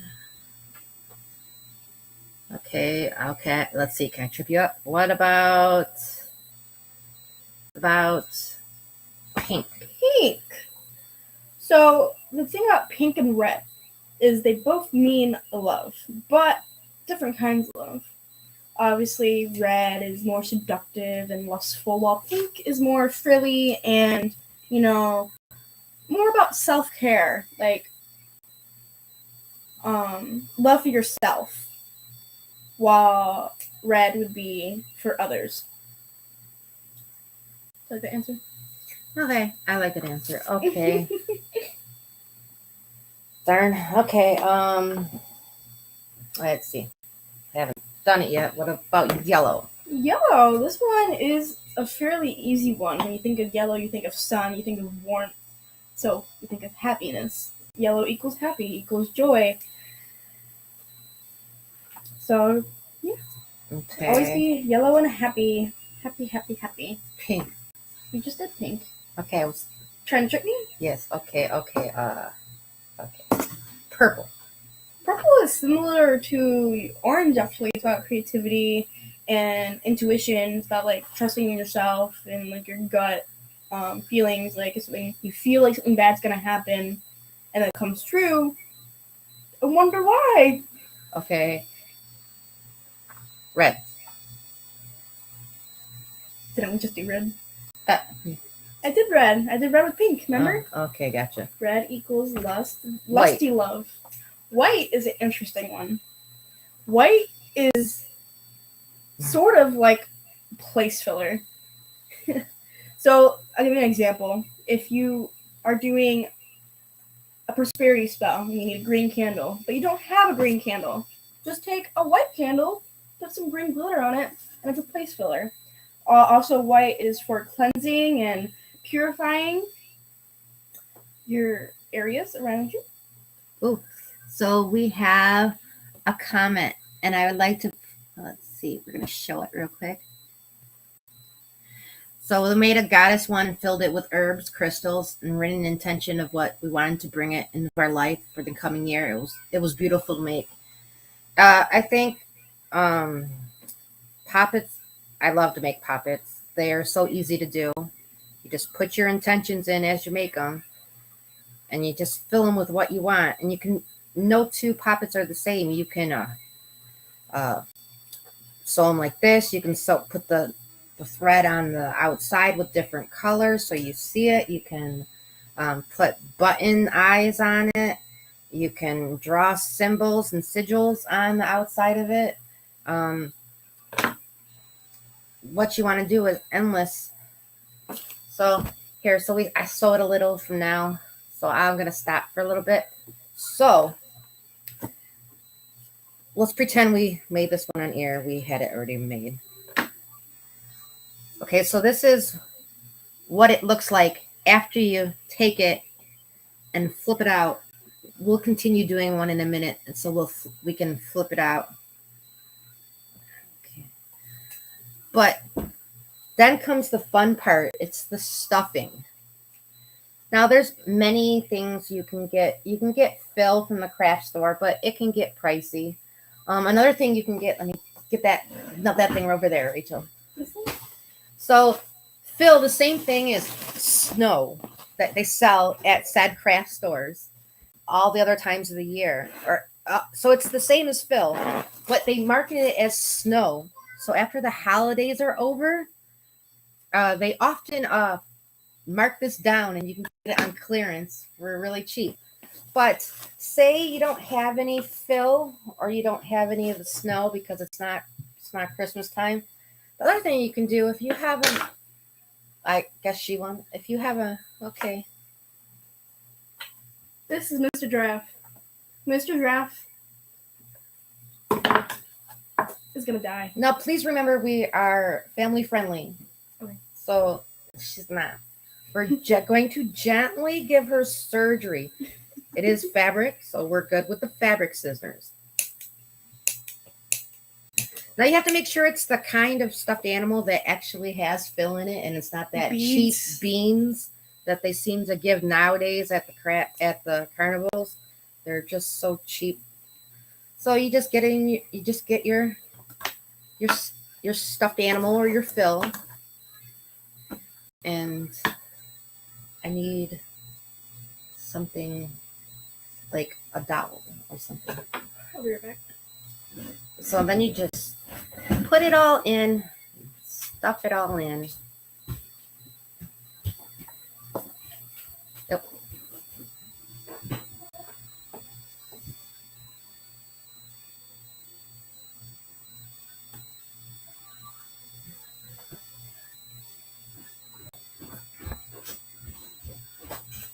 So you don't want to use your scissors. So you could use like a pen, but I prefer a good old wooden dowel. You get them at the craft store, at the Dollar Tree, wherever. Except when you break it. Oh, this one will be fine. I just don't stab myself. So you just gently put it down into the, and then you just stuff them some more.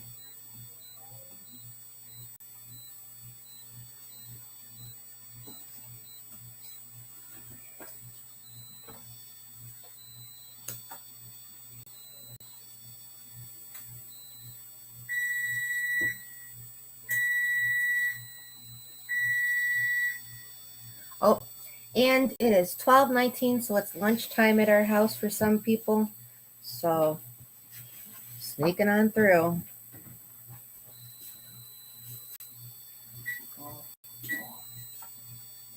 You know when you do your break.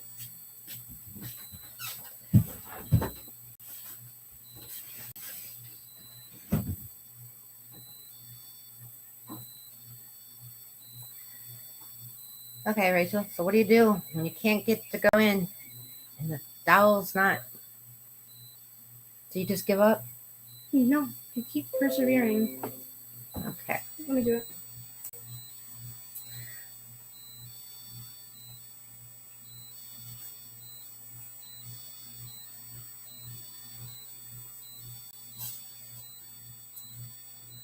Ta-da! I did it. There you go. Okay, You're you welcome. did it. Uh-oh. Got some fill in one leg, but not the other leg. Mm-hmm.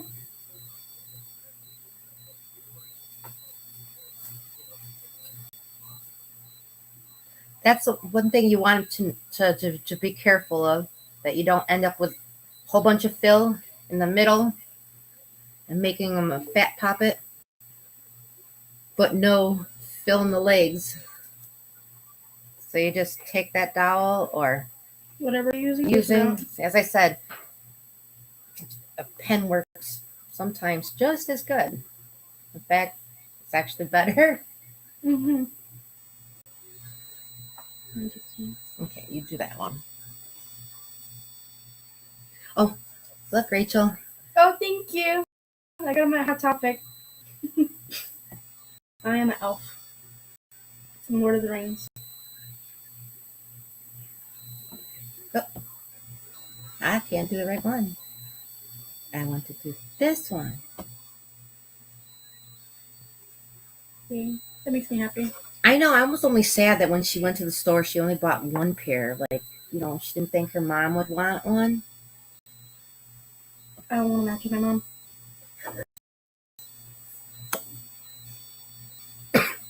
So were the earrings in it already? Yeah, they came with earrings. I actually do like. I never even noticed. And not only are they nice little elf ears, they match your aesthetic. Yes, they match my aesthetic. My witchy aesthetic. So, when you have, sorry, the sun is in my face. So when you have, the poppets, you can put anything in them. Glitter, devil's product, we're not going to touch that. I don't want to do glitter. It's supervised. My daughter's 18 years old, and glitter is a supervised activity. So things like essential oils are really nice to put in these. Do you know what one that is? Lavender. So this is a white for protection. Mm-hmm. And lavender is a good herb for protection. We have other oils. We do actually have other oils. So would you just put lavender in because it smells good? Yeah. But it's also for protection. Is lavender for protection? Yeah. It is? It is. Okay. I can prove it. You just do 2 drops. You can do it any oils, really, of what you. It's our doll. I can do what I want. It's your doll? This one's the messed up one with the funky arm that I messed up. He'll be fine. We'll just color on him. We'll give him some clothes. Okay. So I need some more fill, please, for his head. He needs brains.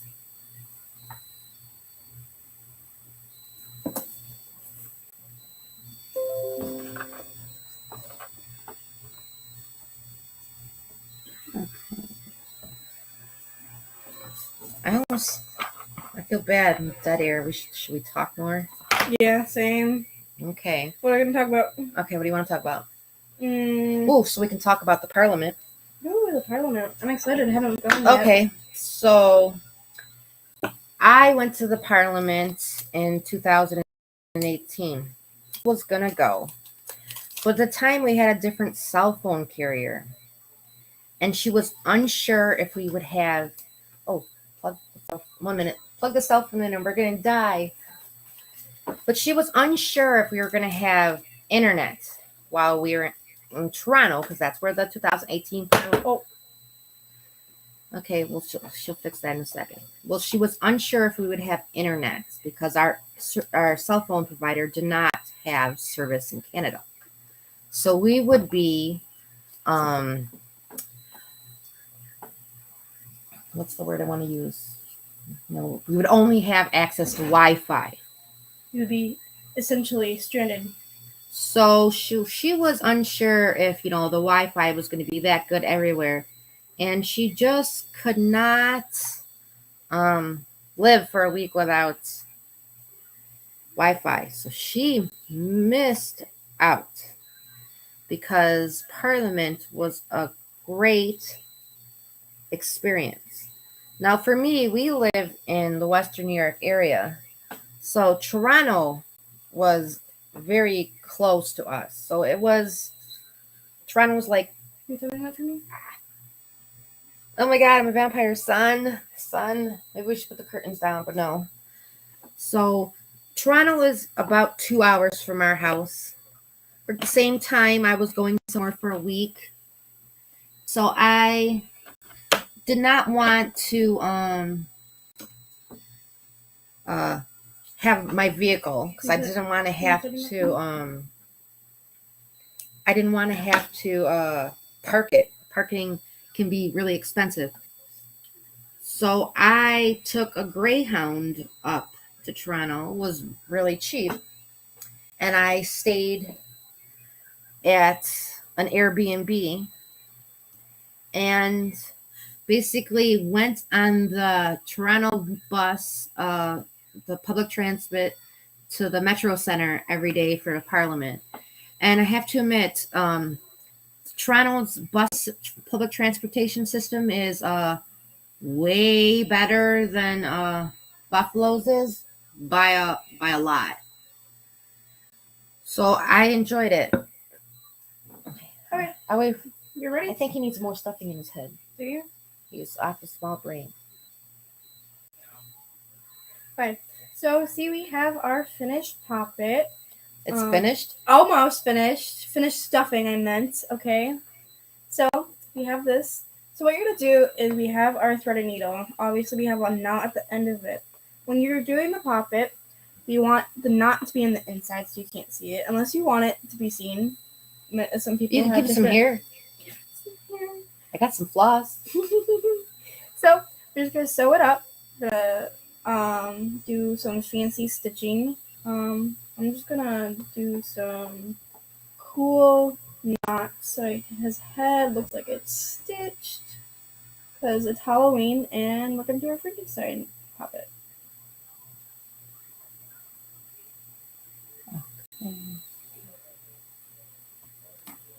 Okay. So keep sewing. Best.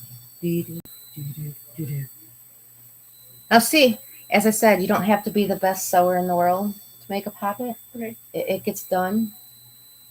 You don't have to be a speed sewer. Though, when you want to make a whole bunch of them in a short amount of time, you want to get a sewing machine.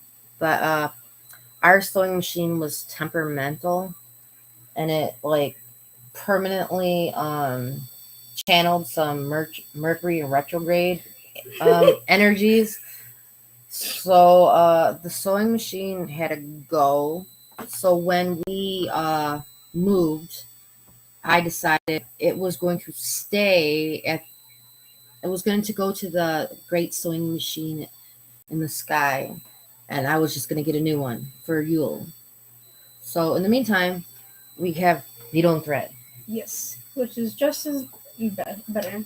So, but as I was saying, there's lots of reasons to go to the Parliament. And one thing that I think is really important to know that we're doing this because we would really, we have, let's see, it's 100 hours of magic and community.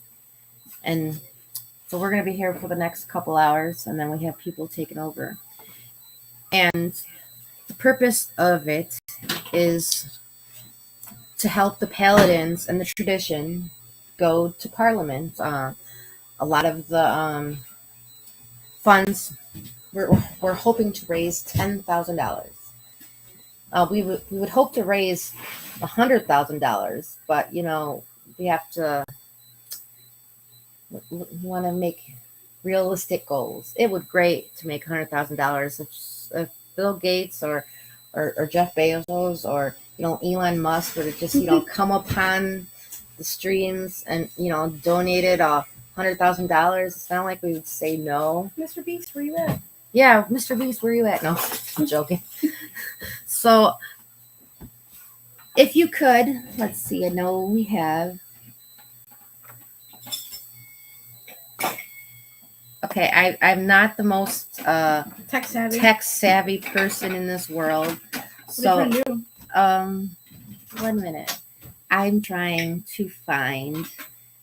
See, I did go on YouTube and watch videos how to use the program we're using. So, what are you trying to find? I'm trying to find this one. Please donate. I spent all that time trying to find a little button. Well, while she was doing that, I finished sewing the doll hat. So we're just going to tie the knot off the end by simply going through your last stitch and then wrapping around the needle 3 times because 3 is lucky and pulling it taut. And then ta-da! Can you hand me scissors, please? No! Fine, I'm gonna make a new pair of fabric scissors. Oh no, regular scissors. Oh my gosh, it's thread. Okay, so as I was saying, we appreciate every donation, big or small. Where we can donate is Correllians Live, Correllians.live.donate. So because the purpose, and let's see, here we go. So there's lots of things. If you just don't want to donate, we also have many psychic readers that are great that you can get a reading. And to get a reading, you would go to correllianslive.readers. And on the page, you would click the reader you want, and they send an email. And then once your payment is received, the reader, you'll be contacted so you guys can set up a schedule to where you want to have your reading. I'm waiting on one because I got one earlier. Mm-hmm. Okay. Okie dokie. Okay, so I know they're about to say something. So look, we're going back. So as I was saying, well, I wasn't saying, we'll talk about it in the next little bit, what I enjoyed about the Parliament. But there's many reasons why to go to the Parliament. And choose one. I got to find it. Okay, here we go. And here we go. We'll show you.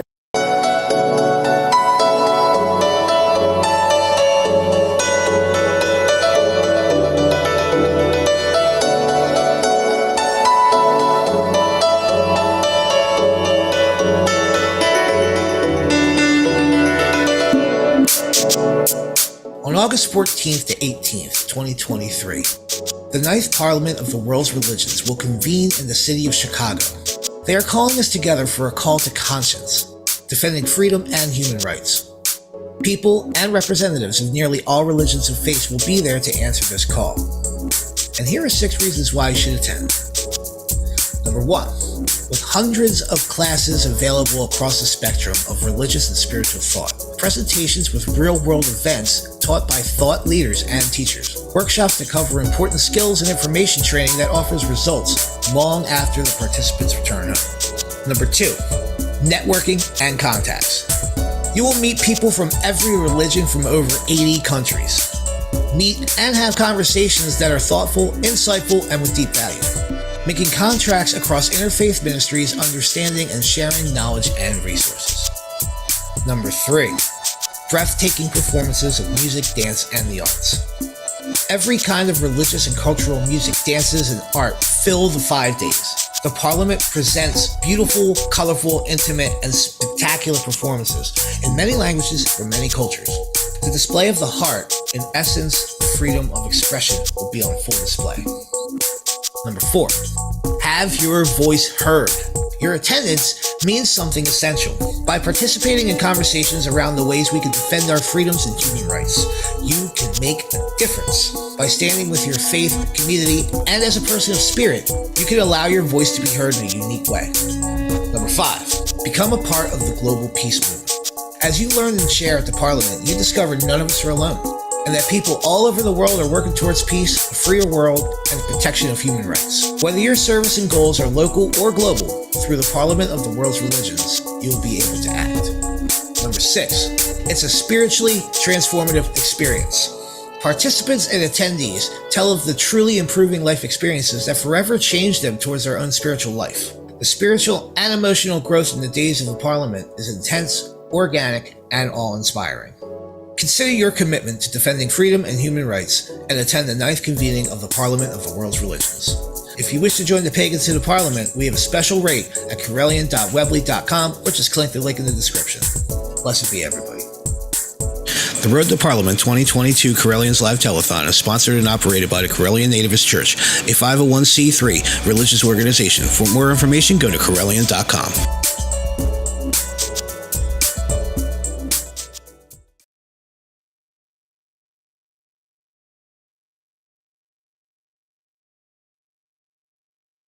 Okay, I'm unmuted. So, wait, are you want to talk during the break? What we did? So we're done with poppets. We like our poppet. We will finish our poppets later. Poppets are done. Oh, smells good. Smells like lavender. Good choice, right? All right. Okay, so now we have these little jars, and I love these little jars. These are my calling, I feel. So we are going to make little pre-made spell jars. We can make these into earrings, necklaces. Well, it depends what size bottle you have. Sure enough. We have all kinds of size bottles here today. We all have our herbs too. Do you want any of the smaller ones? Am I not making one? Which ones we gonna do? We seem to like them, and this one's the better. Yeah.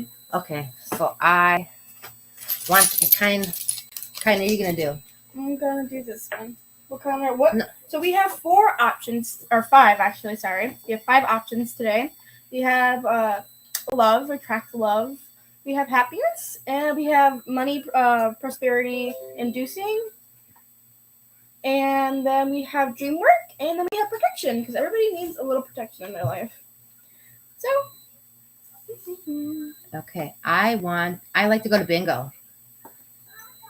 So I go to bingo a lot. Yes, she does. No, it's not a lot. It's once a week. I need to get away from, sometimes you just need a break.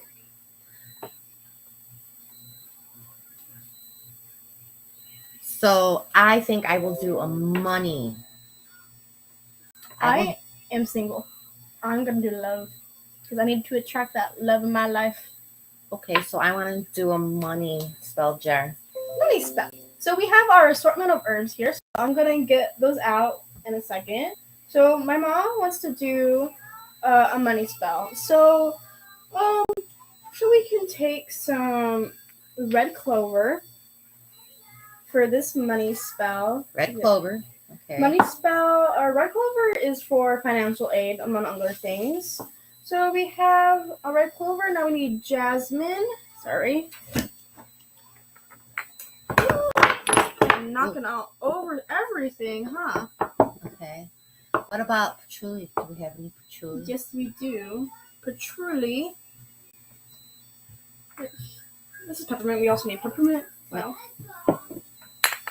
Lemongrass. Okay.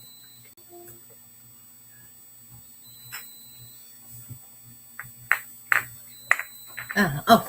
You found it? Yep. Sorry, I didn't have it labeled. That's the thing when it's your stuff. You don't always label everything. And then for me, I have an assortment of things for my love spell. I can use paprika. Well, why would you use paprika? Paprika is for is boosting spell work and love. Oh, Yeah, fertility. Fidelity. Fidelity. Fertility. Yeah. Same thing. No. Fertility means you're gonna like. It sounds no. It sounds Fertility is similar. not important right now at your age, but I could see why fidelity would be important. So we have some of them I have out a already. question. So you're doing a love spell? Mm-hmm. I've seen the movie. I've seen the movie. What's the movie with everybody? The Craft. Uh-huh. I've seen what happens with a love charm. With So, love spell. So This is not like a particular love spell like the way you're thinking. It is attraction, attract love spell. More like love is a broad spectrum. There's self-love, love yourself. You can, when you love yourself, others attract you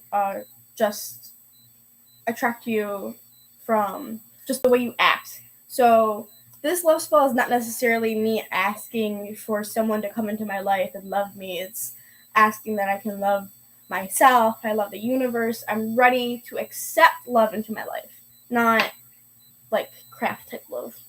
Not crap.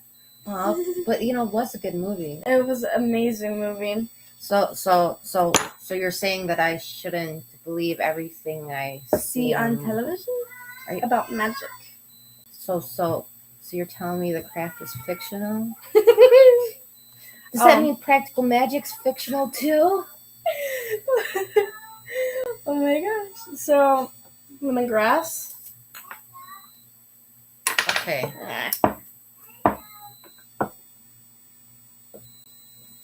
Okay. So I'm going to put a little red clover in it. Would you like to put a piece of paper down? No, I put a tablecloth down. Fair enough. I'm gonna start with some dragon's blood. Yeah, don't use too much. We don't got that much of that. Certain herbs cost more than the others. And plus we ground that down ourselves with our mortal and pedestal. So I like dragon's blood. Okay. Last time I did this, I spilled it. Which is why we have said small amount. Now, sometimes I would ground them up to put in, but I think I want to leave the pieces whole. No. Can I have some jasmine? Thank you. Okay. Hey, look, it's peppermint. Look. It smells like peppermint. Okay. So, I think, well,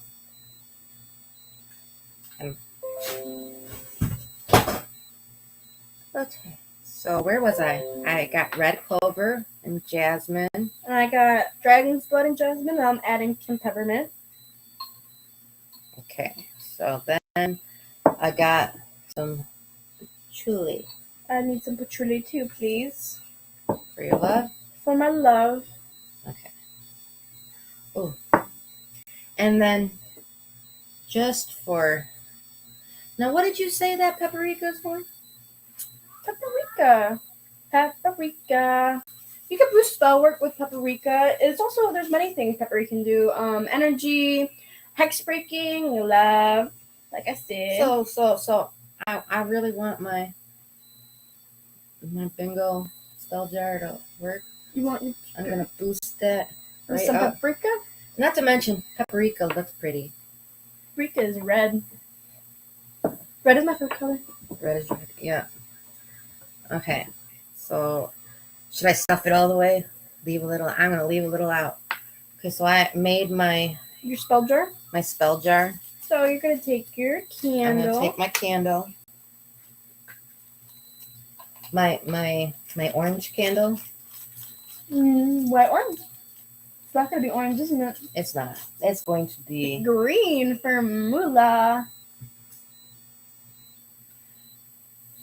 That's not the one I want. You stay here. I will move right over here. I am still trying to add the paprika without spilling it all over the place.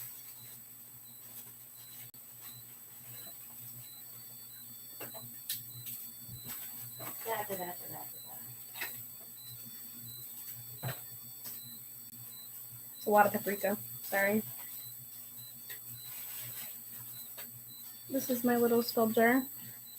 It's only halfway filled. Getting paprika all over the place. Like always. Lemongrass. Putting some lemongrass.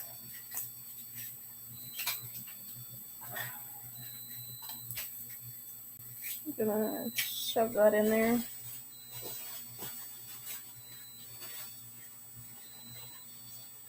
Looks like your elbow is deep in candles over there. Okay. I am. She's trying to find her specific candle. I found one. Here, which one do you have? There. Thank you. A cat sat in my chair. So, let's see.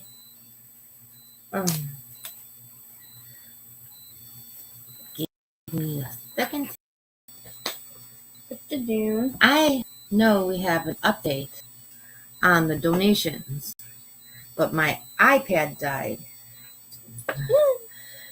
The problem with technology is that. So we're going to log into Messenger from my computer.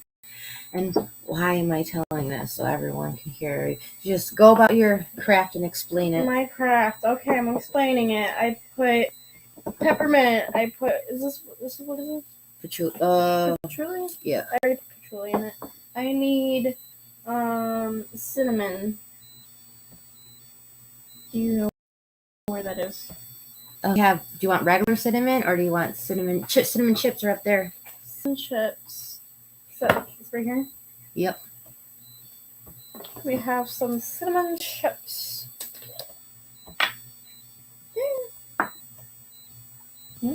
Cinnamon. Just gonna put that cinnamon in the star like this.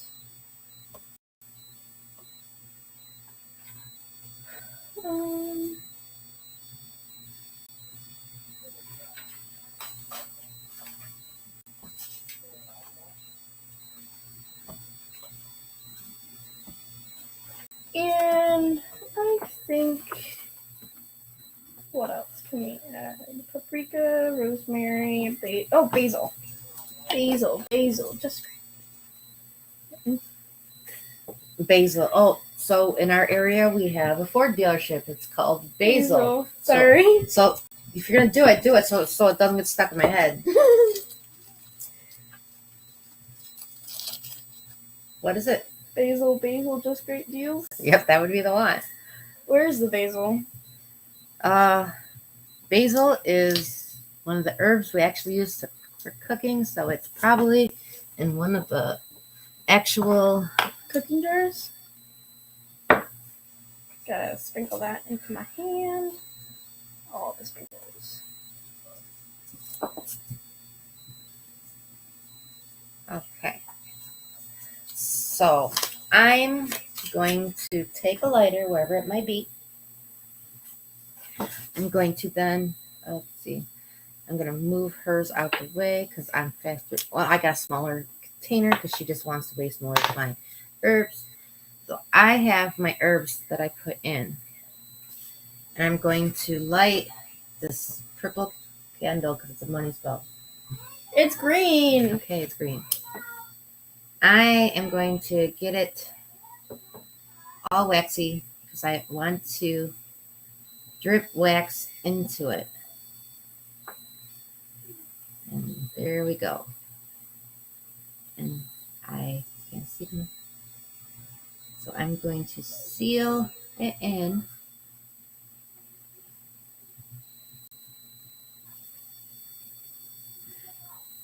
And then once I put some in, which I did, I'm going to leave it lit because then I'm going to take my favorite. The candle holder up there. Oh, weird. On the toy kitchen. Oh. Top of it right there.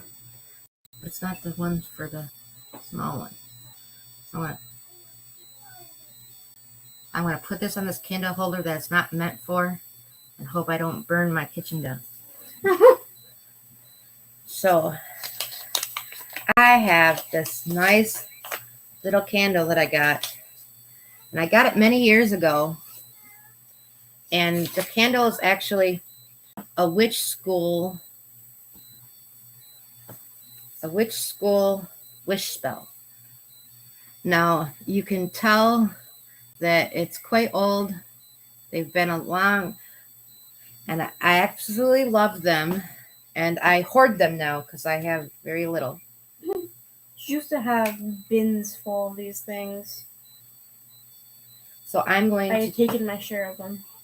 Each mini spell comes with a spell from Lord Don's Super Optimus. So I'm going to, the spell that I chose to use is Good Fortune. Prosperity unfold for me, life, like the blossoming leaves of the world tree, and every good thing be brought to me. Be brought to me, and may good luck only attend me. On the wheel of fortune I am riding the high in the noonday sky, and all which I desire to be, and wish to have, shall come by all the powers of 3 times 3. Cherish me and hold me close, good fortune thy always spin for me. From the spinning wheel near the world tree, as I do, so mote it be. So mote it be.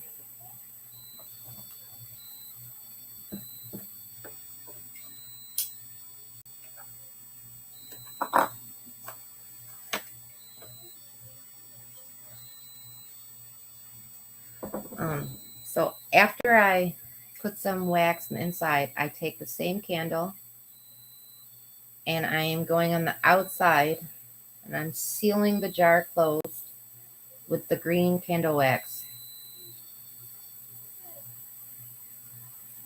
She forgot a step. And now I'm doing that afterwards. You're doing that after? Okay. So I finished my bottle. I topped it off with some lemongrass because it's one of my favorite herbs. And then I'm going to take my pink candle. I forgot to open her up. I'm going to fill the rest of her with wax from our love spell from Wicca School. We're going to open her up.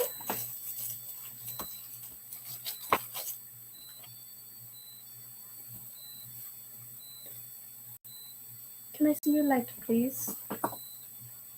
Thank you. You're welcome. We're going to light this old boy up.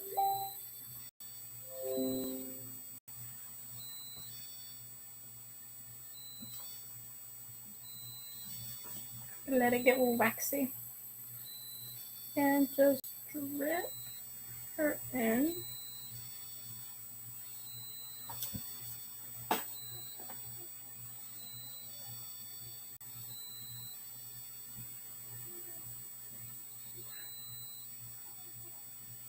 Also, we'll realize after our next break, we're going to do something new that we haven't really done before. That's going to be an experience. we're gonna actually make our own candles. Oh yeah, that's gonna be fun.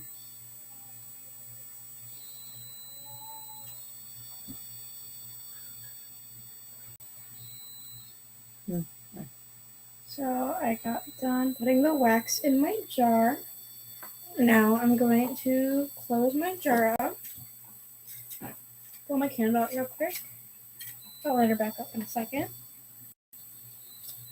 I am sealing her with my intention.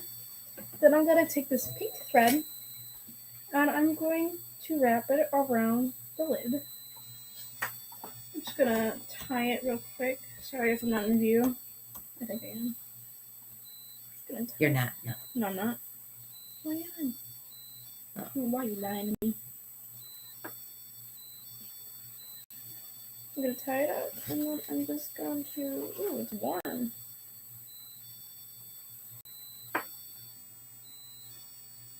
I'm having difficulties. Okay, well, while you're doing that, why don't we speak about donation again? Yeah. So, let's see. To donate, you go to, let's see. She doesn't know where to go. Okay. Gonna show that? Yeah, no. How about we'll show the donation total. So right now, our current donation total is $844. That's a lot. It is a nice amount. Now, we appreciate every donation, big or small. To donate, you go to Correllian.live.donate. Now, there's many ways to donate. You can simply make a donation. It's right there on the page. You can make a one-time donation or a monthly donation. If you, there's also other ways to help. You can get a reading. We have many psychics and other readers out there right now that are offering readings. You go to Correllianslive.readers, and there's even more ways to be a part. We have an auction right now. And to register for the auction, you go to Correllians.live.auction, and it'll give you directions on how to register to bid. There's many great items right now for donation. Okay, so let's see. Right. Turn this one off for now. Hey, look, we're big. Big. So, as I said, we are... And I set it up wrong. Look. Please, pay no attention to the bottom number. I need to fix that one thing. So our current, as I said, our current total is $844. And give me a second.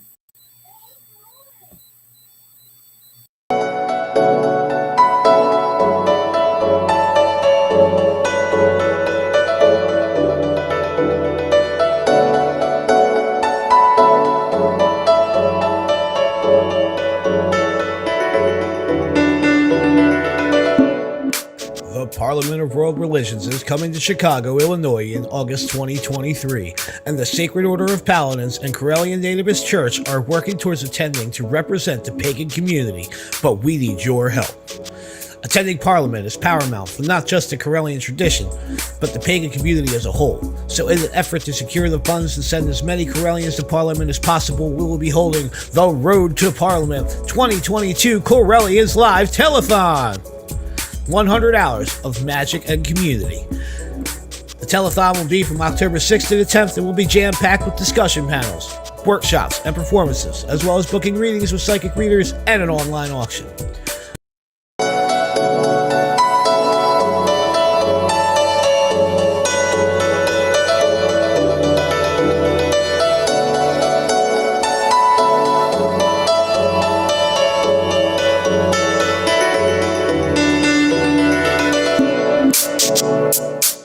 August 14th to 18th, 2023.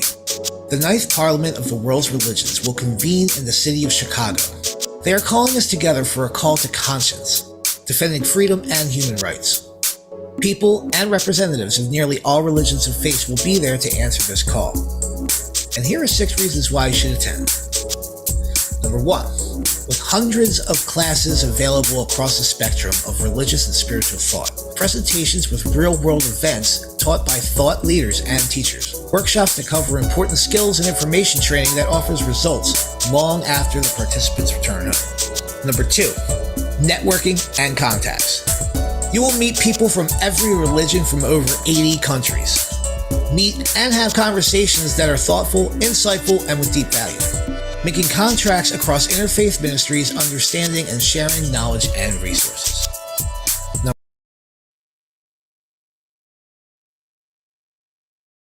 Okay, so we put on their number.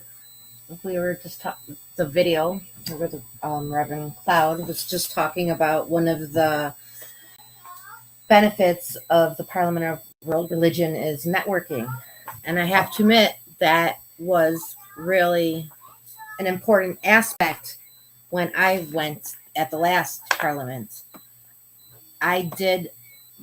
There's hundreds of workshops and presentations and music and just about something for everything. So let me take off this real quick. So sorry. So I had an excellent time at the Parliament. It wasn't even, there was a lot of workshops for pagans, and I didn't go to a lot of the pagan workshops. I actually went to some of the other workshops from the other religions because I thought it would be more interesting to watch other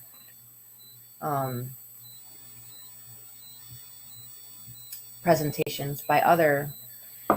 The funniest thing is, the best thing in the world is one of the pagan, and so I wasn't the only one that had the same thought. One of the pagan workshops that I did attend, who was also attended by a Catholic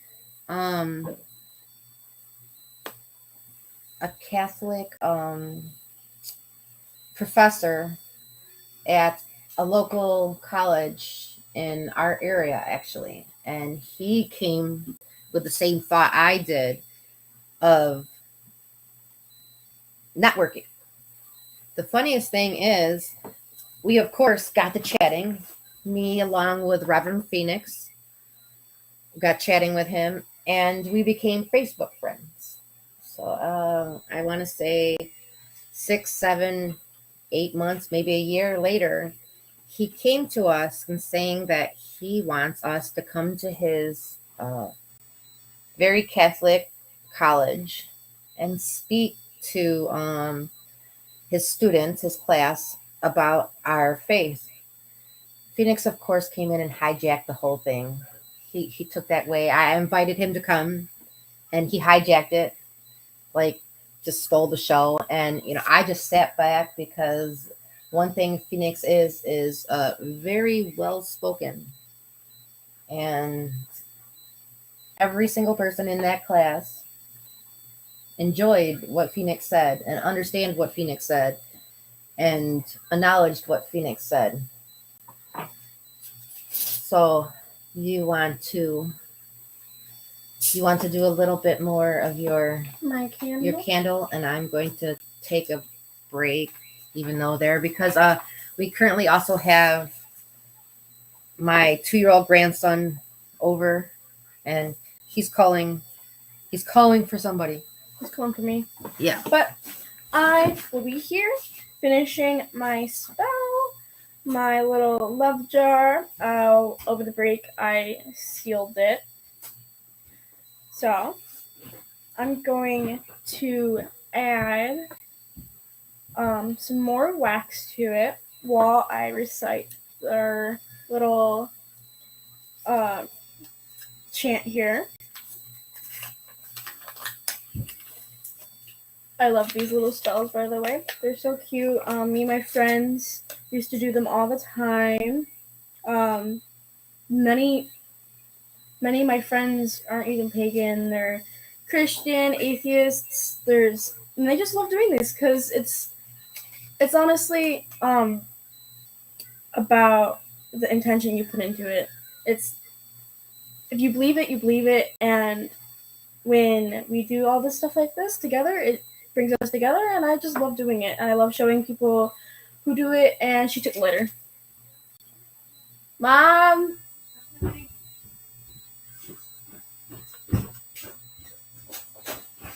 Yes, daughter? You took the litter. Oh. Thank you. Anyways, I'm just gonna light my lighter. My lighter. It's a lead though. And I'm going to just pour this wax over right here and say this chant. Aphrodite, laughing goddess of gently dancing waves and sparkling sea foam. Lady of Cyprus, share with me your joy of heart. Mistress of love and compassion, open your heart to me, your simple child, that I may love and be loved in return. Send me to whoever person is the best love for me now, and for whom I am the best love, that we may celebrate your holy rite, which love in itself and the perfection of happiness. I ask for this, and in asking, I open myself to receive it and joyfully receive it. So let it be. I'm just gonna put the candle, and now we have my love jar. What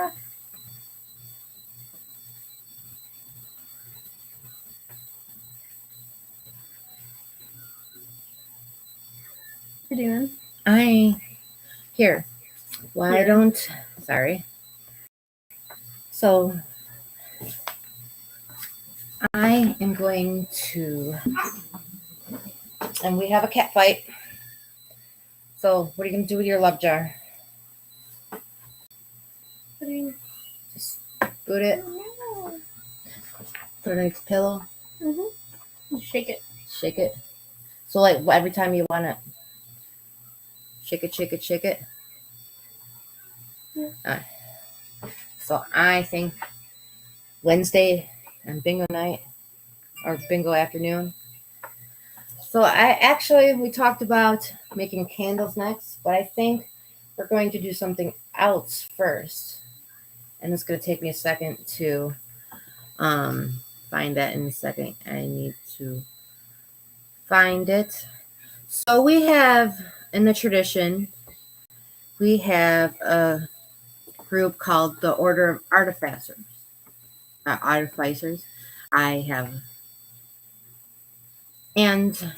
the artificers, we do lots. We do, a lot of them do crafts, but we also make the garbs within the tradition for the most part. And one of our great artificers, why don't you talk while I do this? You just say whatever you want. We're gonna. Okay. Hi. I'm supposed to be talking about something. So let's talk about how I'm excited to go to the Parliament. What you doing? Sorry. Really looking forward to it. It's gonna be my first year. I've known everybody in the tradition, has been so friendly to me over the years, that opened my arms to like my family. I'm just excited to share this opportunity with everybody, and I can't wait to go. What are you doing still? It doesn't matter. Just talk. Talk. Okay, so it's in Chicago. It's in Chicago, and I'm really excited because I really want to go on a plane, but I don't know if that's gonna be possible. I've never been on a plane before, and every time my mom says that we're gonna go on a plane, we end up driving there. So, well, that's because I have a thought that when you get somewhere that you're going to, and you have to rent a car when you get there, what is the point of paying a whole bunch of money for a plane ticket when Fair you could enough. just rent the car? Fair enough. Okay, so I found what I was looking for. No, I didn't. Okay, so we made a love bottle, We made a and love we bottle. made And a money bottle. money bottle. What other ones, and what other herbs could you put in? So I have my handed in my paper here. Sorry, full cheat sheet. Our happiness. We have 3 jars left. We have a happiness jar, a dream jar, and a protection jar. Everybody needs a little protection in their life. With happiness, we have the herbs basil, jasmine, paprika. We have some bay leaves, cinnamon, dragon's blood, and lavender. For the DreamWorks spells, we have just I only wrote down the herbs that we had for it. Peppermint, chamomile, and basil. Along with our protection spell, we have paprika, lavender, bay leaves, cinnamon, dragon's blood, chamomile, juniper beads, lemongrass, and basil. So those are all of our protection jars. I'm going to be making a plethora of those in the next hours or so. Because for Pagan Pride. Oh, hey, we're here so we can plug it. So, We're plugging Pagan Pride. So, Western New York Pagan Pride. I'm. Blessings, everyone. It's Reverend Nasser with the Four Pillars Proto Temple. So I'm a member of the Western New York Pagan Pride, and our Pagan Pride is on Sunday. So Rachel has a booth at Pagan Pride. So now we're on the crunch time of getting some product onto that table. I have procrastinated a lot. So people might have said I threw you under the bus earlier when I said that, but she said it herself too. You threw me under the bus? When? Earlier when you were at the store getting my Red Bull. Wow, I Okay. feel betrayed. Oh, are you? Okay, so as I was saying earlier when I got kind of sidetracked, and now I have to even that the Correllian Order of Artificers do the garbs, the nice little fancy. One thing at the Parliament that I did get complimented on like a lot during the Parliament was our robes. Our robes are definitely colorful and they make us stand out. And everyone likes our robes. I don't think I've met a person that hasn't liked our robes. I had a few friends experience seen some of our illustrations, and they're like, "You're dancing in robes. That's a classic witch for you." And it's so funny. I love getting in robes. Okay, so let's see. Cover. I need to find a certain thing. I apologize for her tech savviness. Okay, cinema, picture, cover. I know it. I read it somewhere now. I found it. So as I was saying, one of our many artifactors is Reverend Kyle from the Four Pillars Temple. And while I'm really good at basic sewing, like I make my stole no problem, I made my stole no problem. But some of the other things can be hard, but stole and stash.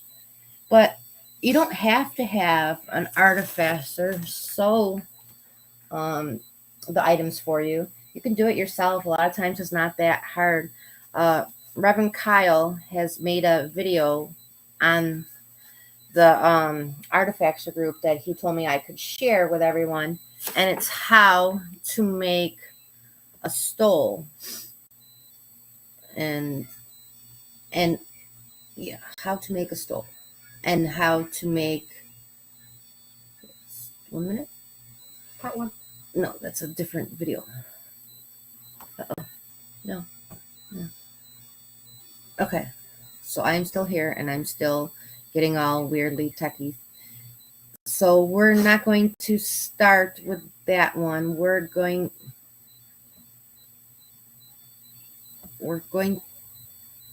to find the video. So do you know who showed me? Kyle actually showed me that making a robe is not as hard as I thought it would be. That you just need certain things. So he said we could share a video, and that he shared to the Artifactor group, and it's about measurements and patterns, and that's kind of important. So I'm going to share that with everyone now by share screen and entire screen. Okay, Microsoft Edge tab. Share, I think I got it. Maybe.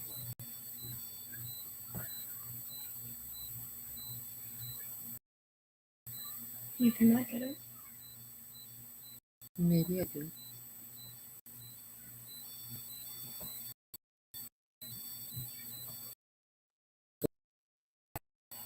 Blessings to you, my fellow order members. This is Reverend Affirming with the 4. So I'm coming to you today because I want to do a short video, probably won't be short, on measurements, because measurements are so important when it comes to doing garments. So let's go ahead and get started. So I have here, which is a lot for most robes. I also have measurements I want to discuss. I also have some examples of pieces that we can take a look at as well. So before we get started, I want to talk a little bit about the human body. So from memoriam, humans have been looking at the human body. You can see that in architecture, you can see that in sculpture, you can see how the human body has been expressed and displayed. The human body is in of itself a geographical map. And so when we look at the human body, there are parts and points on the body that tell their own story, have their own sort of landscape. So with that being said, all of this we're going to talk about today utilizes these points of reference on the human body. So let's go ahead and get started. So the first and most important thing about making garments is you have to have the right measurements. So one thing that I like to do when I'm doing robes or anything like that is I like to use a measurement sheet. So measurement sheets are actually kind of hard to find. I was actually looking up to find a couple examples to share with everyone, and most of them you either had to like pay for, or they weren't exactly what I wanted, like measurement sheets for people that are measurements like after a series of exercises, which is not exactly what we're looking for, right? And it didn't give all the information.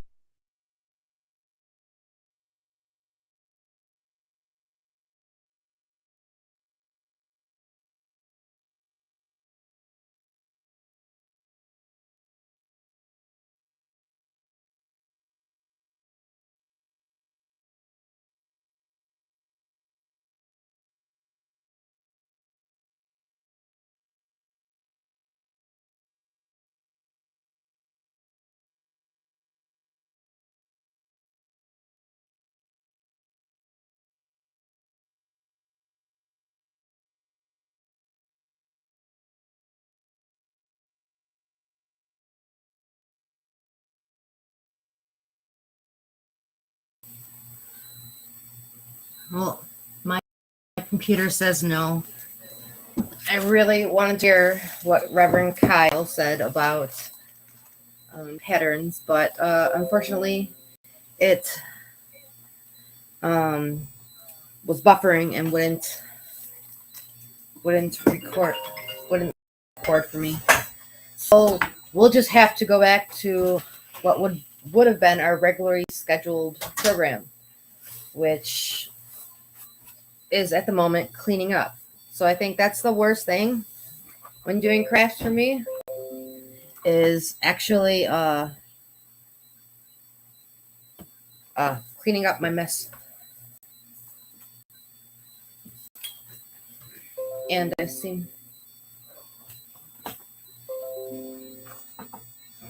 Okay. So I have bought hundreds of candles in my life. We'd say hundreds of candles we've bought and used hundreds of candles, but I kind of thought it would have been really cool to make my own candles and get the candle box. Or you sit here and talk. No, I'll get it. So I went on Amazon and I found a candle making kit. And it was fairly inexpensive, which is really good for beginners because you don't necessarily want to buy an expensive kit, especially if you find out it's not something you want. So I'm going to tell you what first thing that we need based on a YouTube video I watched. Oh. Okay, so do you want to get that real quick?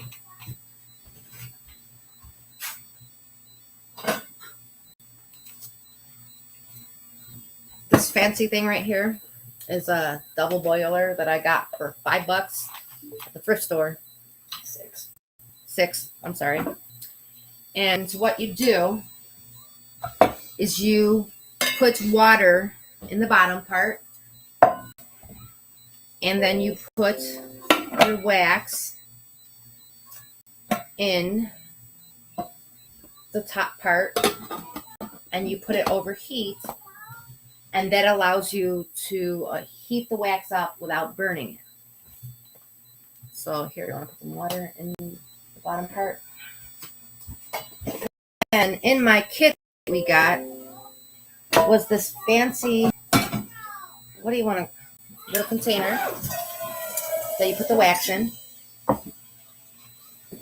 And I gotta tell you all what it came with. Of course, it came with some wax, and this is what we're going to be melting in the dove oil. And it came with these colored pieces of dye to change the candles different colors that you make. And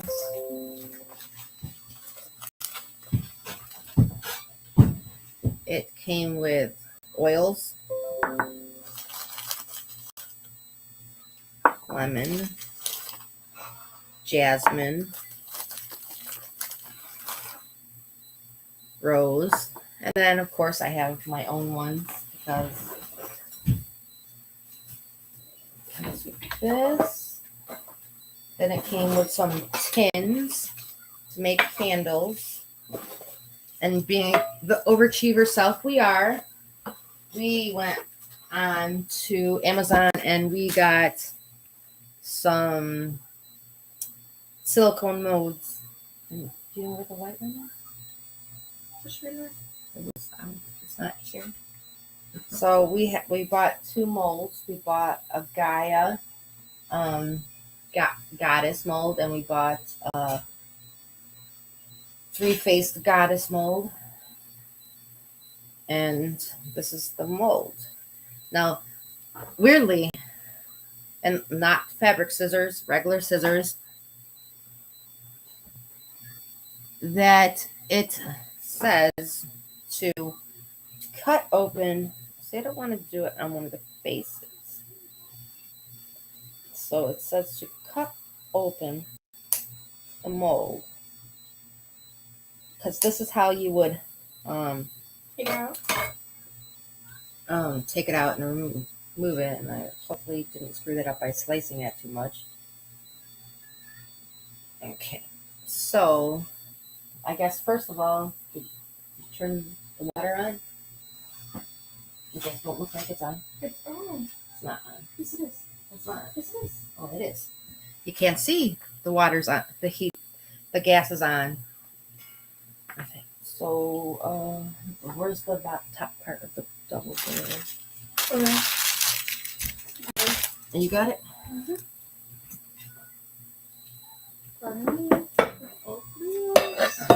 Take a bag of candle We're gonna wax. take her. Yep.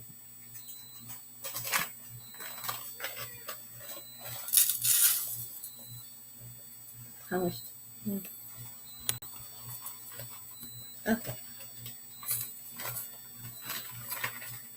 And then I'm gonna send my assistant with the dowel I broke while making our poppets. And she is going to go on the stove.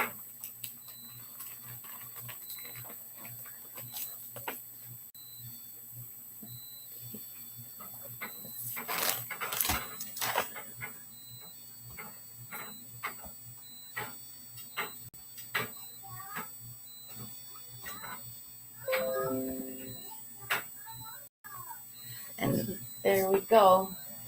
Oh, while she's doing that, in the kit, we also have some candle wicks, some warning stickers. So warning stickers are very important with candles.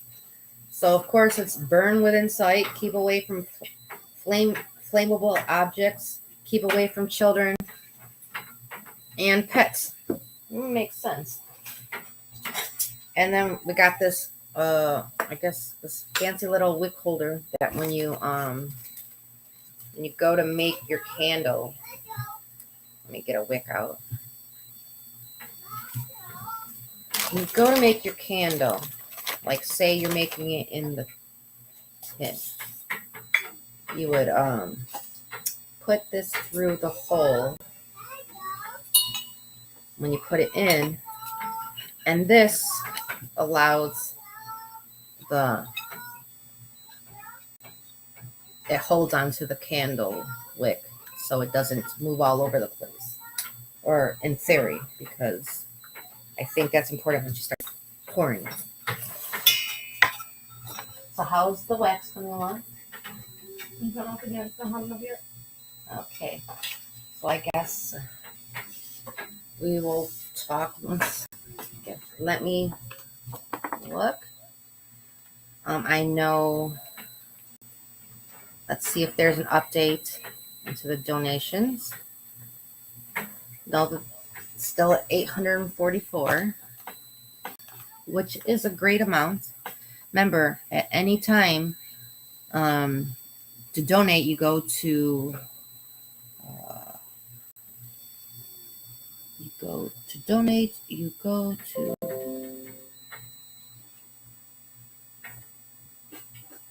Correllians.live.donate.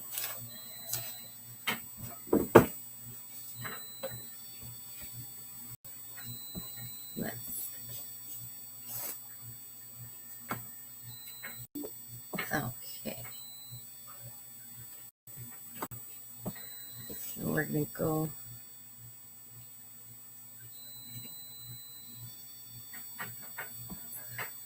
Okay. So, Eddie sent in the request for the auctions, and which is great. There's some great auctions. If anyone else would like to sign up for the auctions, you go to, let's see, I know it's Correllian.live /auction. And then I'm going to look at my phone real quick. I'm going to go to the site myself. I should sign up for myself, but I'll do it after I'm off air. So I'm going to go to Correllian.live /schedule. I went to the schedule. The last thing I reviewed was the schedule. Technology. Okay. So I wanted the auction. So if you just went to Correllians.live, you can go to the menu and you can get it. So at the very top, it allows you to register, and you receive once you'll receive an email with your bidder number, and it'll give you further instructions on how to bid. Now, there's many great auctions up for grabs. So, for example, I think the best one, and I'm going to have to definitely, people are going to, I want that one, is the festival experience with Chasing the Endless Summer at a Sirius Rising at Bushwood. I think this is a great auction. It's basically you just have to show up, and once you're there, you'll have a tent, bedding, food, and other equipment provided. You'll get a parking pass, or they'll even pick you up from the airport or train or bus. Coffee on Friday. Another great item is Mary Hawk's numerology chart, which is the value of $200. Lord Don has many art pieces, original art pieces that he created, which look excellent. I seen them this morning during Ed's show. And let's see. So that's just the small portion of the auctions. And in addition to the auctions, there's also readers that are on hand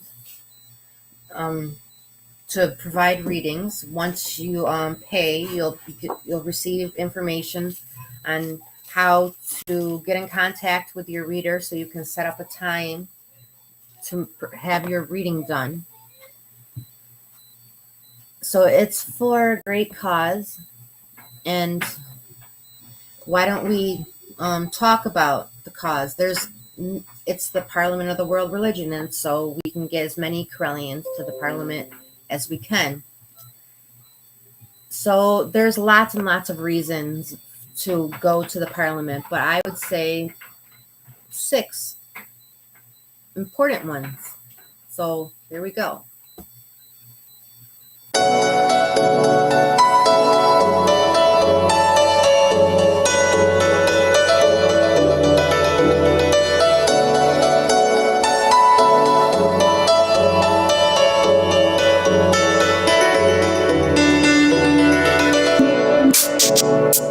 On August 14th to 18th, 2023, the Ninth Parliament of the World's Religions will convene in the city of Chicago. They are calling us together for a call to conscience, defending freedom and human rights. People and representatives of nearly all religions and faiths will be there to answer this call. And here are 6 reasons why you should attend. Number 1, with hundreds of classes available across the spectrum of religious and spiritual thought, presentations with real-world events taught by thought leaders and teachers, workshops that cover important skills and information training that offers results long after the participants return home. Number 2, networking and contacts. You will meet people from every religion from over 80 countries. Meet and have conversations that are thoughtful, insightful, and with deep value. Making contracts across interfaith ministries, understanding and sharing knowledge and resources. Number 3, breathtaking performances of music, dance, and the arts. Every kind of religious and cultural music, dances, and art fill the 5 days. The Parliament presents beautiful, colorful, intimate, and spectacular performances in many languages from many cultures. The display of the heart, in essence, freedom of expression, will be on full display. Number 4, have your voice heard. Your attendance means something essential. By participating in conversations around the ways we can defend our freedoms and human rights, you can make a difference. By standing with your faith, community, and as a person of spirit, you can allow your voice to be heard in a unique way. Number 5, become a part of the global peace movement. As you learn and share at the Parliament, you discover none of us are alone, and that people all over the world are working towards peace, a freer world, and the protection of human rights. Whether your service and goals are local or global, through the Parliament of the World's Religions, you will be able to act. Number 6, it's a spiritually transformative experience. Participants and attendees tell of the truly improving life experiences that forever change them towards their own spiritual life. The spiritual and emotional growth in the days of the Parliament is intense, organic, and awe-inspiring. Consider your commitment to defending freedom and human rights and attend the 9th convening of the Parliament of the World's Religions. If you wish to join the Pagans to the Parliament, we have a special rate at Correllian.weebly.com, or just click the link in the description. Blessed be everybody. The Road to Parliament 2022 Correllians Live Telethon is sponsored and operated by the Correllian Nativist Church, a 501c3 religious organization. For more information, go to Correllian.com.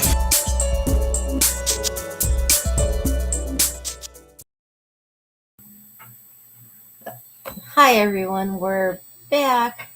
So during our little break,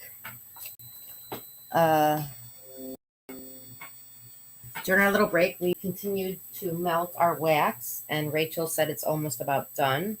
So I'm going to work on our mold a little bit.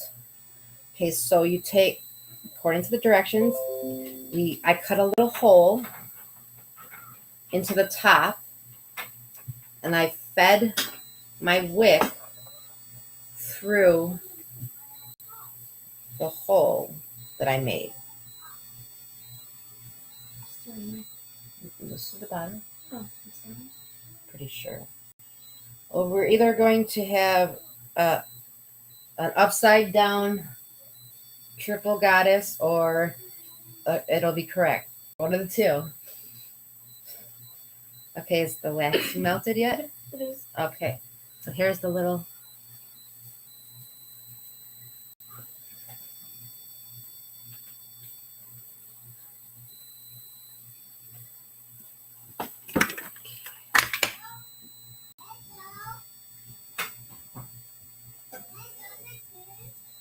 Okay, so I have my.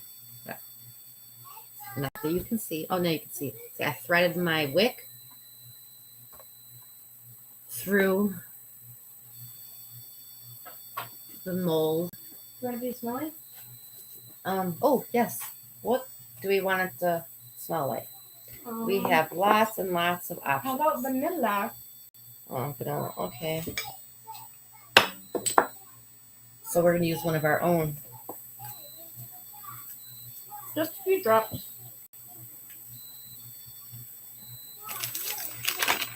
Where's the stirry thingy? Oh, here it is.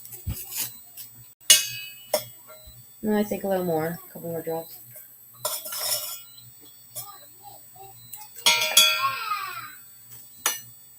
Okay. Stir it. Oh. Well, you keep stirring it so it doesn't melt while I tape up the mold. Which I find it almost weird. You're being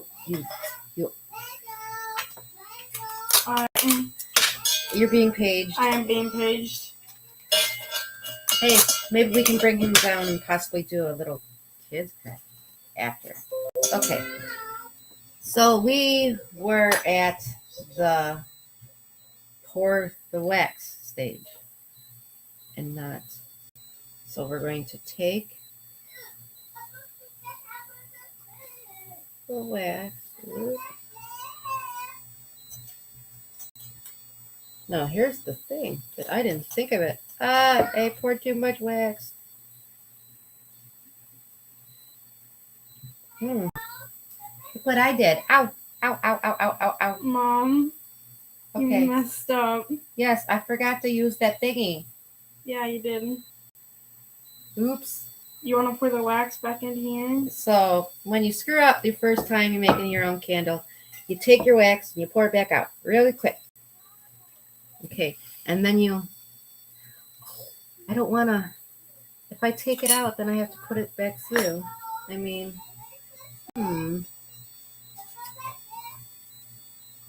So, I could take a string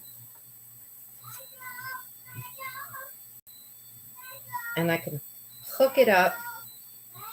Hold it. Thank you.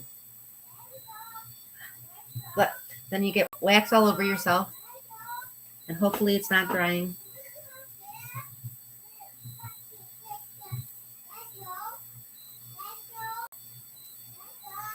You see what I'm trying to do? Yes, I know what you're trying to do. So I personally have a little thingy on a hook, and I'm going to hook it on the dowel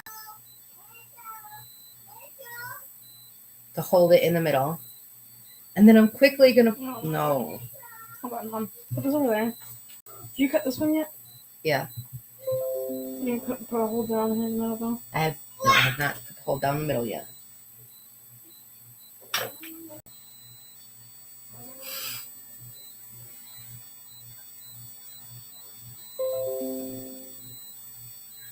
So that's the beauty part about crafting for the first time.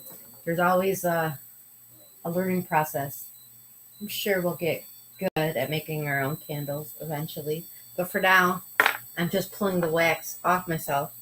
And because our wax is kind of melting a little bit, let's do something else. So, instead of making... So we're going to take these things right here in this box. These are stickers for the end of the wax strip. You put it in, you peel it off, both sides, and you put it down in the middle, make sure it's centered. And we take the end of this, put it on there. And we're going to take our little handy-dandy straightener. And then you can pour the wax in.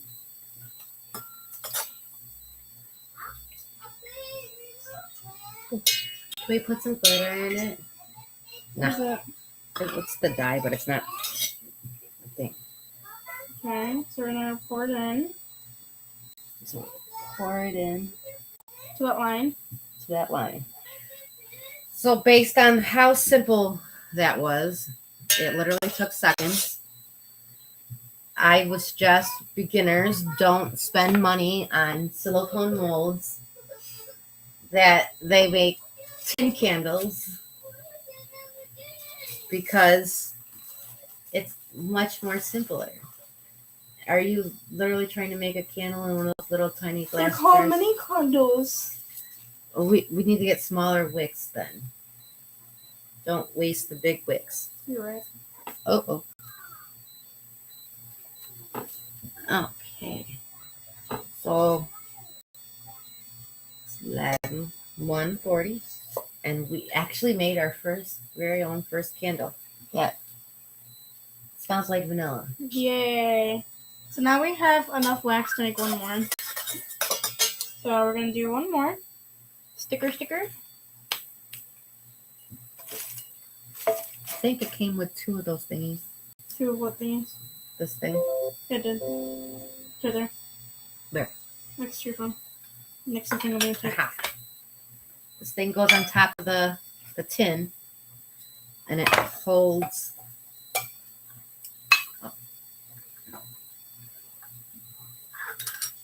It holds the wax or the wick in place. So I'm just going to pour it in.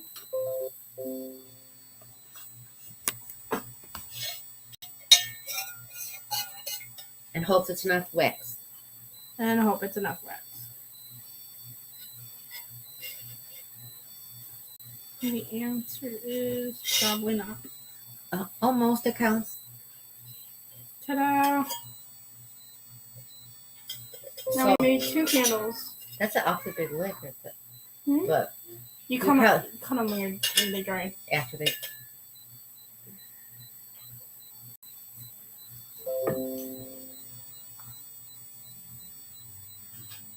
Okay. And then the important thing. Oh, I think we should make some more, because I also at the same time got these other molds that I Wax think. mold? Yeah, they're silicone molds, so they can have wax. I think if there's a pentacle, a pentagram, and a whole bunch of trinket, a whole bunch of different designs. I think it would be great if we made little wax melts.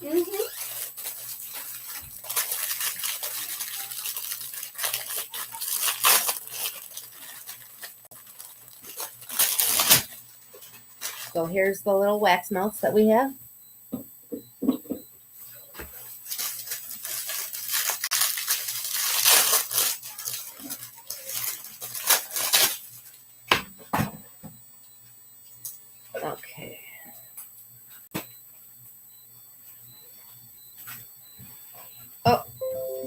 my candle that I attempted the first time had some wax down at the bottom.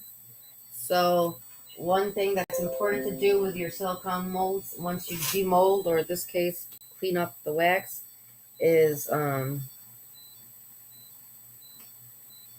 get the wax out. But I guess I'll clean that up later. It's a very nice texture, the wax. Oh, that's not garbage. We can just remelt that. So waste not, want none. Okay. So let's see. While Rachel's melting some more wax, I'm going to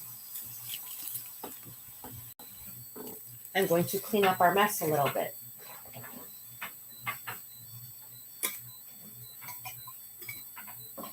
So the kit that I got is the candle making kit. It was on Amazon if other people would like to purchase it. If you tried to purchase it for $27, roughly around $27 after tax, which to me seems like a great price. Do you want to do the tissue paper? Oh, we'd have to print it out. You want to do it? Okay. So, Parliament is in August of 2023. It almost seems hard to know what you're going to be doing in a whole year. But it's a great investment. And the Correllian tradition has a special group price that if you have yet to register, and I recommend the events for everyone, that you can go and register as a member of the tradition or a friend. You don't have to be a member of the tradition. Anyone can go to the Correllian.com website, and there's at the very first section is the spot that you can register, and it gives you a special discounted price off membership. So I never realized it's kind of like a bottle, pan of water boiling, right? Trying to make spaghetti or pasta, and you're watching it.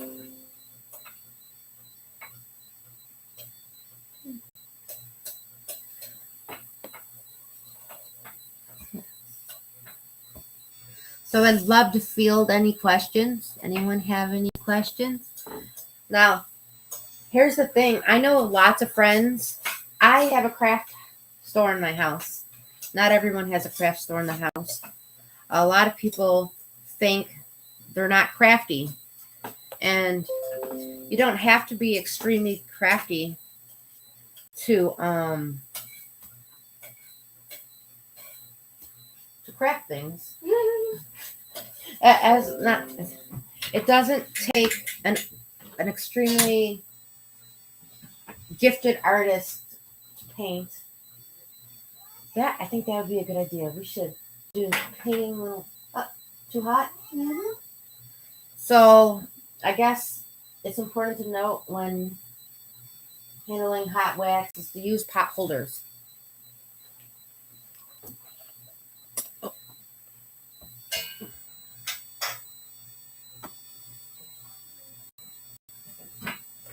So while they are by no means done, they are turning from a liquid to a more solid.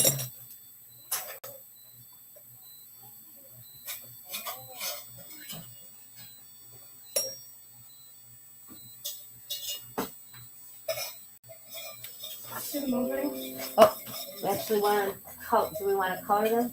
Or wax. I think you have to put them back. What you want to do, red? What color you want to do? I don't. Yeah, I have red. Red? Mm-hmm. So I'm going to take a piece. I'm going to take a piece of the coloring that came with our candle kit, and I'm going to go over there and add it to our coffee ice.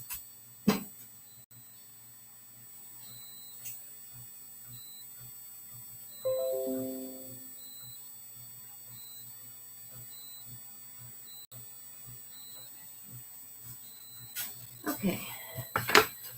Now Rachel's going to remelt the wax. Can we red again? What? Can we red again?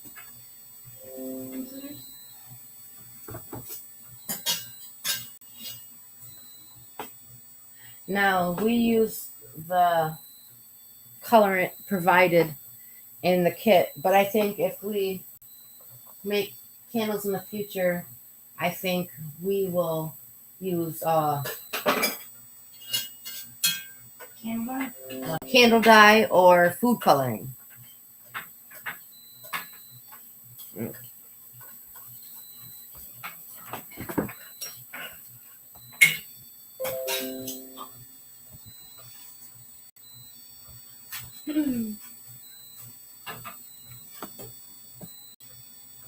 Measurements are so. Okay. Are we ready? Mm-hmm. Okay.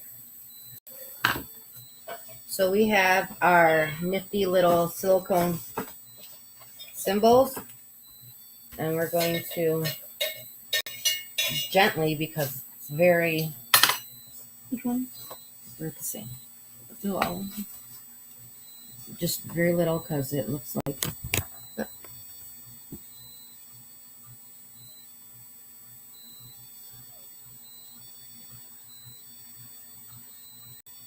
Yeah, that looks like.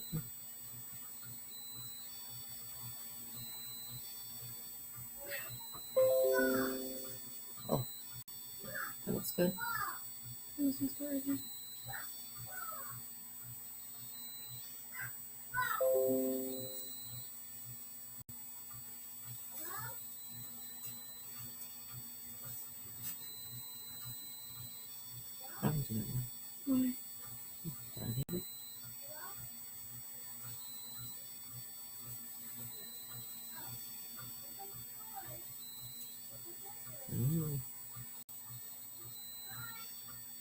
Fancy. Fancy.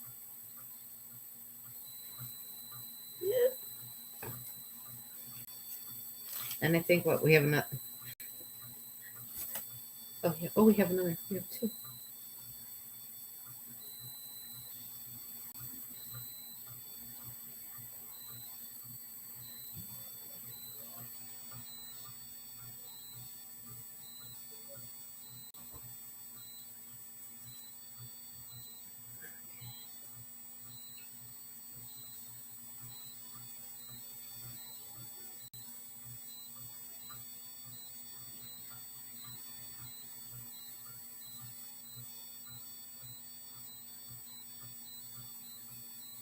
Okay.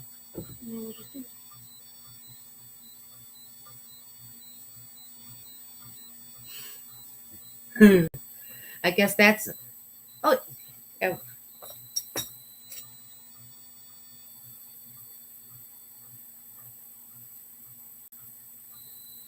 Put one more in that one.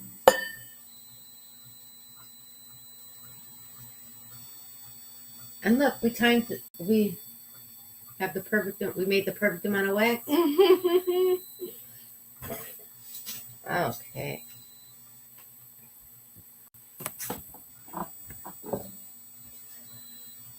Once again, it's about 1:52 p.m. Eastern time. We're coming up on the 2 o'clock hour and 10 minutes. And I just wanted to let everyone know that hasn't got a chance to watch that we're at $859 for donation total. And that I know we've watched the video many, many times, but I think it's kind of important. So I'm going to share it once again. 6 reasons why we should attend the Parliament.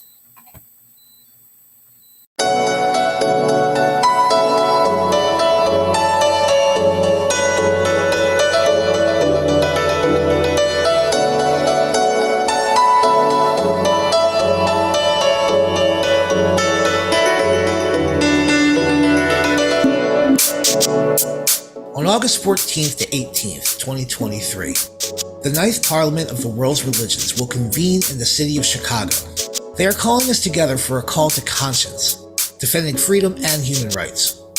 People and representatives of nearly all religions of faith will be there to answer this call. And here are 6 reasons why you should attend. Number 1.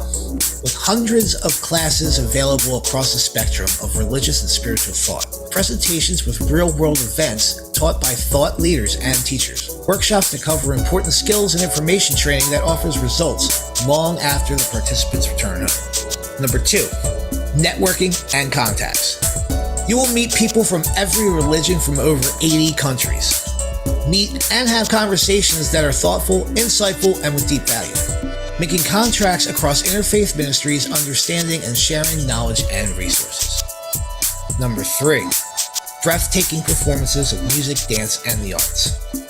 Every kind of religious and cultural music, dances, and art fill the 5 days. The Parliament presents beautiful, colorful, intimate, and spectacular performances in many languages from many cultures. The display of the heart, in essence, the freedom of expression, will be on full display. Number 4, have your voice heard. Your attendance means something essential. By participating in conversations around the ways we can defend our freedoms and human rights, you can make a difference. By standing with your faith, community, and as a person of spirit, you can allow your voice to be heard in a unique way. Number 5, become a part of the global peace movement. As you learn and share at the Parliament, you discover none of us are alone, and that people all over the world are working towards peace, a freer world, and the protection of human rights. Whether your service and goals are local or global, through the Parliament of the World's Religions, you will be able to act. Number 6, it's a spiritually transformative experience. Participants and attendees tell of the truly improving life experiences that forever change them towards their own spiritual life. The spiritual and emotional growth in the days of the Parliament is intense, organic, and awe-inspiring.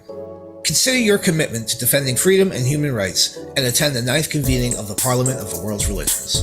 If you wish to join the Pagans to the Parliament, we have a special rate at Correllian.weebly.com, or just click the link in the description. Blessed be everybody. The Road to Parliament 2022 Correllians Live Telethon is sponsored and operated by the Correllian Nativist Church, a 501c3 religious organization. For more information, go to Correllian.com.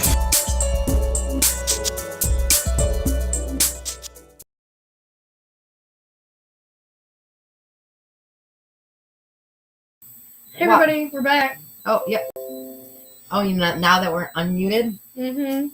So, one thing that I've noticed when you're crafting kind of makes you hungry. Not often. So, I think for the 2 o'clock, we've already been here for 2 hours.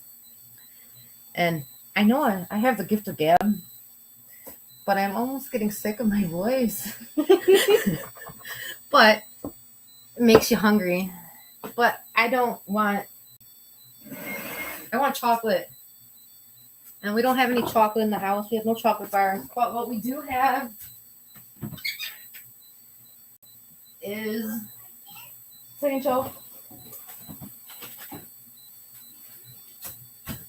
brownie mix. I'm making brownies. So during crafty Correllians, we're gonna be crafty and make some brownies. We're already good. We're in the kitchen. Oh, and not to mention, not to throw Rachel under the bus, but she can't seem to make brownies good. I cannot make brownies good. They always, you know, when brownies have that little flaky layer on top and so nice and crunchy, I don't make that. It turns out bad. So, yeah. So we'll make some brownies together. Hopefully it'll turn out good. So what do we need, Rachel? This is now a baking show. We need 4 eggs, 6 tablespoons of water, and 2 2/3 cups of vegetable oil. I don't want to do the math. How many eggs? 4. If we're making 2 boxes. Do we want to make 2 boxes? No. 2 eggs then? 2 eggs.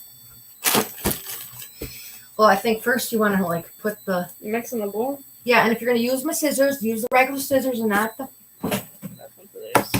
Do not use the fabric scissors. I want to do it just to spare her.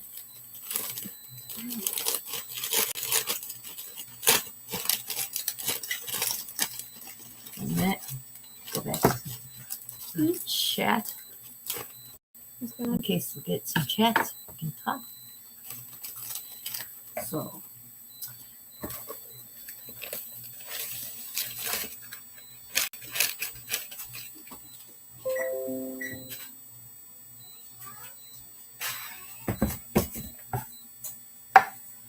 Okay, 2 eggs.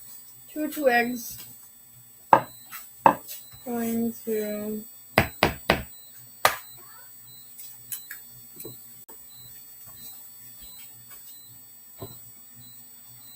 3 tablespoons water.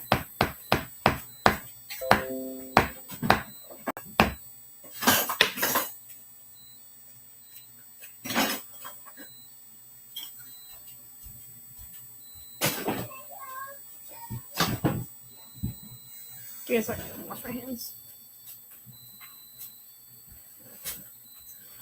Okay. 3 tablespoons of water. And 2/3 cup of vegetable oil. And sorry, everyone.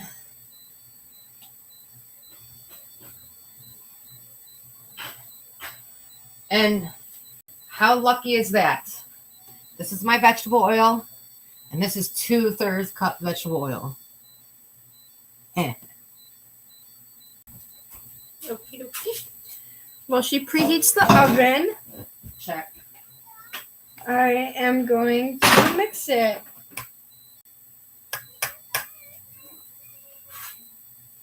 $3.50.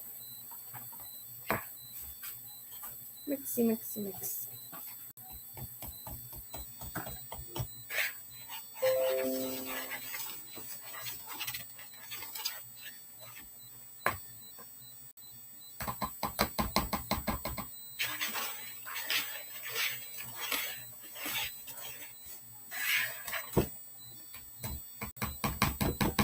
Oh, speaking of food and brownies, do you know what one of my best experiences at the Parliament was? Linger. What's linger? The sinks. Okay, so provided a free meal to everyone at lunchtime. It's not necessarily what we would eat, especially us in America every day. But it was food and it was filling. And I enjoyed the experience of trying something new. I don't like trying new things. I'm picky. So what you're saying is you're saying while everyone else is eating the nice food provided, Rachel's getting Uber Eats from McDonald's. Yep.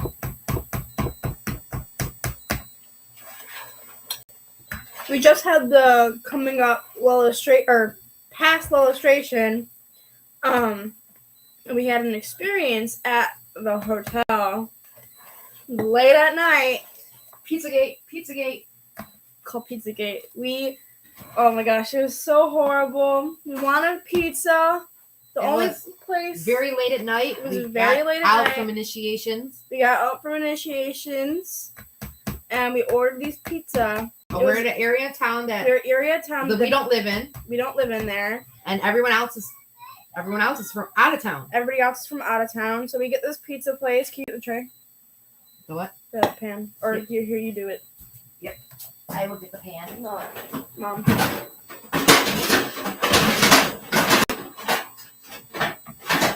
So the pizza took an hour and a half and everybody was angry when the pizza got there, and all the pizza was wrong, and they didn't bring enough pizza.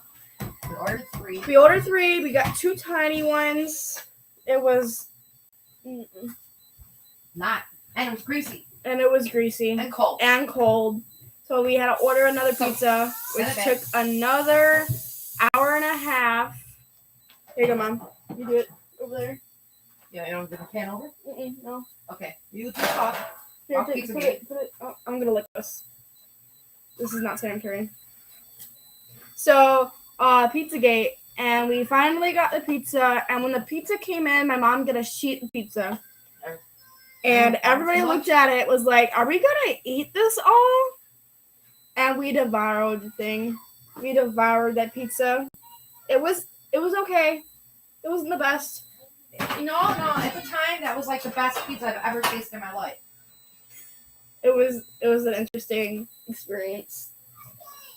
I'm sure, I don't know about other people, but depending on when something is the importance of how good the food is sometimes. At that time, as hungry as we were, that was the best pizza we've ever had in our life. So we have our candles. I think they officially solidified enough for me to cut the wick to size. They aren't perfect, but no one's perfect. And it's our first make try. So we're gonna just cut the top and I ruined it. If it's not ready, we can. Okay. It's ready enough. Ta-da! Here's your candle. Smells like vanilla. Now I'm just gonna take our warning sticker and I'm gonna put it on the bottom.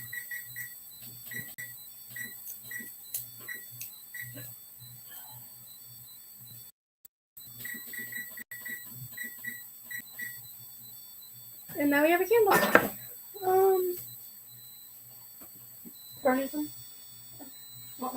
I'm gonna try again. We're gonna try again. Okay. Pardon me.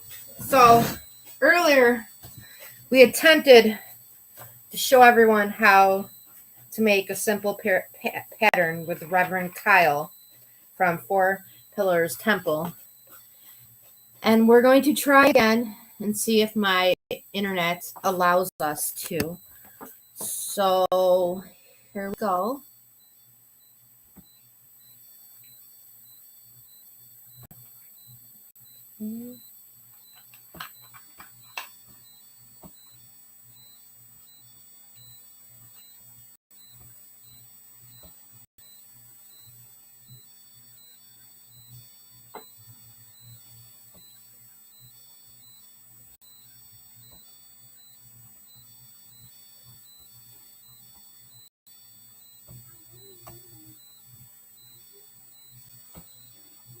Important when it comes to creating garments. So let's go ahead and get started. So I have here a pattern that I want to talk about, which is a pattern that I use a lot for most of my robes. I also have measurement sheets I want to discuss, and I also have some examples of pattern pieces that we can take a look at as well. So before we get started, I want to talk a little bit about the human body. So from time immemorial, humans have been looking at the human body. You can see that in art, you can see that in architecture, you can see that in sculpture. You can see how the human body has been expressed and displayed. The human in of itself a geographic map. And so human body, there are parts and points on the body that tell their own story, that have their own sort of landscape. So with that being said, all of the stuff that today utilizes these points of reference on the human body. So let's go ahead and get started. So the first and most important thing about making garments is you have to have the right measurements. The thing that I like to do when I'm doing robes or anything like that is I like to use a measurement sheet. So measurement sheets are actually kind of hard to find. I was actually looking up to find a couple examples to share with everyone, and most of them you either had to like pay for or they weren't exactly what I wanted. They were like measurement sheets for people that are exercising and they wanted to get their measurements like before and after a series of exercises, which is not exactly what we're looking for, right? And it didn't give all the information. It just basically gave width. It didn't give length, and we need length too if we're going to be making robes and garments and stoles and things like that. So we need length. So with that being said, I dug up some measurement sheets that I found from college, and I can tell you that I don't know where these are from. So these were part of something that I used when I worked in the costume shop at the university, and so I don't exactly know anything about them. So I apologize, but so I'm not going to give you copies of them because I'm paranoid about copyright, but I can share with you certain areas that you might be interested or need to measure. So let's go ahead and take a look at these measurement charts. Alrighty, so welcome to my work. I'm going to talk about these measurement charts. So when you look at the measurements, most of us in the order are female, so let's use the female measurement chart. So when we look here at the measurement chart, you will see a couple important things. So obviously this measurement chart is made for females, but it's also made for individuals that were in the theater. So obviously, as you can tell, there's like character information on here. But what we're going to do is we're going to start on this side here, and we're going to kind of work our way down. So I like this one because it actually has the body, which I like. So you can actually look and see exactly what it's supposed to be. So if you were doing something like, a headdress or a headpiece of some sort, you might want to start at the top here, right? So you're going to do the circumference of the head. You're going to measure around the circumference of the head, and you're going to measure from the top of the ear all the way around the head to the other top of the ear. Oh gosh. So in this case, you would measure around the circumference, and then you'd measure from the top of the head all the way to the other top of the head. So now you got a nice measurement when you're doing that. And so, as I've already said, we're starting already now with using these geographical markers. So we're using the tops of the ears, we're going around, right?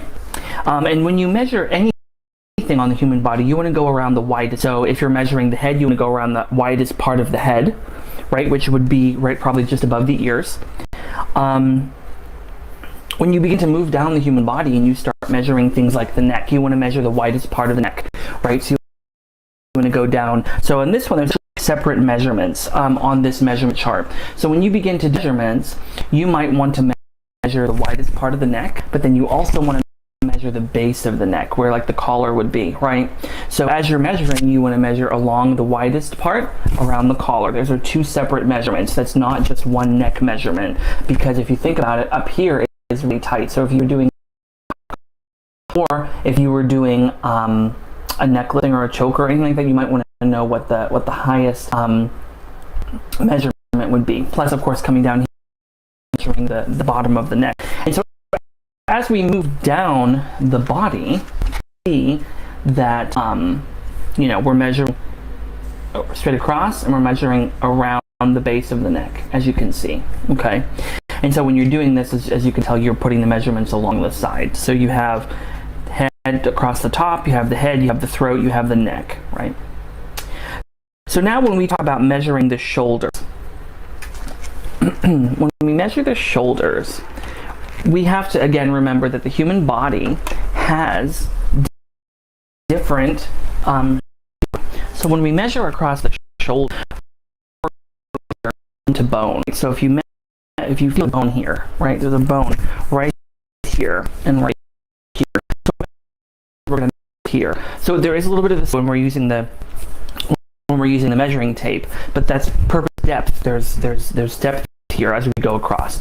So we're going to measure here, and there's a difference between measuring the shoulder to shoulder and the shoulder to shoulder in the back, because there is different features, right? So when we measure across the front, it's going to be relatively shallow. When we measure across the back from point to point, again using the human geography, we measure from point to point along the back, there's a little bit more of a hump, right? And some people may have more of a pronounced hump than other people do. So we have to make sure that we're doing that measurement as well, especially doing things, tabards, things like that. We need to be mindful that if we want it to look a certain way, right, we need to make sure that we're measuring the body in the right way. As an example, I have my measuring tape right here. Obviously, I can't really measure myself, but as an example, if we were to measure around the head, you would go on the head, and what I try to do is I try to give myself at least a finger's space difference, right? So I got a finger in there, right? So now when I check it, mine said I am 22.5 inches around. What a big head. So if you're ever, in the market to buy an actual hat, like back in the day when they used to sell hats that were based upon or if you were going to do across the top from ear to ear, like so, mine says I'm 10 inches. So make sure, especially if you're doing circumference around an area, that you put your there to give yourself a little give it a little extra room, especially when you get to areas where it moves, like in normal, like when you're doing your chest, obviously you breathe, so you might want to do one with a large breath so that you can get the full measurement of the expansion of the body. So again, when you're doing the shoulders, you want to measure from shoulder to shoulder in the front, shoulder to shoulder in the back, okay, and make sure that you get the correct measurements. Now, arm's eye to arm's eye is also similar. So if anyone knows what an arm's eye is, or doesn't know what an arm's eye is, an arm's eye is this area of a garment. So it's called an arm's eye. That's where your arm would go in the garment. So when you're talking about arm's eye, I'm wearing a tight shirt, which I guess is probably good for this video. When you're talking about the arm's eye ends right about here. If you imagine your body in quarters, right? So you have a line down the center, you have this quarter, that quarter, and then in the back you have a line down the back, you have this quarter and that quarter, okay? So when you're measuring across the arm's eye, you're doing the front half of the body. And so you want to imagine that there's sort of a line that goes down the side, right? That's separating the quarters, right? So this line goes down the side. You want to measure across that line, and you want to measure to sort of the bottom of your armpit. You want to be up in your armpit, up here. You want to be down like at the base of your armpit, sort of like where your rib cage is, like at the top of your rib cage, right? So you want to measure, and it's basically along the line of your areola. So you want to make sure that you measure along the line of the areola, because remember too is where the areola is the largest part of your chest. So as you go around and you measure across, you want to measure basically in along the areola from the middle of your side to the middle of your other side, which is called the arm's eye, and then across the front. Okay, again, we're measuring the widest part of our body, so we're going to measure right across the widest part, which for most people is where the areola is located. So you're going to do a nice across this, and then when you get to the end, mine is 21 inches across just the front part of my body, okay? And then we're going to do the same thing again from arm's eye to arm's eye around the back. And remember the same thing, some people have more or less, right? So you may have more of a or maybe you don't, and so then the difference is going to be. So if you're making a garment that's tailored to fit, make sure that you're using the measurements of the individual. And so if they're really big in the front, especially with females, you might be really big in the front because you have breasts, but in the back you don't have breasts, unless you're heavy like me, then you have back boobs. So then in that case, you just measure across the back and it's not going to be the same. So be mindful of that as well. So as we continue down our list here, our theme measurement, right, we're moving right along down. We've measured so far ear to ear, head, throat, neck, shoulder to shoulder, front, back, arm's eye to arm's eye, front and back, and now the chest. The chest is all the way around. So if you look, they do the chest again all the way around.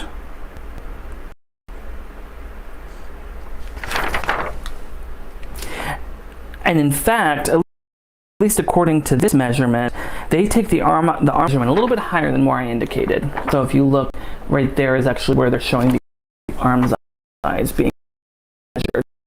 Eyes being measured higher, like above, and then the chest measurement is right across there. So I've always measured the arm's eye across the base, across the bottom there, not toward the top. So then we do the measurement of the chest.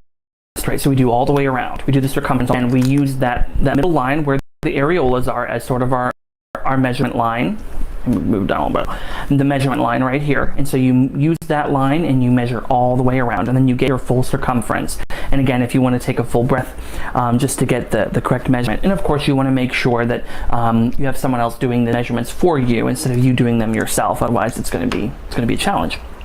So after doing the chest all the way around, you do the midriff. So the midriff, of course, is kind of like it's kind of halfway between your belly button and your chest. Midriff is visible because when you have a garment, excuse me, I'm going to come out a little bit. When you have a garment that rides high, you want to measure the midriff. So the midriff might be right around where the base of your ribs are, right? So there's a measurement for the ribs. You got the areolas, you got the ribs, and then wherever the belly button is, you measure that down there too. So true waist, in terms of garments, is the belly button. So the belly button marks the true waist. In America in the 21st century, we think of true waist as being the hip. Clothing rides on the hips. And so we think the hips as being, so when we're measuring the hips, we're thinking we're measuring waist. According to fashion, the waist is actually the belly button. So make sure that you're measuring around the belly button as well. So we measure the chest, we measure the midriff, and we measure around the belly button where the waist is as well. And so for some people that are barrel chested, you're going to have it's going to be the same measurement, a very similar close measurement all the way down. So for men, most men are kind of barrel chested. They don't have that hourglass figure like some women do.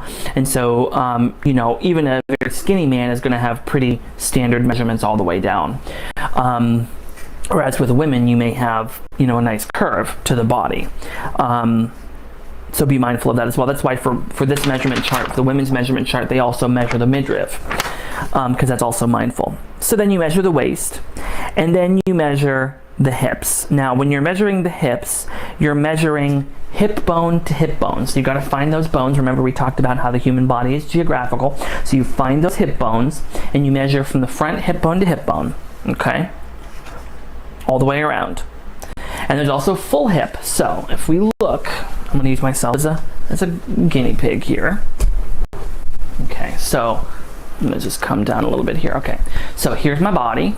Pardon me while I pull my pants up. So here's my body, right? So here are my hips. My hips are right here. So we got our hips, hip bone, right? If you look at my body, they suck in a little bit, and then they come out to my fat hips on here, right? So you measure from hip bone to hip bone at that level, and then you come out to what's called full hip, which is kind of where your hips and your legs kind of bulge out a little bit and they start to go down. And for me, I have really fat thighs, so as we do this, we measure at this level, and then we measure again at this level. It might only be 2 or 3 inches down, but we're measuring the entire length around. When we measure the full hip, we're also measuring across the butt. So this is the full ear, and this is the butt, and we're measuring all the way around. You're all getting very acquainted with my body at this point. So that's how we do that. We measure all the way around the widest part of the hip, the full hip, which is also including the butt. So we go all the way around.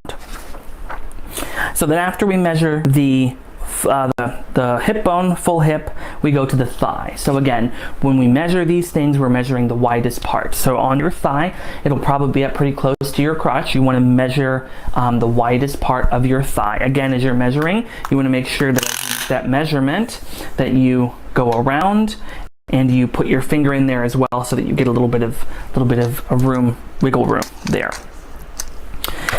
And as we continue down the body, we do the thigh, and we do above the knee, because if you look at your body, above your knee is a little bit chunky, especially if you like put your, like for me, when I straighten my leg, the top part of my knee is a little bit chunky, and then it kind of narrows down to the bottom of my knee, below my knee, before you get to my calf, right?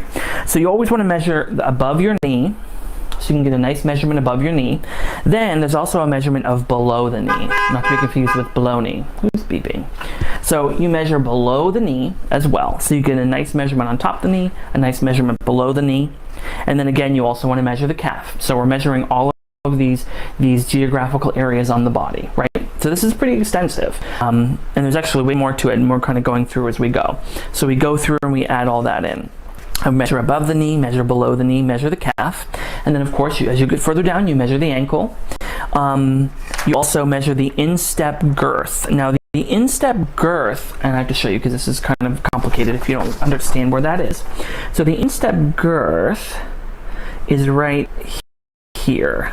It's this part of the ankle, oops, from the ankle all the way to like the top part of the ankle. I'm sorry, for the heel, all the way to the top part of the ankle.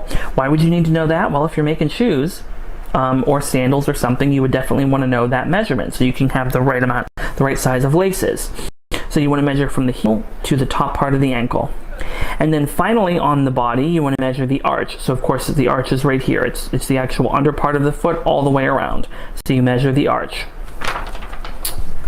Now, for our purposes as Correllians that make regalia and garments, it's important that we know some pretty lengthy measurements well, right? So all those measures be handled, but we wear robes, so we're not really wearing garments that are very tight fitting. So in terms of needing to know the ankle measurement, it might not be as important. Now obviously needing to know the waist, hip, and midriff would certainly need to be important so that you have a nice robe.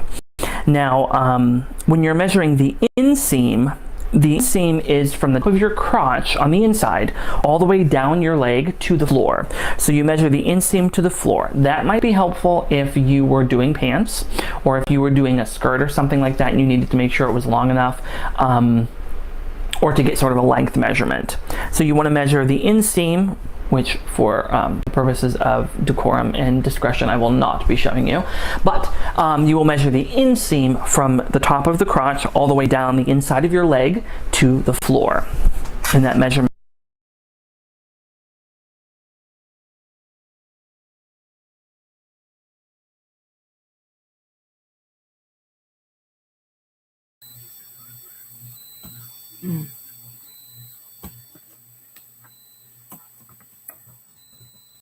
Well, give me a second, everyone.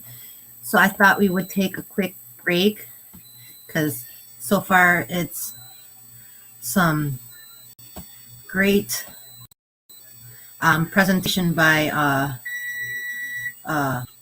Lord Kyle. So I just wanted to take a quick donation break. Okay, give me a second. Let's see.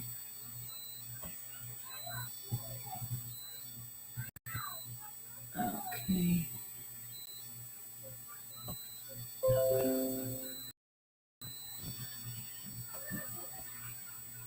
Okay, let's see. Give me 1 second, everyone.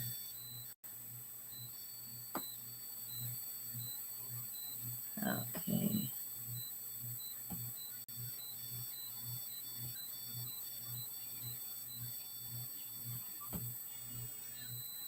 Okay, let's see.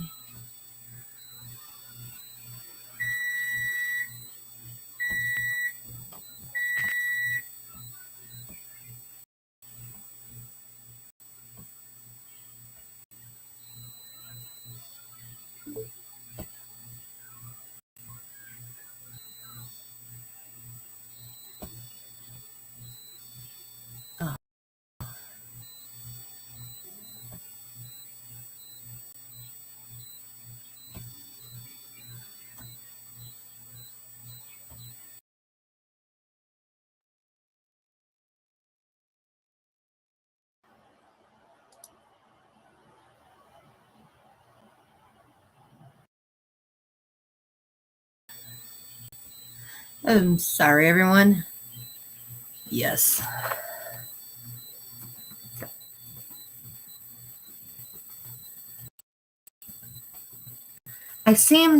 We have many nice donation break videos.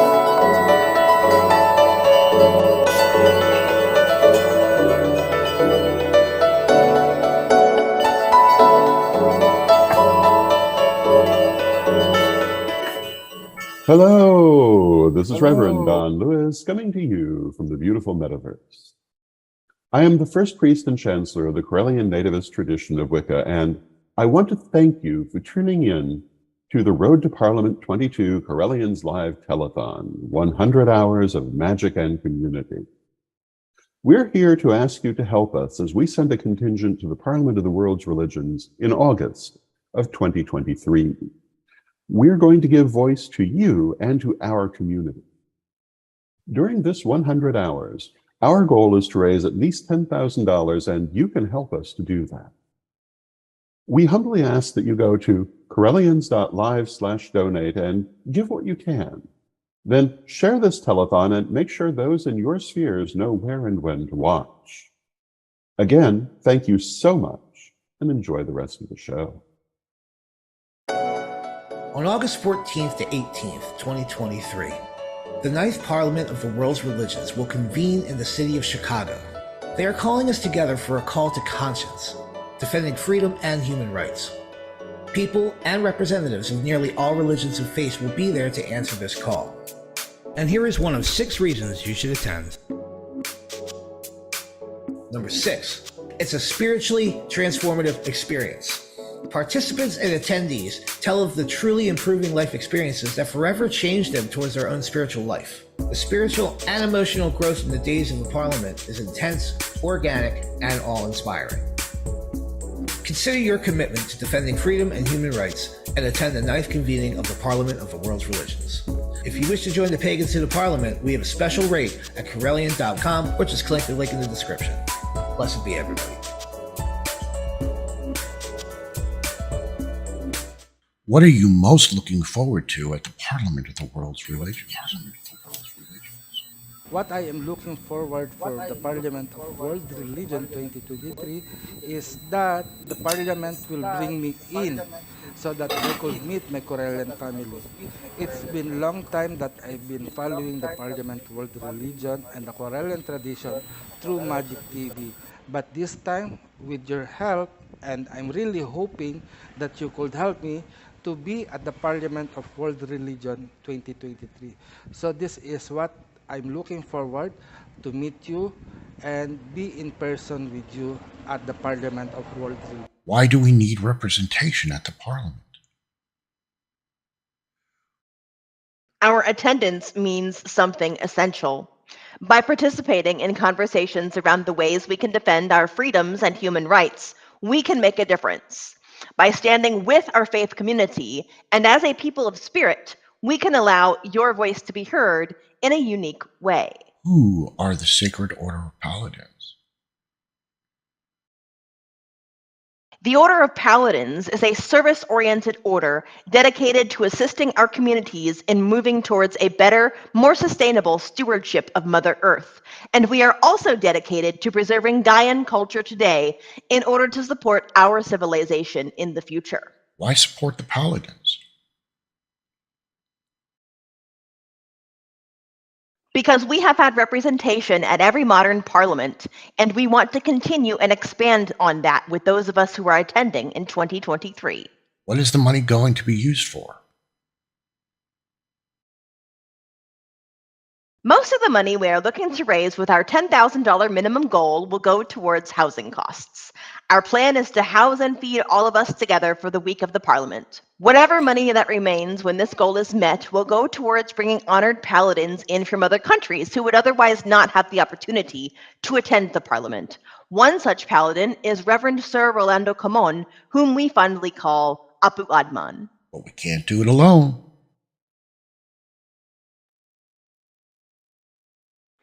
And that's ultimately why we are here, because we need your help. Thank you so much for watching and contributing in whatever way you can. Please donate to our cause at Correllians.live/donate. Like our video feeds and share so that others can join us in watching what we have planned for you throughout these 4 incredible days and nights.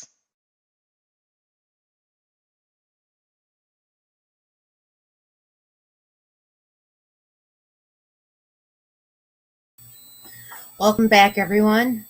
Once again, we took a small donation break that just gives you a brief reason as to why it's important for you to help us get to the Parliament.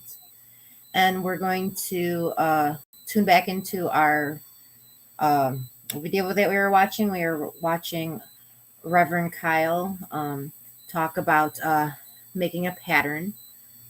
So give me 1 second. Okay. On this diagram is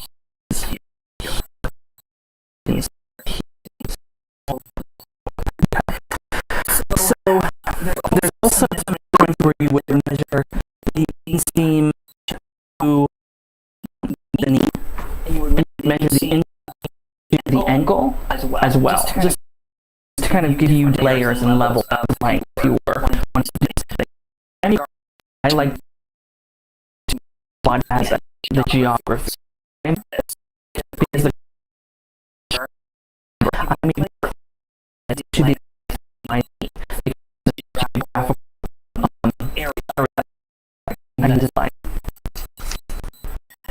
so we measure again the inseam to the floor, inseam to below the knee. So this one is really interesting, which is also incredibly important, and I'm going to talk about it when we get to the part of the robes. So we talked about the arms, right? The arm's eye is this area right here. Now there's something called the circumference of the arm eye. So the circumference would be from this point here all the way around back to that point, right? So we get a nice circumference. It's hard for me to do with just one hand, but essentially we're going something like this. I'm going to just pretend so you can see. Hold on, I need some. Okay, there we go. I'm going to just pretend so you can see where it is. It's not easy unless I have some help.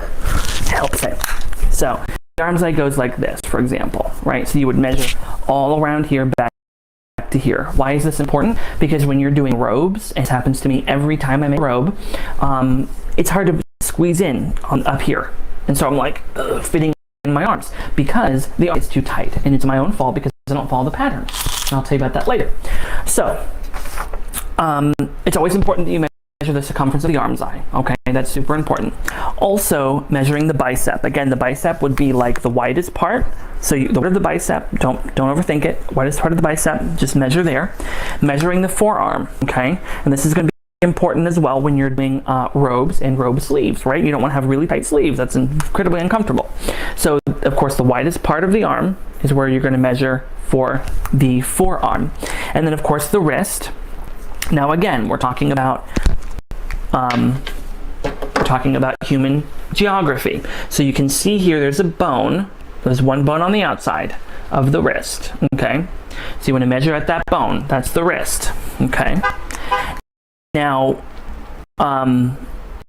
it's important because this is geographical marker when you're making robes or sleeves, and you might want to make it wrist length, especially if you're reaching over an altar or something. You don't want it to be so long that it's now going to catch on fire.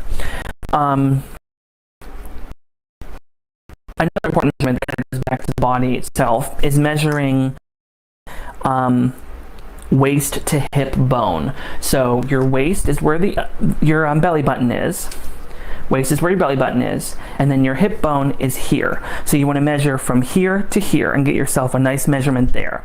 Why? Because maybe you need to know how long a garment needs to go, and you're going to measure it from there to there, and you're going to say, okay, my garment stops at my hip bone. This shirt pretty much stops at the hip bone, a little bit longer.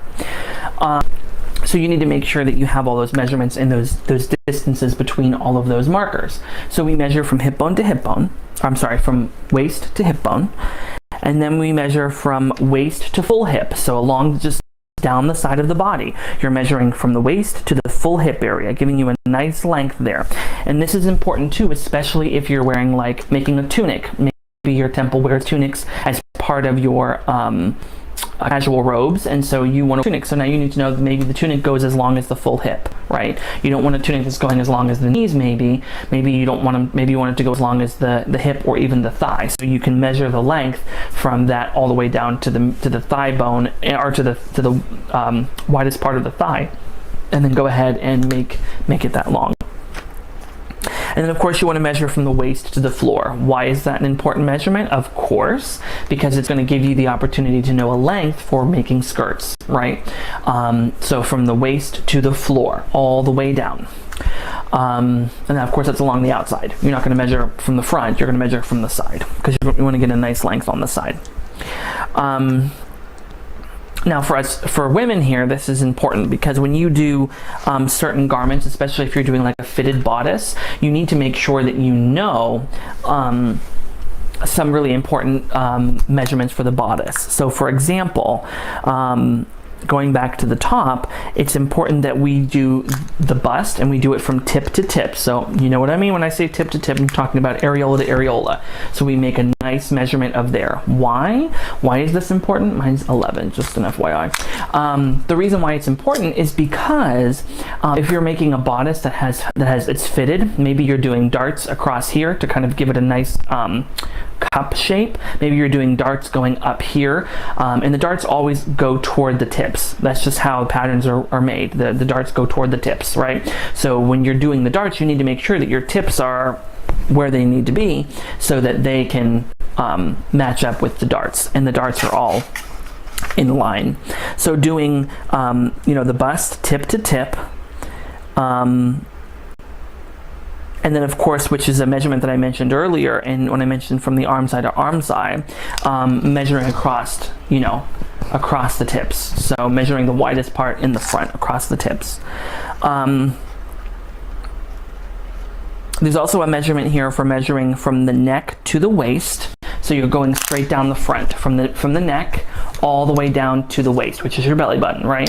Why would we need to know that? Again, because period costumes, they use the waist as the belly button as the true waist. And so you need to know the length from there to there so that you can actually make sure that you're making the bodice the right size, because then of course the skirt would come up to the midriff, or the skirt would at least come up to the waist, and then the bodice would then cover the skirt because they're meeting at the waist. Does that make sense?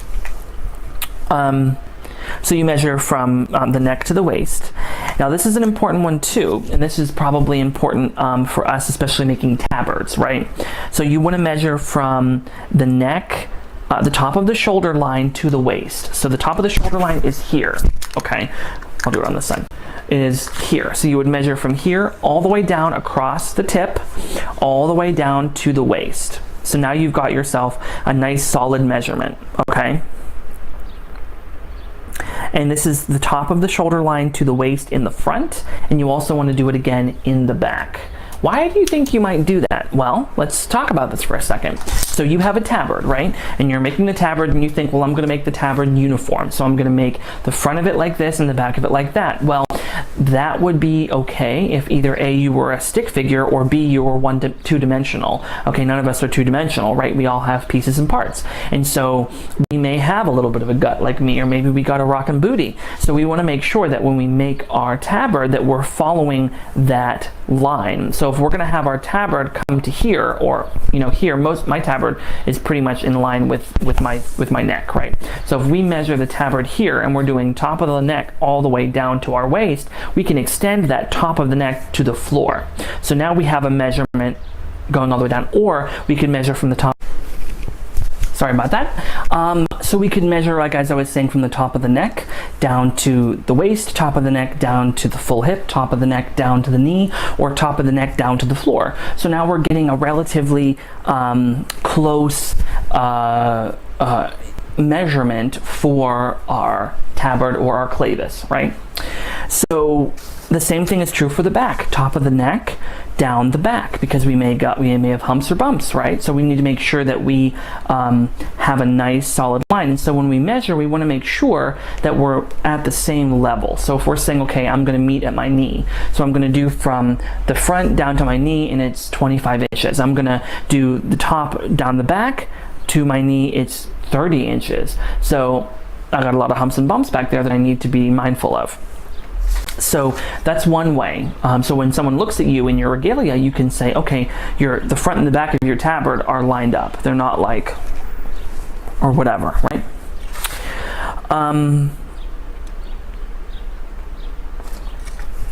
Additionally, there's a measurement here for one's shoulder length.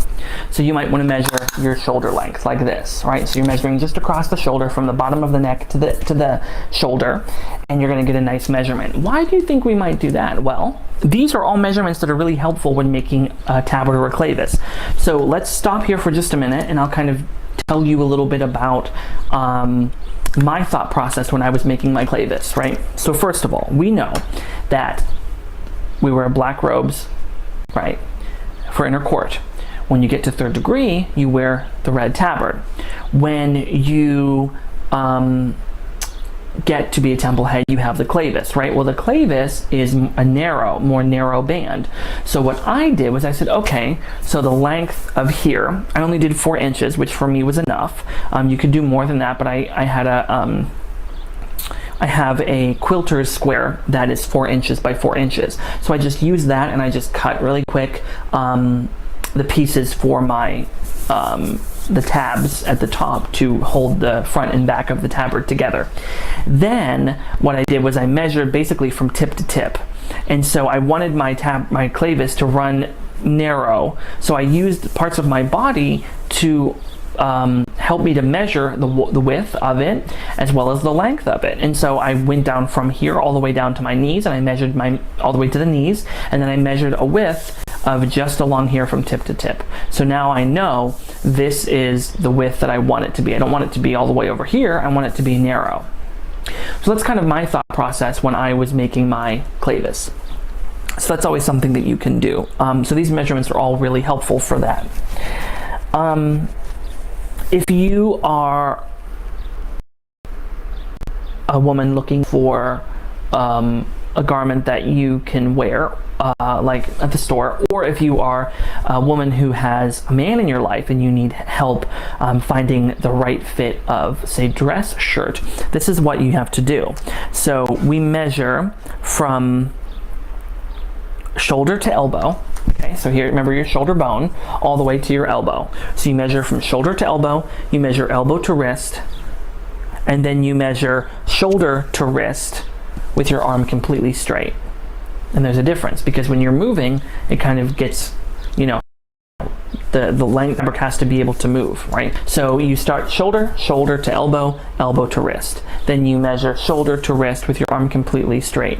That gives you a nice measurement. But don't be afraid to kind of navigate those curves. That's the point of this, is to follow along those curves, so that when we have our significant other or male and we're going to the store to pick them up a nice dress shirt, what you want to do is you want to have their shoulder to wrist measurement, because it goes by that, and you also want to have their neck measurement because it goes by that. So for me, I have a fat neck, so I have to get like size 17 and a half, and my arms aren't terribly long, but unfortunately the way that they make dress shirts is they make them based upon a combination of both measurements. So it's very rare that I might be able to find like a 30 arm with a 17 and a half neck.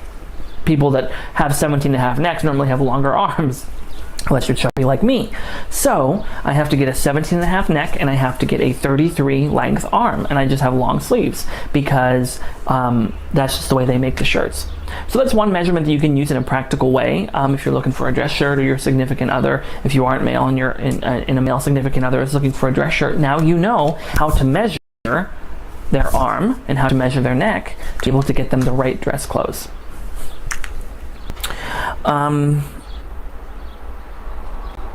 Shoulder to wrist not bent, armpit to waist. I think we already did that one where you measure from the armpit down to the waist. So you've got like a nice measurement. So not only do you have neck to waist, now you have armpit to waist. There's also another one that's called armpit to wrist. So you measure from the armpit and you measure all the way down the underside of the arm to the wrist. So now you have a nice measurement of this, because if you think about it, here is going to be pretty static on a garment. But here, depending on where the arm's eye is, maybe the arm's eye will be out here, or maybe based upon how big your chest is, the garment may be out more or in more. And so now measuring from here to here, now you have a nice measurement of what that looks like. And of course, as you're doing these measurements, you want to make sure that you're standing straight with your arms and legs down, and you want to measure downward. You never want to have your arms up like I was just doing. You want to have your arms and your body down, and you want to be measuring down. I don't know if I did this one.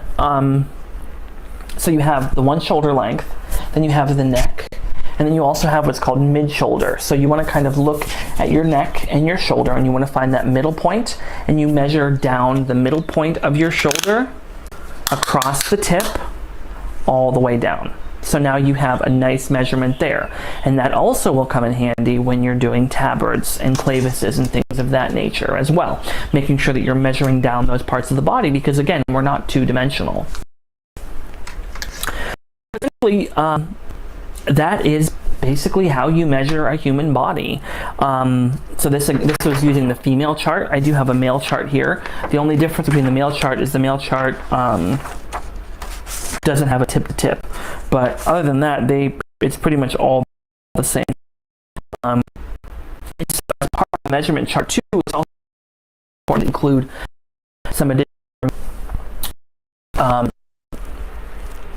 information about like the client, the person's actual sizes. So you might want to put in like the person's actual dress size, or the person's actual size, or the person's actual pant size, just as a way to help sort of support you in the measurements that you're taking as well.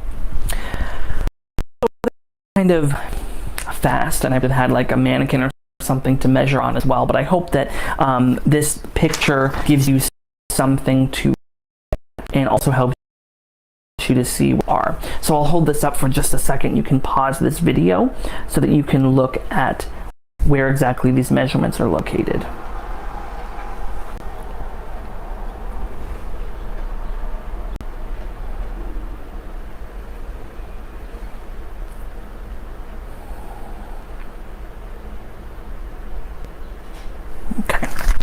So in the next section of this video, we're going to talk about how to read a pattern and how to translate our measurements into a pattern. Okay, see you then.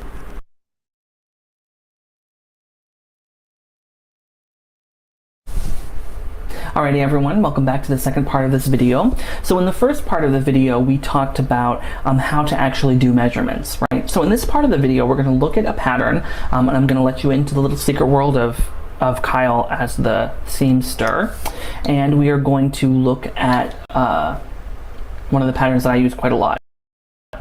So I'm going to take you back for just a minute. So geography, right, and how the body is made up and where these important parts of the body are being the widest and smallest parts of. Where do you think patterns came from? Well, they had to come from people that made patterns by hand. When I worked in the costume shop, there was a lovely woman who owned her own shop for a long time. She made gowns, and she would make custom tailored suits for men. And she taught me some really cool tricks for flat patterning. I'm really not flat patterning, so I'm not going to talk a lot about that here. But I'm informed by that idea, and that's how I can talk about these things. So essentially, flat patterning is where you take measurements and you translate those measurements of a person's body into a flat pattern. So I'm going to show you a couple of basic flat pattern pieces, and then we're going to talk about how that sort of translates to the human body. But remember, the human body, again, is three-dimensional, right? So we have to be mindful of the mass of the human body. And so when we're making garments, we need to be mindful of the mass of the human body. So let's go ahead and switch gears, and I use quite often, and we'll go from there. Okay, so this, my friends, is a pattern, is the pattern that I use most often for my robes. So there's a couple important things to look at on this pattern. On this pattern, I have the company name. So the company name is Simplicity, and it says Simplicity Costumes for Teens and Adults. Okay, and it has a pattern number. So if you look here, you're going to see there's a pattern number. This one is 5840. So if you decide you want to copy this pattern and use what I use for my robe, you're welcome to do that. 5840 Simplicity Costume Pattern. And so if you give examples of what's included in this pattern, right? So you see there is this person here. There's this guy over here. There's a Jedi people down here on the bottom. Okay, so you have all these options, and if you look, they actually have they have letters. So this is B, that's A, and so forth, right? So now you have an idea of what you're looking at. So if you go to the store and you're looking at a pattern, you can see that this is what the pattern is and what pieces and parts may be inside the pattern. Okay, so now we have to figure out, what is it that we're going to need to make this pattern. So on the back side of this, it actually shows you what you're going to need. So it gets pretty complicated once we go down, but I'm going to walk you through it so that we can kind of figure out exactly what it is that we're going to need. Okay, so here's the pattern that I have, and so you can see here on the back side it lists all this information about the pattern. So let me zoom out a little bit so you can see it better. So this is the back side, okay, and let's go ahead and take a look, shall we? So if you look on the left hand side here, it actually shows you the different pattern pieces and kind of what they look like, from sort of a technical view, and how you can go about making them. So you can see here for, robe A, this is kind of what robe A looks like. It has like, for the robe A, it looks like it has like a little cowl on it, and some other designs there, and it has a hood, of course. Robe B does not have a cowl, it just has the robe by itself. Then there's this like little harness thing, that's the part C, and there's also C and D, which is sort of the body of the garment, and then of course the C of the garment, and then of course there's also this little wrap that goes around the body, and then finally for D there is this other piece as well. So what we have to do first of all is we need to look and we need to figure out what it is that we want to do. So of course the one I always choose is pattern B. So pattern B is the one without the cowl, although I'm going to get there in the cowl, and you can do that. So if you notice, obviously I don't wear a cloak, I wear a robe. So what I decided to do is I decided to go ahead and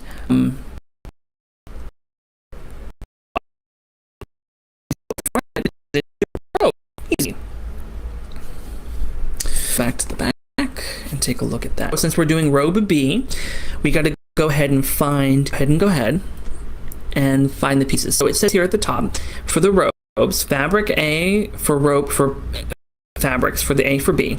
So doing B, so it says we can do rayon, raw silk, or we can do canvas, twill, whatever we want, right? So it gives us some examples of what we can use for fabrics. I just use, normally when I make my robes, I do like a cotton blend, like a cloth to take care of it, it's not hot.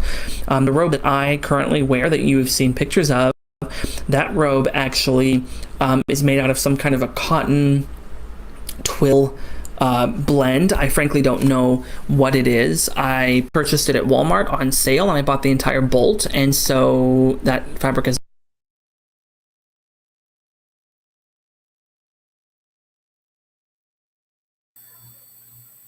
Let's see.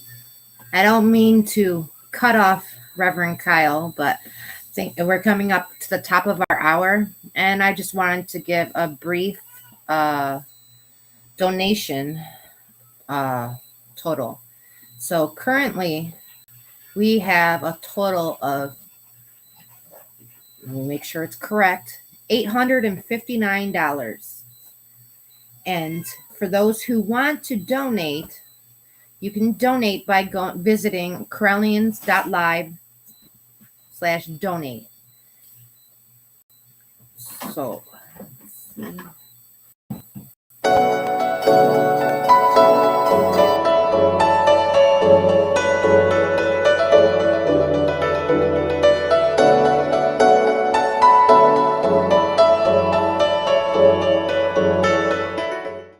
Hello, this is Reverend Don Lewis coming to you from the beautiful metaverse.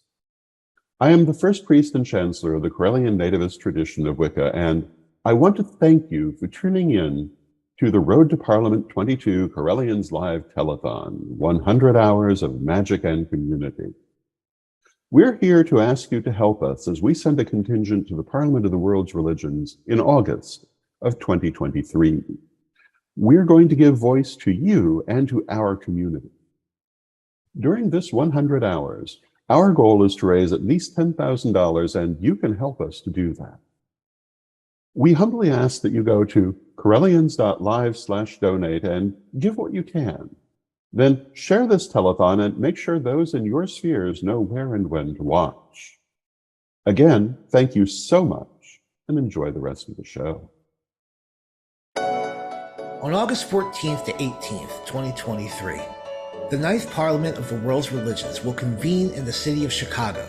They are calling us together for a call to conscience, defending freedom and human rights.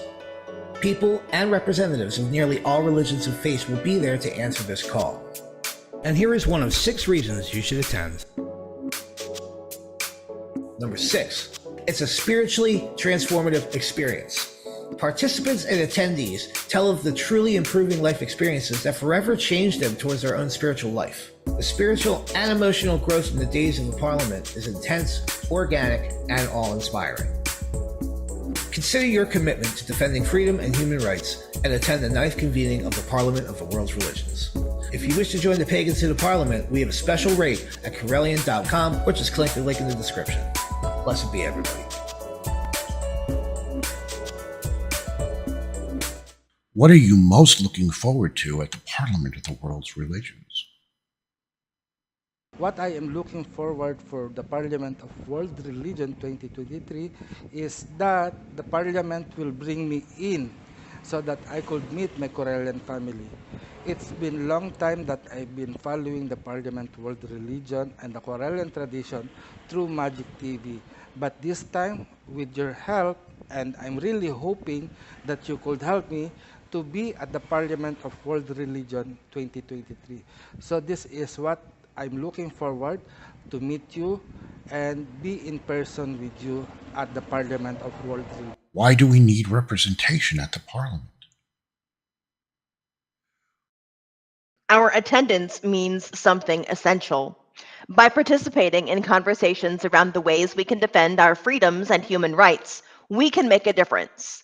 By standing with our faith community and as a people of spirit, we can allow your voice to be heard in a unique way. Who are the Sacred Order of Paladins? The Order of Paladins is a service-oriented order dedicated to assisting our communities in moving towards a better, more sustainable stewardship of Mother Earth. And we are also dedicated to preserving Gaian culture today in order to support our civilization in the future. Why support the Paladins? Because we have had representation at every modern parliament, and we want to continue and expand on that with those of us who are attending in 2023. What is the money going to be used for? Most of the money we are looking to raise with our $10,000 minimum goal will go towards housing costs. Our plan is to house and feed all of us together for the week of the Parliament. Whatever money that remains when this goal is met will go towards bringing honored paladins in from other countries who would otherwise not have the opportunity to attend the Parliament. One such paladin is Reverend Sir Rolando Camon, whom we fondly call Apu Adman. But we can't do it alone.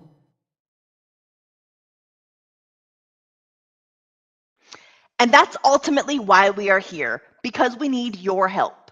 Thank you so much for watching and contributing in whatever way you can. Please donate to our cause at correllians.live/donate. Like our video feeds and share so that others can join us in watching what we have planned for you throughout these 4 incredible days and nights.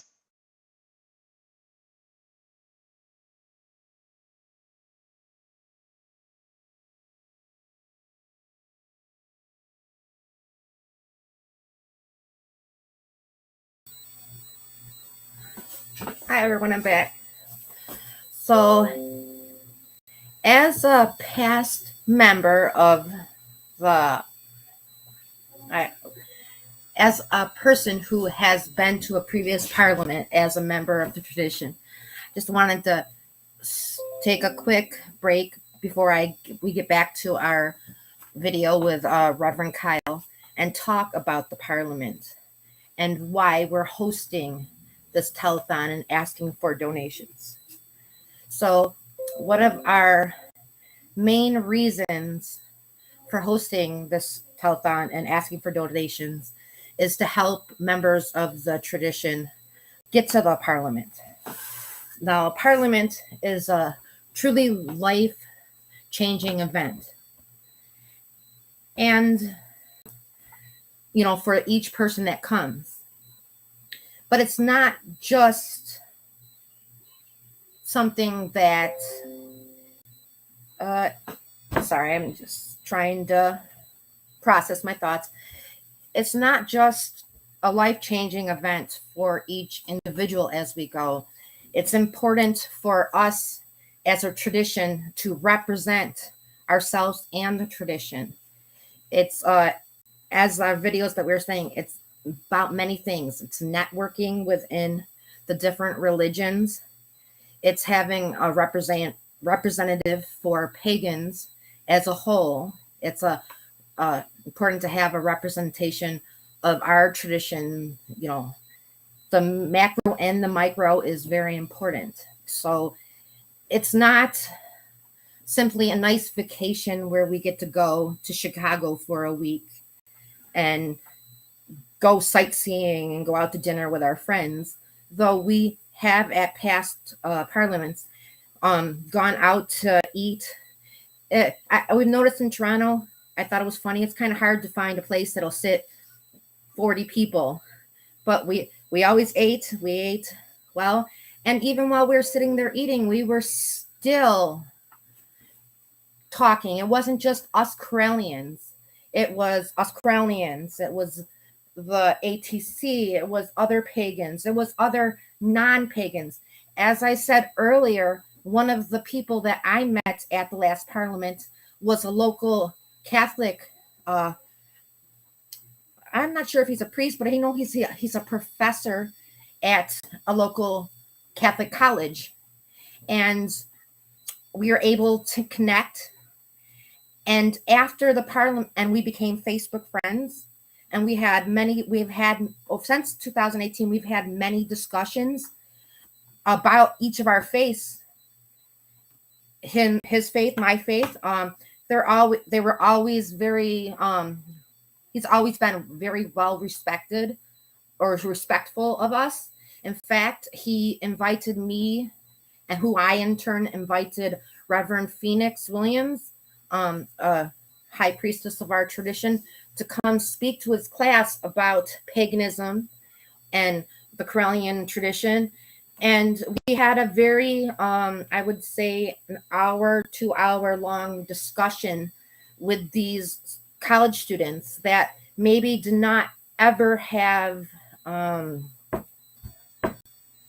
paganism brought to them. The same reason why we have pagan prides that are all well attended throughout, because it's not just about being prideful of being a pagan, but it's also about educating non-pagans about our faith, because people don't hate what they don't understand. So sometimes if we can make people understand hate and are afraid of, so if we can make people understand where we're coming from, we're good. I mean, there's obviously zealots that we're not going to be able to do anything about, but I'm pretty sure they're not going to the Parliament of World Religions and having an open and frank discussion with all the religions of the world. It's not a vacation. It's very tiring. I can tell you, every single day I was at the Toronto Parliament, I went to bed tired and drunk a boatload of Red Bull when I got up in the morning to stay awake. But I wouldn't change a minute of that time. It was hard work during the Parliament, and it was hard work after the Parliament. It's not just that week. It's as I said, a life-changing event. And you can have more than one life-changing event in your lifetime. So I will be there at the next Parliament, and hopefully the one after that, and the one after that, because it's an experience that you truly have to be there to understand. And there's already been a lot of videos out about other people that have gone to the Parliament. So I just wanted to take that time real quick to speak about the Parliament. And I just want to say, if you want to register to go to the Parliament, you can go to the Correllian.com website to register for the Parliament. As a member of the tradition, you don't have to be a member, but it gives you a group discount. And yes, please. And if you do want some more information about the Parliament of the World Religions can be found at parliamentofreligions.org.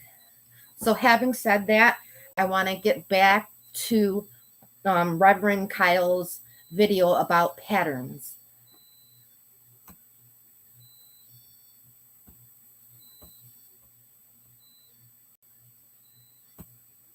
Is no longer able to, really don't know what it is. Anyway, patterns are the pieces and parts that you use for sewing. So maybe the apps, maybe they're hooks and eyes, maybe they're buttons. That's what a notion is. For B, one frog closure. So it gives you an example of a closure that you can use, or a notion that you can use as a frog closure. And so now we get it, and this talks about body measurements. So when we look here at the body measurement, it separates it by garment piece, right? So we talk about robe A, robe B, or tunic C or D, shoulder armor, D, dicky, etc., etc. We're looking at robe B. So for robe B, we see that we need to see exactly what our size is. Right? So up there it says body measurements, and it says chest and hip. We're not really doing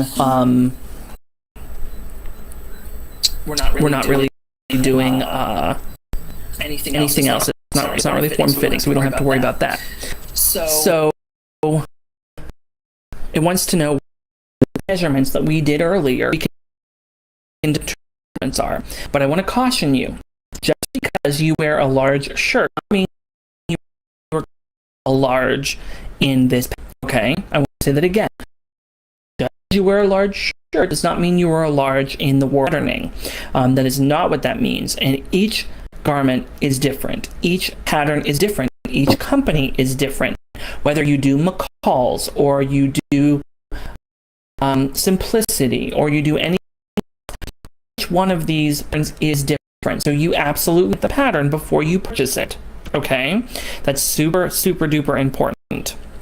You have to check each and every pattern. You go to the store, you might see this exact same pattern at the store, and you might think, oh, that's the one about, I'm going to get it. But maybe it's not in your size. Maybe you actually need an extra sizes that are listed here. Extra small, medium, large, extra large. Then you think, oh, okay, let me check the back. Then you whip it to the back and you look at the measurements. Okay, this is really super duper important because you might see a pattern and think, oh, I'm a medium, I can fit that. And you bring it home, and a medium is actually like an extra small once you get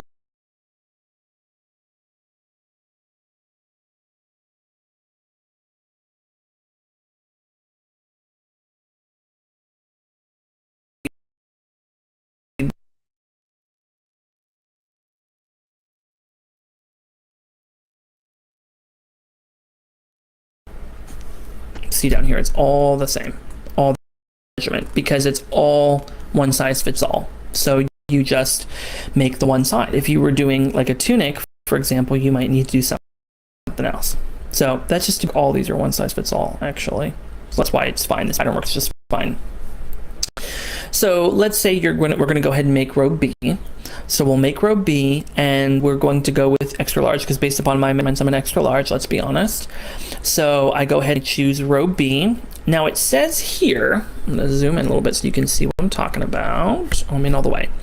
Okay, so robe B, it says right here, see where it says 45 inches?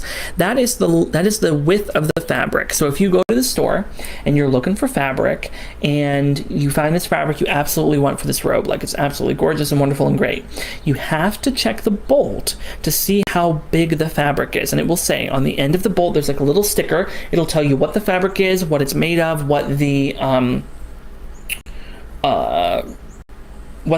sort of the blend is, and then it will also tell you how wide the fabric is. And so normally it says 44 inches, but if you include the the salvage edge, it's like 45.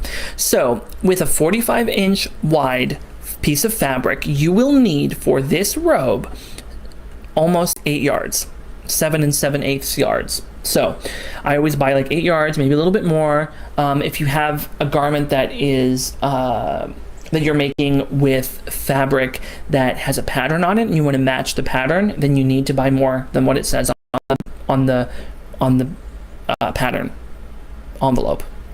So just be mindful of that as well.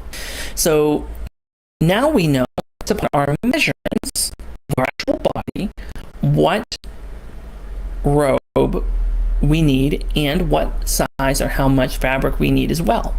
So at the very bottom of this, I'm going to zoom out again so you can see the orientation. At the very bottom of this, all the way down here, there is finished measurements. These are important too. So these are the garment measurements. These are the finished measurements. When you were done making the garment, this is how big it's going to be. So if you look at the robe A and B, it's going to be 60 inches wide. Okay, so it'll be 60 inches by the time it's all done, said and done. It's all summed together. So even though up here it's only between 46 and 48 inches, down here it actually ends up being 60 inches all said and done. Okay, so that's essentially how you read a pattern. I'm going to put you back on me. All right, so I want to finish the little discussion here on patterns with one final part. So we go back to the pattern, right? So we have our pattern. Inside of here, we have instructions. So they make it pretty easy. They don't call it simplicity for nothing. They have simplicity patterns here, which has some really important information. So if you look here at this pattern, you will see that there is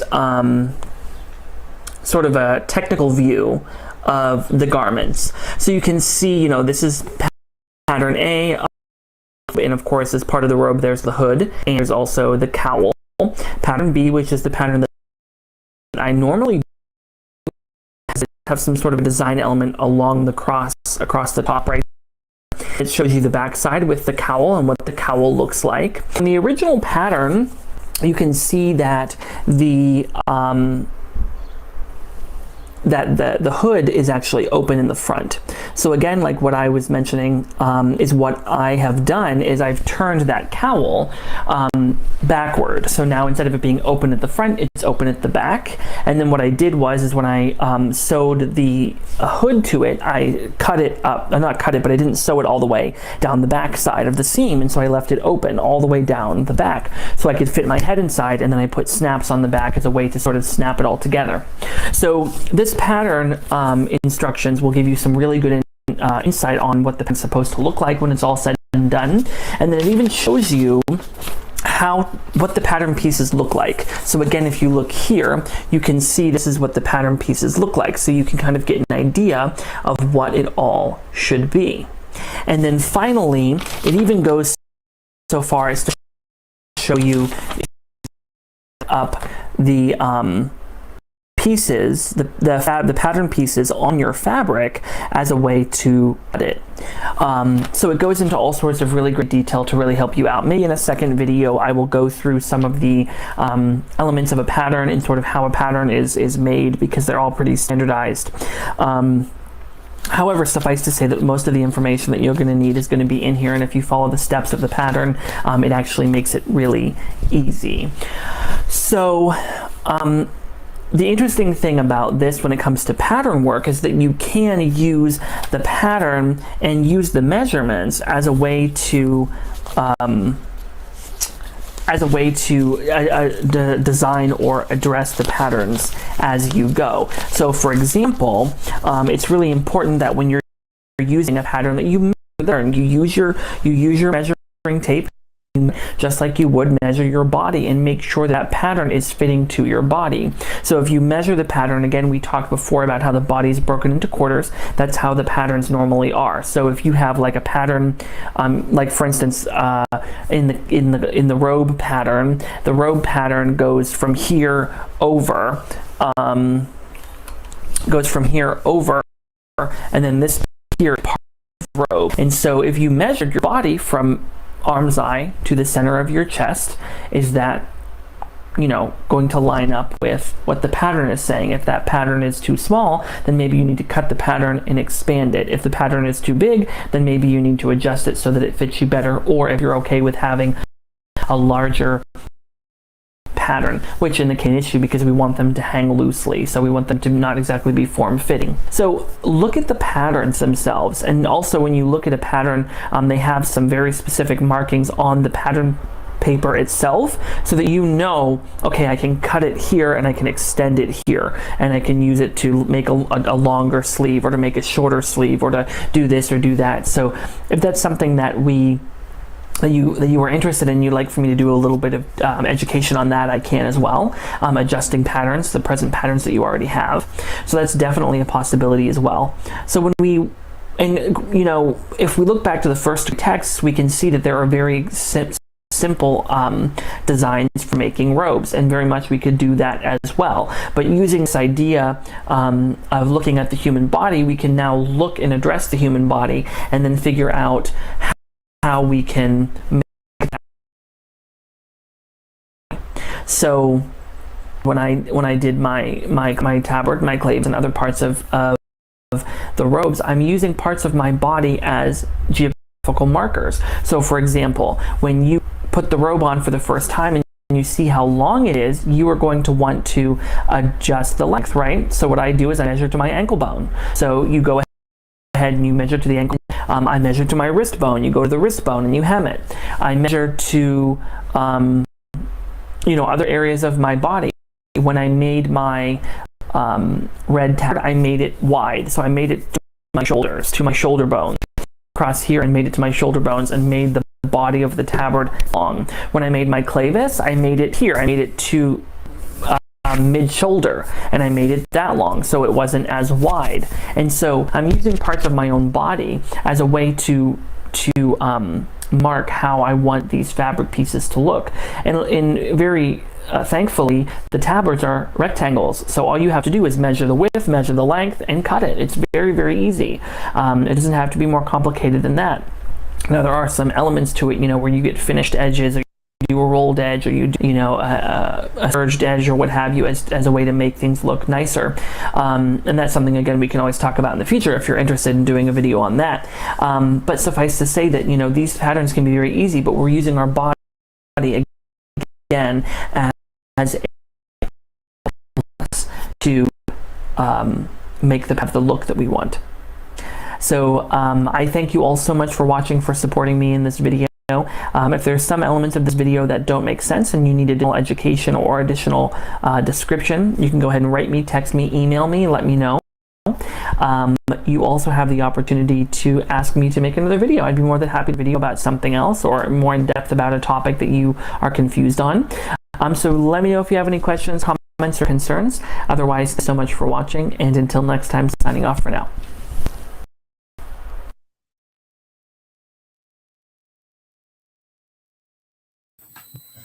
So I wanted to thank Reverend Kyle for his great video about patterning. I like to do little crafts. I froze for a second on my screen. So as I said, I would like to. For your eyes. 2 serums in one with 30. So let's try this again. I'm sorry. As I said, I would like to thank Reverend Kyle for allowing me to bring you his video on patterning. I am not the best sewer in the world, even though I've every bit of my garb I made myself, but I'm still not the best sewer in the world. But after watching Reverend Kyle's video, it did help me create my own garb. So hopefully his video can help you guys too. He's a member of the Correllian Order of Artificers, which is the order head is Alyssa Maxon Kemp. She's the grand artificer of the tradition. And if such a order interests you, you can find us on Facebook. We all, as a group, share things together. It's not just no one artificer is more important than the other. We're all very important. We get together and do projects such as make items to be donated to the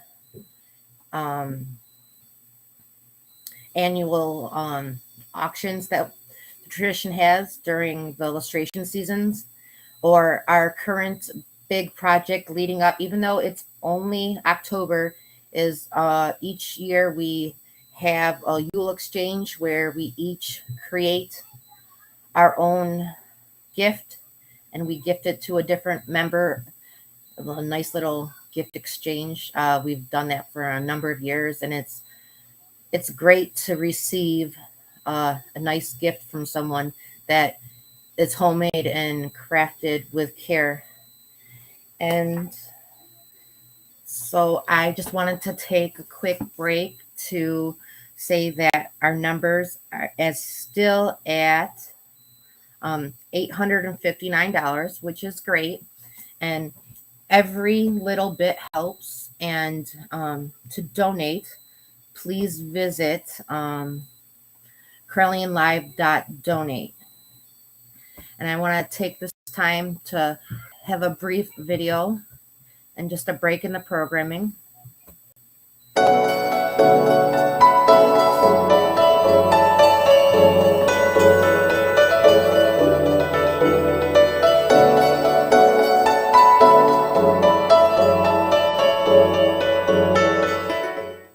Hello, this is Reverend Don Lewis coming to you from the beautiful metaverse. I am the first priest and chancellor of the Correllian Nativist tradition of Wicca, and I want to thank you for tuning in to the Road to Parliament 22 Correllians Live Telethon, 100 hours of magic and community. We're here to ask you to help us as we send a contingent to the Parliament of the World's Religions in August of 2023. We're going to give voice to you and to our community. During this 100 hours, our goal is to raise at least $10,000, and you can help us to do that. We humbly ask that you go to Correllians.live/donate and give what you can. Then share this telethon and make sure those in your spheres know where and when to watch. Again, thank you so much, and enjoy the rest of the show. On August 14th to 18th, 2023, the 9th Parliament of the World's Religions will convene in the city of Chicago. They are calling us together for a call to conscience, defending freedom and human rights. People and representatives of nearly all religions and faiths will be there to answer this call. And here is one of 6 reasons you should attend. Number 6, it's a spiritually transformative experience. Participants and attendees tell of the truly improving life experiences that forever change them towards their own spiritual life. The spiritual and emotional growth in the days of the Parliament is intense, organic, and awe-inspiring. Consider your commitment to defending freedom and human rights and attend the 9th convening of the Parliament of the World's Religions. If you wish to join the Pagans to the Parliament, we have a special rate at Correllian.com, or just click the link in the description. Blessed be everybody. What are you most looking forward to at the Parliament of the World's Religions? what I am looking forward for the Parliament of World Religion 2023 is that the Parliament will bring me in so that I could meet my Correllian family. It's been a long time that I've been following the Parliament World Religion and the Correllian tradition through Magic TV.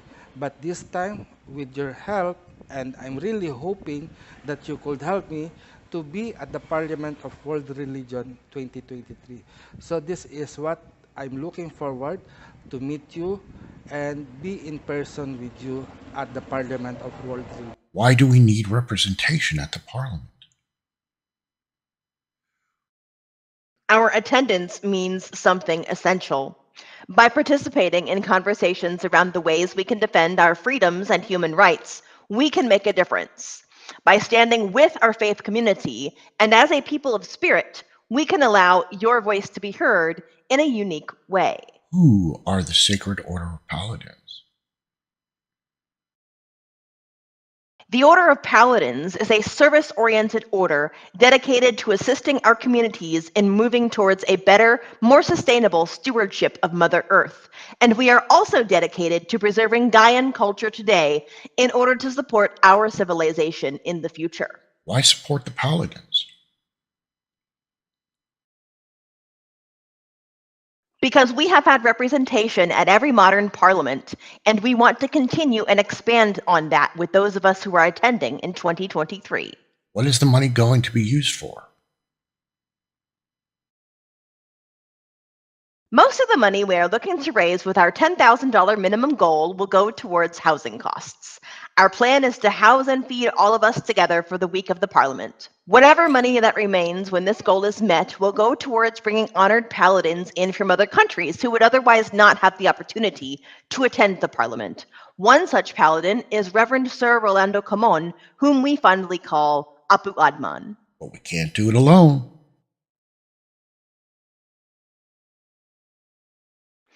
And that's ultimately why we are here, because we need your help. Thank you so much for watching and contributing in whatever way you can. Please donate to our cause at correllians.live/donate.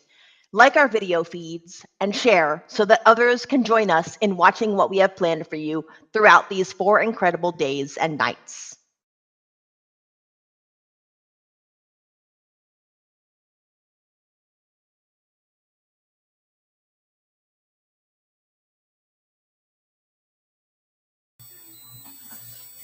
Hi everyone, well, it's me again, Reverend Kaiden. I just thought I would take the time as we were on my very first crafting of making candles. Not the best candles in the world. They have some dimpling in them, but they're the first candles I've ever made. So I will take them and be happy. In addition to the candles we made some little, because we had extra wax, we decided to use some of the silicone molds that we had and make some wax melts that we can use in spell work.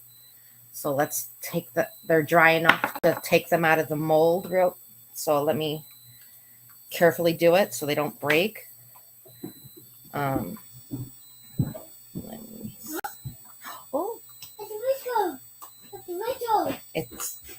I think we're about to have a special guest in our show. We are. Here. Our special guest, everyone, is Malachi. Okay. Oh, the Rachel. Yeah, the Rachel's coming.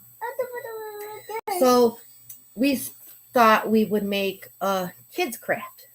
So we have a paper plate that we cut out the center of it. Give me a second. I'm going to see if I can bring this lower. So we have a paper plate. And so my face is going to be cut off a little. And then we have some leaves of different colors that we cut out with construction paper.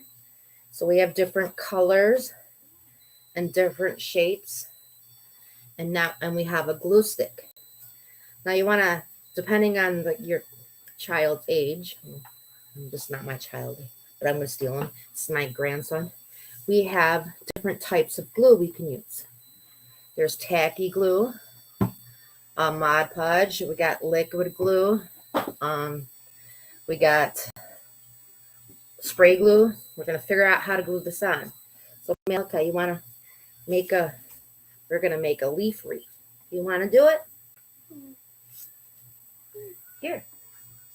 Oh, I guess I'm going to do it while he watches. Okay. Piece of cake.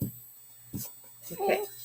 So I'm not going to use that glue. I'm going to use the tacky glue. Okay, so we have our acorn. We're going to put it right there in the middle of the bottom. Well, I'm going to do it while he watches. Okay, you want to put one on?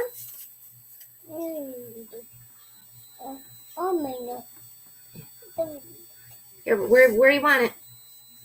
Oh, here we go. Okay. Okay.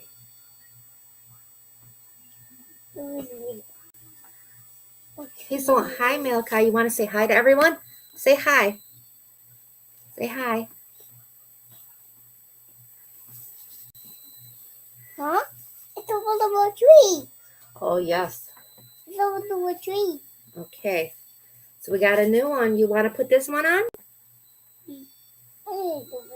You put it anywhere. Here? Okay. So we want to use different colors. You don't want to use it all the same.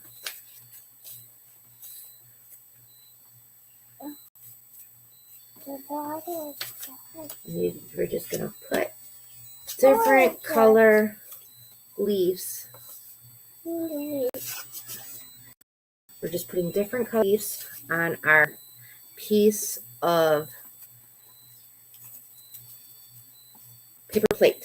It's a paper plate, right? So we have. What color is this, Malachi? Red. That's red. Good job. So that's a red leaf. What color is this? What color is this? This is this green? It's red. How many leaves are there? It's red. Just one? Okay, what color is this leaf, Malachi? It's yellow. This one's yellow. So even a simple craft of gluing leaves onto a paper plate that he don't want to do it because he doesn't want to can be an educational experience. What color is that? It's red. Is that orange? It's an orange. Orange? And the green. Okay. Oh yes, this one's green. Okay. What color next? Oh, what color's this? It's green. Is this brown? It's brown. Yeah, it's brown. Brown. Okay. It's We're gonna put a brown acorn. It's brown. What color is that? It's brown. Yes. It's brown. It's brown. Okay.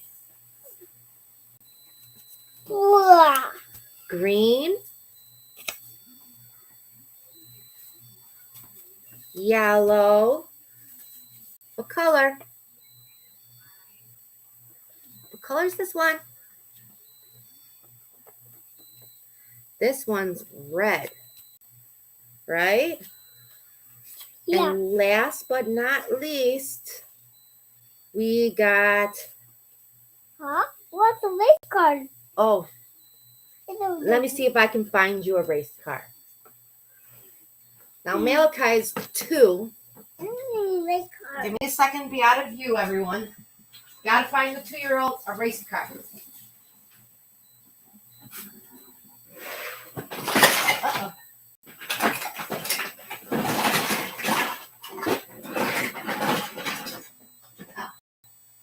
couldn't find a race car, we'll have to make do. Okay. So a very simple 10-minute craft that turns into a nice little educational that I got glue all over myself. Well, luckily, the 2-year-old is the little baby witch is not all sticky. So I will take that as a win. And now we have a nice wreath for our door. Pretty?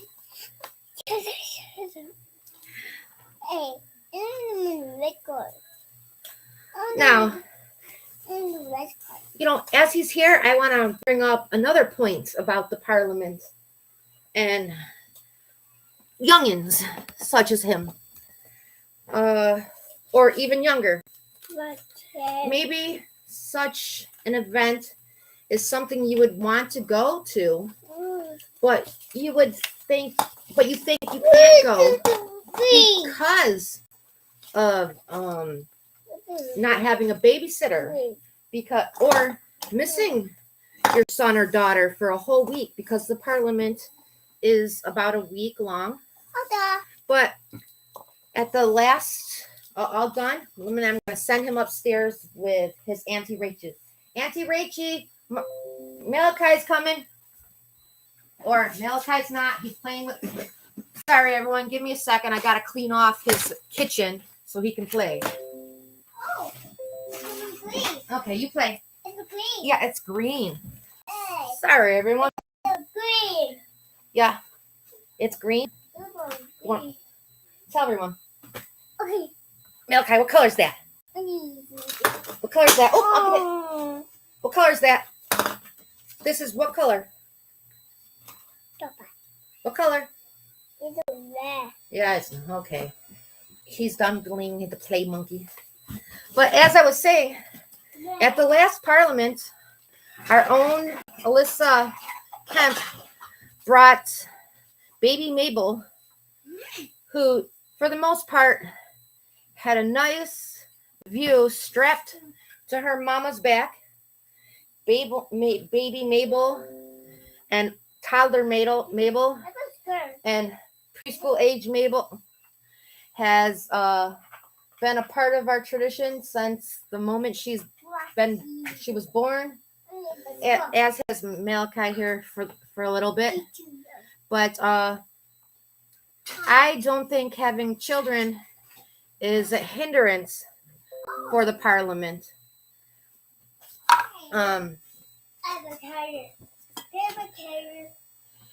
You know, depending on their age, maybe not quite a 2-year-old, but there's plenty of us that love children, and not to, you know, like throw Rachel under the bus.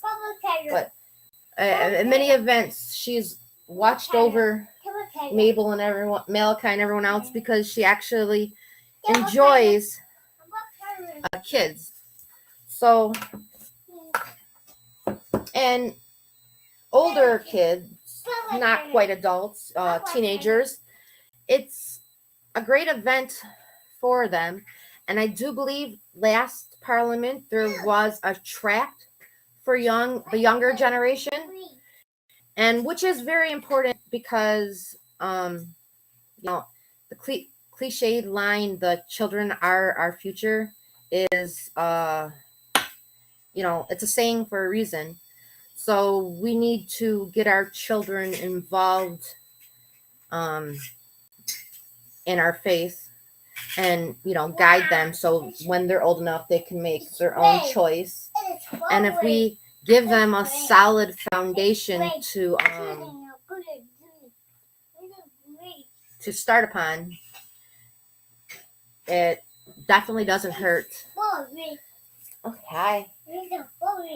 Okay, so back to what we've done today.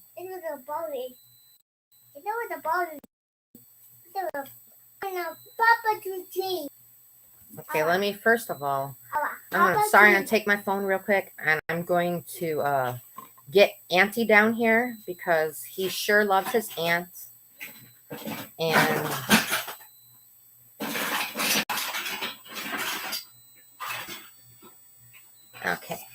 So as I was saying before, Malachi decided to come down and crash our stream. When we made our candles, we made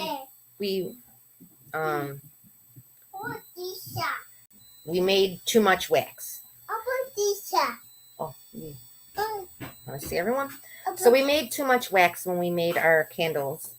So I took some molds that I had, and I decided to pour some wax in so we can have some wax mold. So I figured we will use these in some kind of ritual or spell work, but never hurts to have some wax. So and now that it's cold enough, so we have this one. Oh,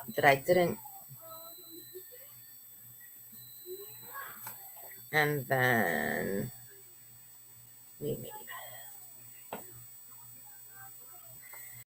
and I figured we'll just burn these and have a good old time.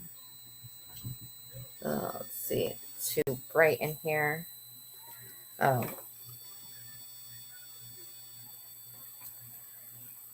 Okay.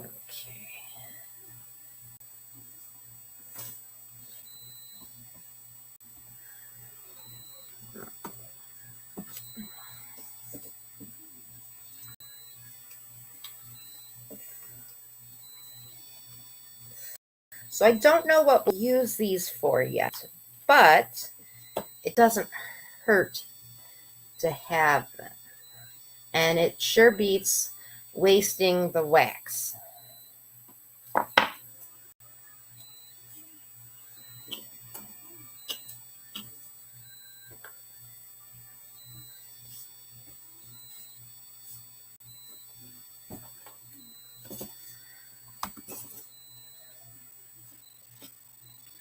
Okay.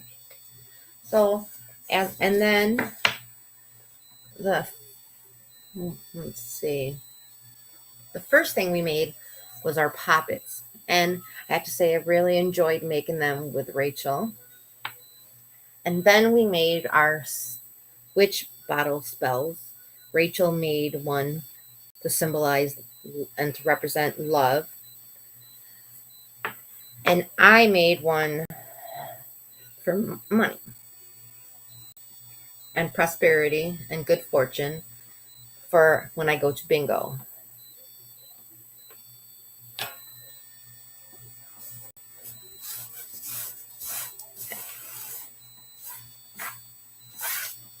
And I guess one of the most, when you laugh, is cleanup is very important when crafting, especially when you got the 2-year-old around. Just made a couple poppets with black Sharpie, but of course I have my nice Sharpie, so I have to clean that off. But now I also have my crafty living room, kitchen. I'm in the kitchen. I cook in the kitchen. Oh. So now I'm just trying to clean up a little before to get, some of this out of the way. And I have to say, it's been a true honor to be asked to help with this telethon. I've never participated in a telethon before. I have done some classes, but not like a 4-hour class or speaking 4 hours at a time. So it was a little out of my comfort zone a little bit.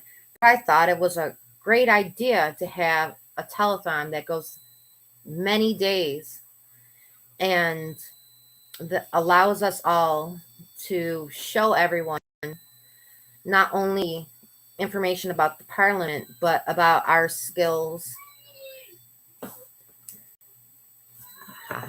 Give me 1 second. I see a comment that I want to showcase. Okay. Can witch bottles be made with pepper, chili, mustard seeds, garlic to support fire elements? So witch bottles can be, we were actually going to do some, but one of the witch bottles, we actually have, in 1 second, what I use for the witch bottles.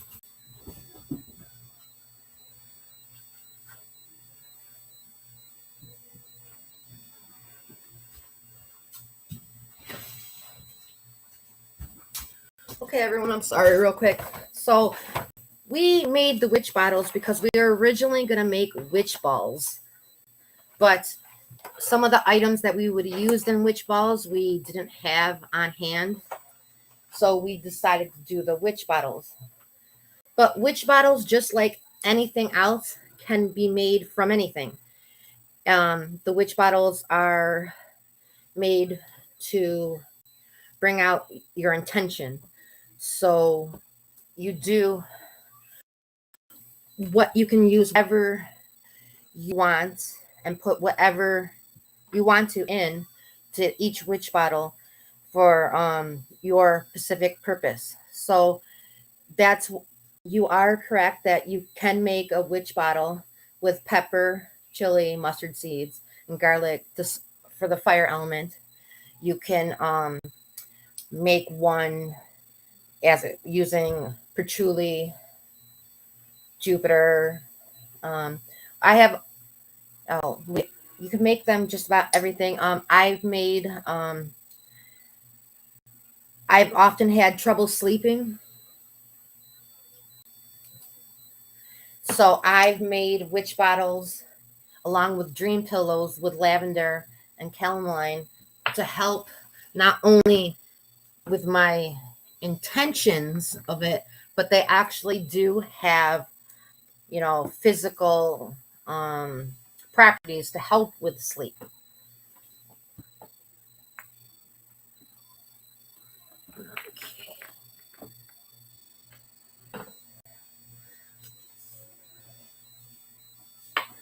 So I just wanted to take, as I said, I just want to take a quick moment to thank the other members of the Order of Paladins for hosting such a telethon. It is a labor of love for everyone involved, and I can say it's been an honor and a privilege to be a part of it, and I'm sure every host and presenter and everyone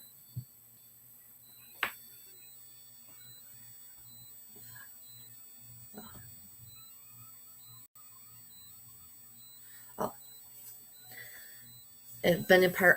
So we have another comment on about Witch's Ball.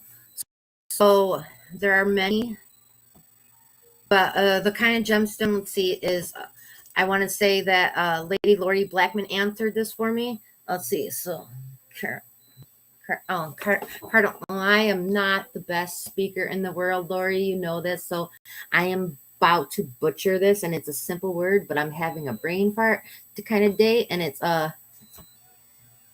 Correllian. It's one of those days. Carnelian. Nope, butchered that one still. Yeah, pop that on, Lori, real quick, because I can't speak. I've been speaking for 4 hours. You are doing a beautiful job, and the baby is so gorgeous. So the answer to that question would be Carnelian is the fire sign, the stone for a fire sign. You can go with the fire quartz as well. Believe it or not, ruby is not one of the fire signs, although it is red. If you're going to do something spell-wise, you are going to want that red carnelian.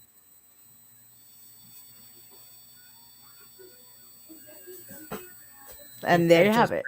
And there you have it. Look, someone who's fresh off the... Oh, so Reverend Lori at the last Parliament, didn't get to see much of her because she I like to point out for those who don't have a lot of funds and they might want to go and they might not be able to come out with the full funds to go, the Parliament does have volunteers. Yes. That you take a shift or a shift. You want to speak of that real quick, Lori? So you have to guarantee a certain amount of hours.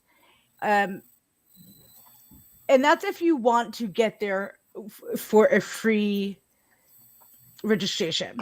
You can donate your hours and say you only want to donate 4 hours or 5 hours. They don't take up your entire Parliament experience. I did get to do some workshops, but it really helps them because they were very short-staffed the last 2 Parliaments, especially the online one. There were only about 4 of us that were monitoring all of the rooms. But in person, there are a lot of different aspects of what they'll need help for. They'll need help for monitoring rooms, making sure people finish on time, and things like that. And I know we are at the bottom of the hour. I will go over this again in my next segment. So we'll let you. I just want to say we're about at the top of the hour. I'm going to play the donation break video in a second for the last time during this hour. I just wanted to let everyone know that our donation total is still at $859. And so every little bit is appreciated. So here we go with our break.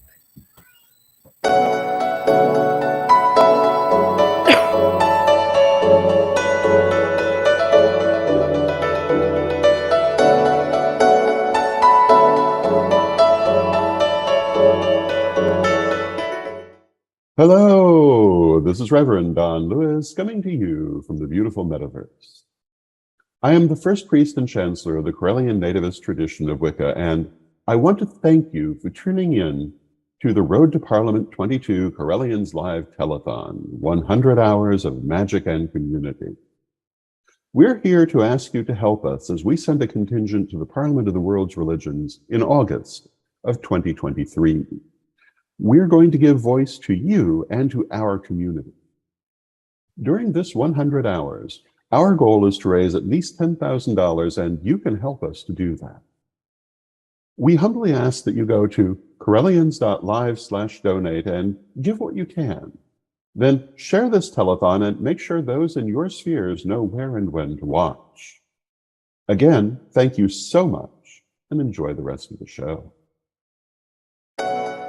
On August 14th to 18th, 2023, the 9th Parliament of the World's Religions will convene in the city of Chicago.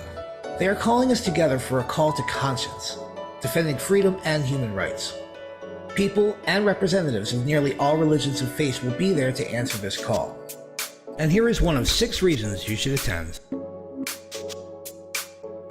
Number 1, with hundreds of classes available across the spectrum of religious and spiritual thought. Presentations with real-world events taught by thought leaders and teachers. Workshops that cover important skills and information training that offers results long after the participants return home.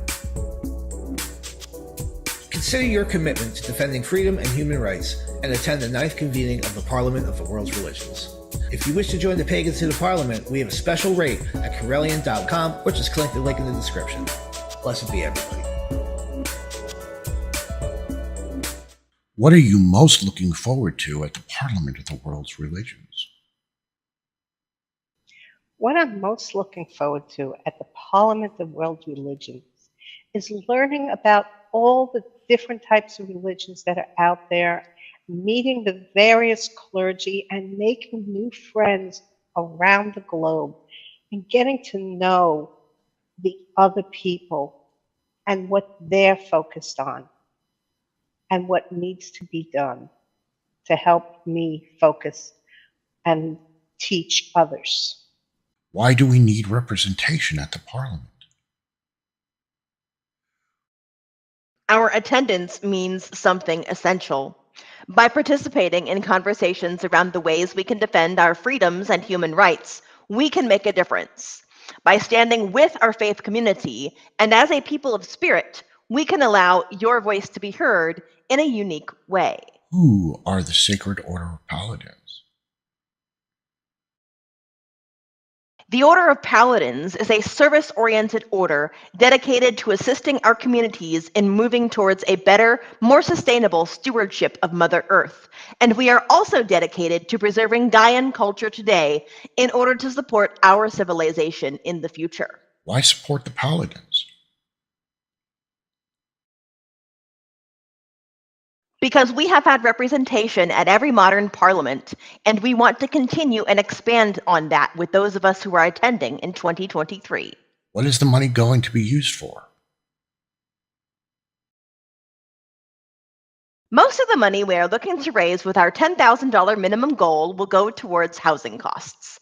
Our plan is to house and feed all of us together for the week of the Parliament. Whatever money that remains when this goal is met will go towards bringing honored paladins in from other countries who would otherwise not have the opportunity to attend the Parliament. One such paladin is Reverend Sir Rolando Camon, whom we fondly call Apu Adman. But we can't do it alone.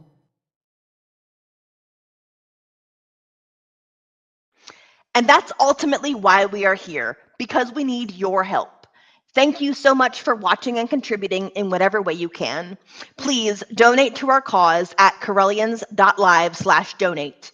Like our video feeds and share so that others can join us in watching what we have planned for you throughout these 4 incredible days and nights.